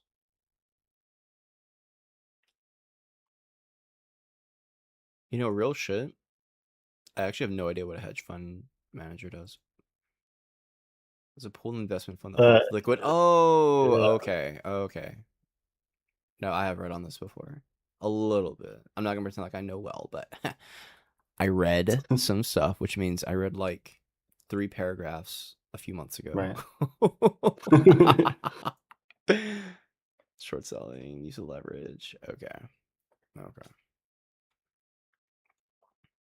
Yeah, I'll have to look into the people who donated to Hillary, because I would be lying if I was like, yeah, I know. But it's not it's not just Bernie Sanders. Like you've seen it in Zoran Mamdani, who got most of his he funded most of his campaign through smaller dollar donations. Yeah. Kat Abu-Ghazaleh funded most of her campaign through small dollar donations. Mila Kunis funded most of her campaign through small dollar donations. This is not something that happens on the center left. They are all funded through corporate PACs and through foreign entities like AIPAC. Like, it just is the case that if you want individuals who are actually representing their constituents, then they need to be funded by their constituents, because otherwise they're going to be beholden to the people that are giving them money. That is just the truth of American politics.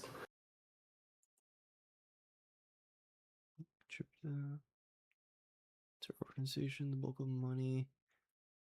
Some of the priorities you say the primary super PAC. Yep, primary. Yep. The remainder of the funds when they regulate her official campaign. Yep. Okay. So what is Paloma Partners? Well, oh, that's the hedge fund thing. So that's Donald. So Donald Sussman was doing that. What is Donald Sussman's relationship to Hillary Clinton? Look at him because he's the biggest one. Yeah. Do some investigation, and by that, just punch a bunch of shit into AI and then read it and be like, ah, yes. Actually, to be fair though, doing this is better and more than like literally 99% of people. That's what I'm here for. By the way, I don't know how long you're gonna be on here. I gotta pee, but I don't know if you're gonna be on here for a while long. I'll read the stuff on Sussman. He seems a little sussy, and then I'll call it bedtime for real, because I said I was going to go to bed like 30 minutes ago. Okay. Well, I'll probably pop on here. I'll probably pop off here, but it was nice talking to you, and I'll probably talk to you again. For sure. Nah, I love having you on the stream, dog. Be safe. Oh yeah. All right. You too. Peace.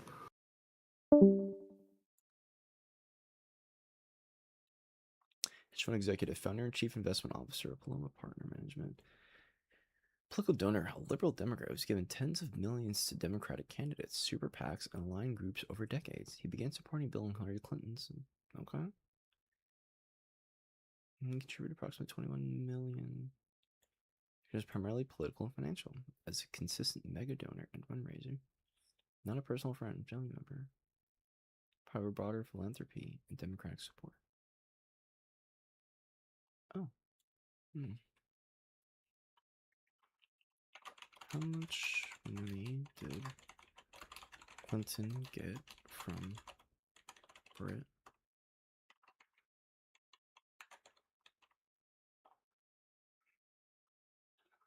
In 2016.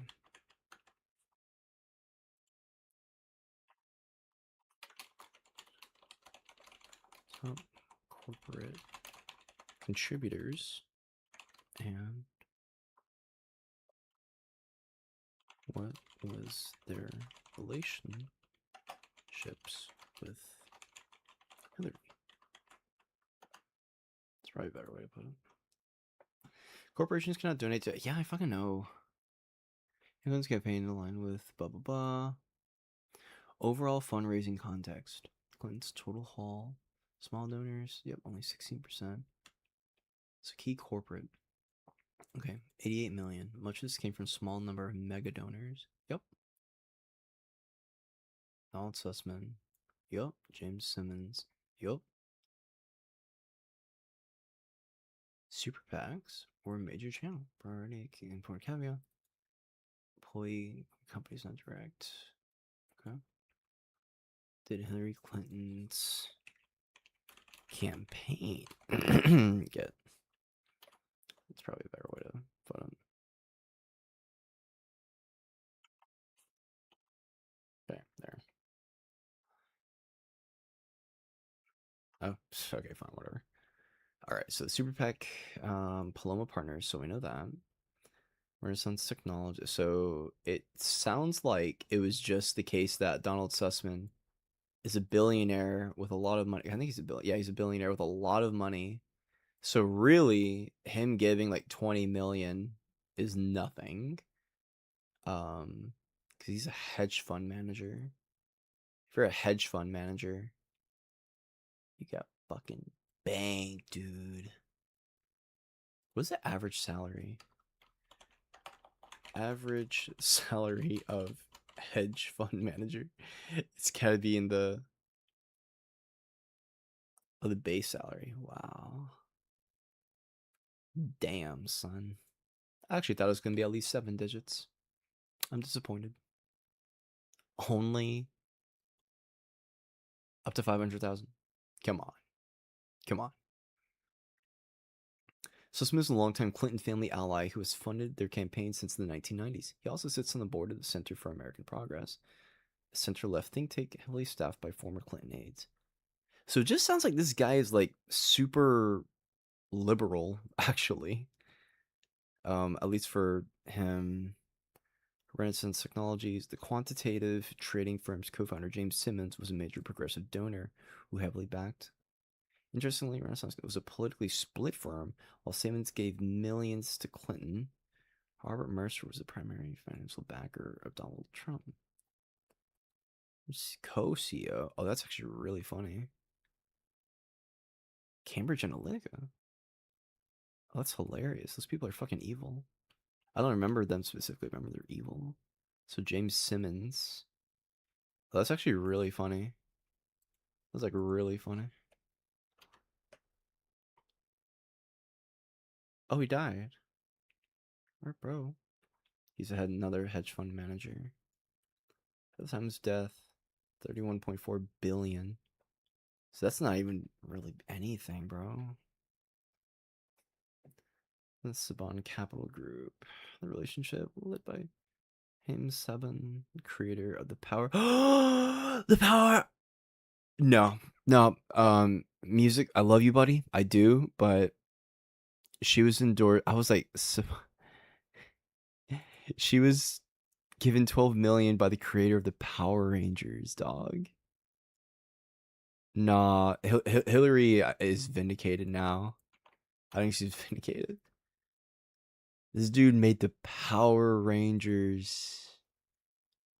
Oh, look, there's even, yeah, there's millions of, yeah.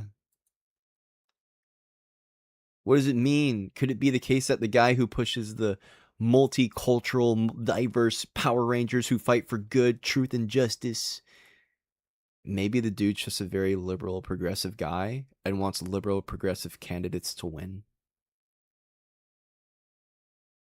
Like, I don't think there always has to be like a giant conspiracy. I think there definitely can be, but it seems to be the case that every person who does donate to Hillary's shit is just a very left-leaning, like, or I should say, like, very center left-leaning person, or like progressive, who wants her to beat Donald fucking Trump, and understandably so. I mean, like, George Soros, like, yeah, he's George fucking Soros. Yeah, he's a very progressive guy. Like, the fuck. Direct campaign pathway, Alphabet Inc. Okay, so this is, well, and now the amounts that we're in are so low. It's like basically nothing in comparison. I mean, so like Google overwhelmingly supported. Oh, these are employees. When analyzing direct contributions, open secrets groups donations by the employer of individual, since direct corporate treasury donations are illegal. The top corporate employee groups backing. Okay.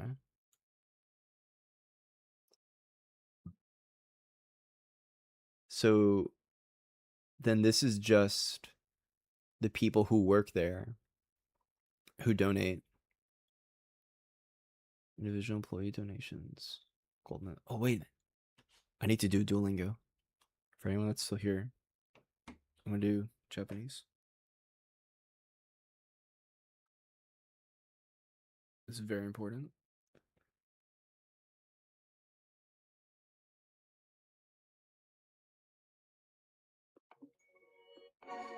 Actually, you know, it's probably better if I, like, I don't know, play some. We're going to watch Pisco while I do Duolingo. Shot of cherry-picked info. Come on, guys. That screenshot explicitly states that Moscow was interfering against Biden and Beijing was not interfering against Trump. Unless you have a screenshot which debunks that or is a Trump card over the one I just presented, I win and you lose because it's explicitly stated in the very documents that Trump declassified and cited as proof. When the documents he cites as proof say that I'm right and you're wrong, I win and you lose, and that's always how it's gonna be. I love it. You've got nothing. It's always those like truisms or these like one-liners without any substance. So I have a Trumper in my chat that says, "You will accept anything because you hate Trump." You guys, right? This is your guy. He's supposed to be presenting his case. And so we're just pointing out holes in his own logic by his own standards, with his own documents, and he's failing miserably because he's a doddering old fool. He wanted to do something to change the narrative, and he's failing spectacularly, and you guys have nothing to say to support your guy other than to be mad. So Kyle Clark, who's an intrepid reporter from Colorado, he's gone viral. He's a local reporter, but he's like the most famous local reporter out there. Among the documents he grilled Jared Polis and Jared Polis and Lauren Boebert. Like he is just, this guy is amazing. Among the documents released by the White House tonight is this claim that Colorado's voter registration rolls were, quote, compromised by China. Colorado's voter registration rolls are public records. You can order a copy here, folks. That's what I was saying in the very beginning, pre-budding this, that so many of Trump's claims involve publicly available voter registration data. That's not evidence of a grand fraud or a grand hacking conspiracy. It's so funny. A couple of super chats here. Let me get to these. Let's see. I lost them. I'm late. What did I miss, y'all? You missed a hoarse, visibly confused, audibly impaired, and rapid cognitively declining Donald Trump basically not only allege a grand conspiracy theory using regurgitated talking points and regurgitated claims and citing documents, most of which have been released before, but in releasing other documents, he undermined his own case. He has presented irrefutable evidence that the intelligence community believed that Biden was facing greater challenges from foreign adversaries like Russia than Trump was from China. It's a beautiful moment. Classic Trump. He lied and he lost the debate at the same time. Chef's kiss. I want to say as well, you mentioned some of these MAGA propagandists, Jack Posobiec, one of them. There's actually, and I'm not going to say he for sure did it, but there's some pretty decent evidence that Jack Posobiec illegally votes in Pennsylvania, as opposed to where he actually lives. I think either in Maryland or one, a state nearby. And so I'm wondering when we get to the bottom of that. But you guys should look up Jack Posobiec illegally voting in Pennsylvania, because there seem to be at least some credible allegations that this is true. Let's see here. I didn't mean to totally take the screen off. Let's do this. All right. Trump speech. Pass the Save America Act. Can someone give me a TLDR version? It appears that a rapidly aging Donald Trump Sr. has a working vocabulary of only 30 words. Like they never thought before. Greg Price. White House declassified email showing NSA members deliberately held intel assessments from Donald Trump in 2020 that China was trying to influence the election in favor of Biden. Greg Price, of course, MAGA. I'm sorry, this should have been the larger screen. I don't know why I did this. Again, we already provided evidence from the very documents that Beijing wasn't responsible for this. Number one. Number two, they weren't trying to alter the outcome. Yo, sorry about that. I was doing Duolingo. What's up, everybody? Popped in. Gotta hate Pisco. I'm officially Ethan. What a TSA cocksuck. What's up? Hey, y'all. Give me like 2 seconds. I'm doing something super important. I'm doing Japanese Duolingo. I'll be done in like a minute. I have to be done in a minute, otherwise I'm gonna lose my streak. I gotta lock in. Even though Beijing preferred Biden to win over Trump, but Moscow was actively trying to interfere against President Biden. No reference of that, by the way, by Greg Price. It's very interesting. Oh, a statement from CIA Director John Ratcliffe. To support President Trump's transparency initiatives, CIA has taken significant steps. So the CIA is now involving itself in this political dispute. Here it is, and right has, here. Yeah. Has taken significant steps, including providing declassified documents for public release. Protecting our democracy and the integrity of our elections from foreign influence and interference remains paramount. This is why we produced key intelligence reports showing that Venezuela's government had developed capabilities to manipulate electronic voting systems, raising serious concerns for U.S. election infrastructure security. I have long publicly highlighted China's nefarious efforts to influence the 2020 election against Trump, as evidenced by my dissent to the flawed January 2021 intelligence community assessment. The documents declassified today shed further light on China's intentions. These matters deserve public scrutiny to ensure our democracy's foundation is unassailable. No specific allegations, no allegations the election was fraudulent, and even no allegations. This was like said that might be a thing, that the Georgia election for Senate, which was actually 2 elections, there was a runoff in addition to the initial one that happened right around January 6th. If you recall, I think it was January 5th when the election happened for the Georgia specials.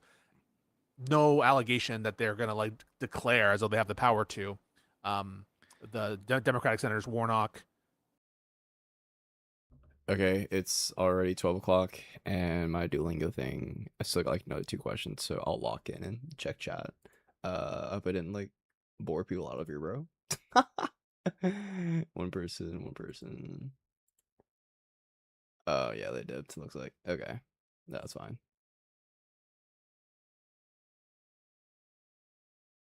That's for a reason.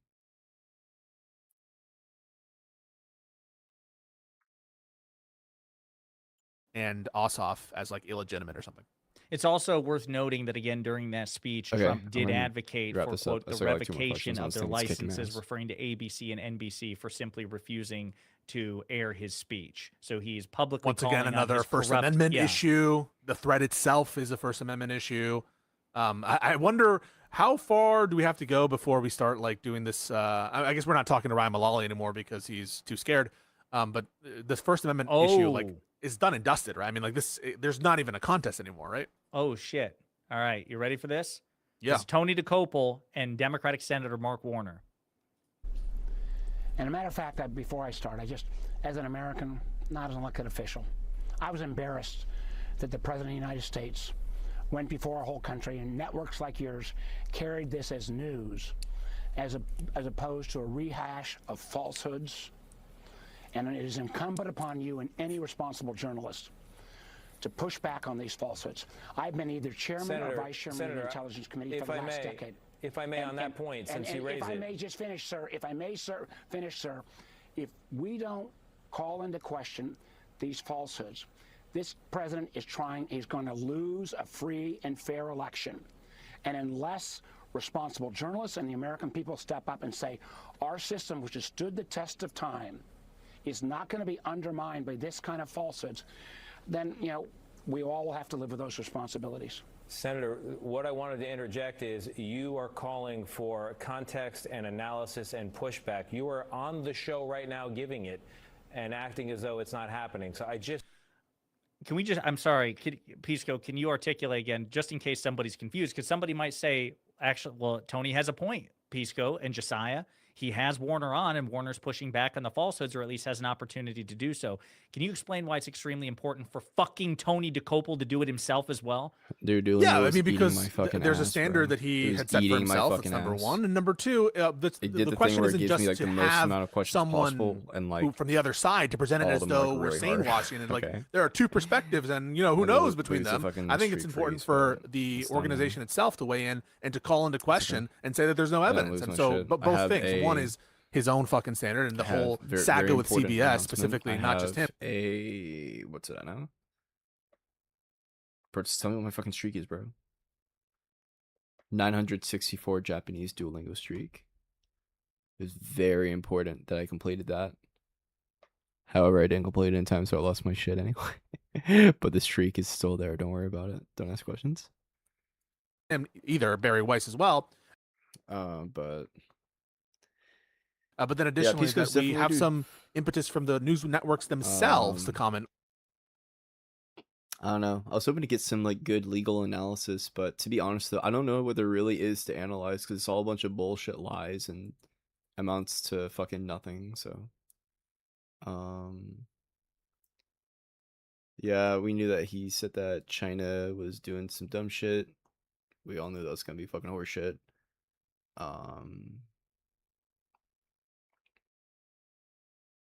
Yeah, it's just cringe. It's all just cringe. This administration. Everything from this administration. This is not good. It's not good. Okay. Like, I'm going over this and I'm here like, What was I supposed to do? there's just nothing to go over. It's all just lies, bro. Oh, but here's what you do though. All right. Now, remember, so for those who don't know, I'm leading a group of epic, amazing legends, okay, who want to take down Turning Point with me, okay? Because if you don't know who I am and what I do, I debate chuds and I eat them fucking alive, okay? Look at my Instagram. I'm officially Ethan. Look at any of that shit, okay? I'm not going to glaze myself too hard, but I'm pretty good at what I do. But one of the best ways to call people out on their bullshit, okay, is make them bet $1,000 on any claim. Make them bet $1,000. And if you know they're full of shit, either A, they're so stupid they think that they're right, to which you get a free $1,000, and that's pretty fucking easy. I mean, they're never going to actually pay it to you, but you get $1,000 worth of social credit in that conversation, which is really funny. Or B, they don't take the bet and they're like, actually, I don't know. And then you're like, oh, you were talking all that shit. Now you don't want to fucking take the bet anymore, you corny ass motherfucker. Bet $1,000 right now. It's the ultimate I win when you know the substance of a debate. You just win. Because the other person doesn't know and you do. And you're just better. That's it. Done. Easy. Sorry, fuck you. That's it. You win.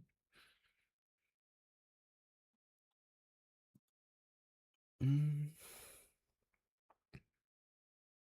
3 days until a Mario steal you liver. Wahoo! That is not an option. 3 days later. Bro. So fucking.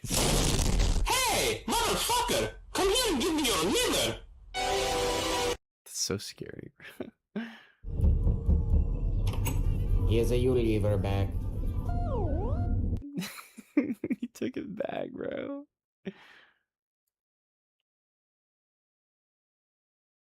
What a monster.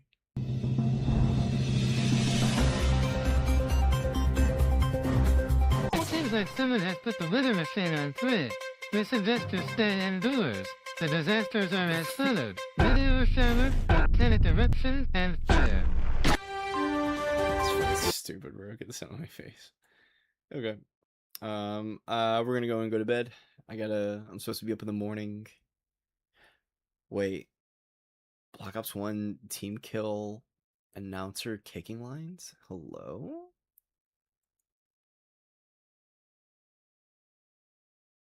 We're gonna watch it. We're gonna watch this. Traitors like that Sabaka will be dealt with. Traitors like that will be dealt with. Traitors like that will be dealt with. Such insolence will not be tolerated. Execute that man. Such insolence will not be tolerated. Execute that man. Cowards will be punished. That son of a bitch isn't fit for the mission. Get him out of here. That son of a bitch isn't fit for the mission. Get him out of here. That son of a bitch isn't fit for the mission. Get him out of here. Get that son of a bitch out of my sight. Ooh. Get that son of a bitch out of my sight. Ooh. Get that son of a bitch out of my sight. Ooh. Get that son of a bitch out of my sight. Ooh. Get that son of a bitch out of my sight. Get that son of a bitch out my sight. Get that son of a bitch out my sight. Get that son of a bitch out of here before I kill him myself. Never mind, it is. That's so good. Oh my god. Let me hear that one more time, bro. Get that son of a bitch out my sight. Get that son of a bitch out of here before I kill him myself. Dude. Yo, wait. Dude, I need to put these fucking voice lines into my soundboard. Like, uh-oh, stinky. Bruh. This is not good. Okay, I need to put the team kill voice lines in this shit, bro. Like, kill him myself. Out my sight. Get that son of a bitch out of here before I kill him myself. He's so mad. I love it. It's so good. It is so good, bro. That is so good. Oh my god. Wait. Black Ops. Okay, last video for real. Let's do Black Ops 2 team kill announcer lines. Wait, what?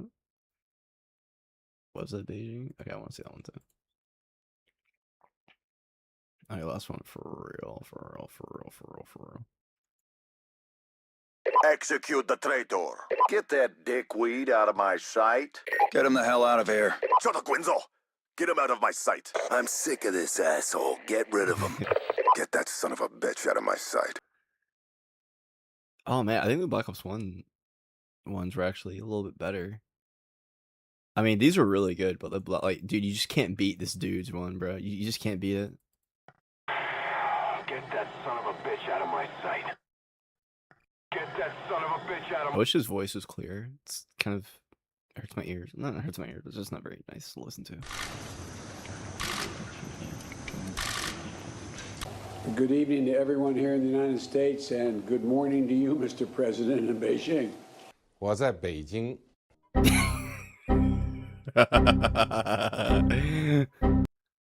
我在北京。That's funny. Good evening to everyone here in the United He's wearing the USA flag. No, he's not. Am I stupid? Wait, yeah, that's the United States flag. Am I stupid? Because China's flag is like yellow and red. It's like mustard ketchup. No? Yeah. I love how no one notices that Biden is with the Chinese flag and Xi Jinping, the USA flag. That's not true. Oh, on the side. I thought Yeah, I gotta go to bed. All right. Hey, thank you all for tuning in. We're gonna go and take a nap, and then tomorrow we're gonna work on some of the Epstein file shit again. But yeah, we had a really big thingy to look at tonight, so I think that this is a giant nothing burger, and I think that for the most part we're still okay, because I don't think he can federalize an election, even by just trying to declare a national emergency. I don't think he can do that. And however, it looks like he will be trying to criminally investigate Democrats. And he really wants to say back past. That's basically it. Which amounts to nothing. So I think we're probably okay for now.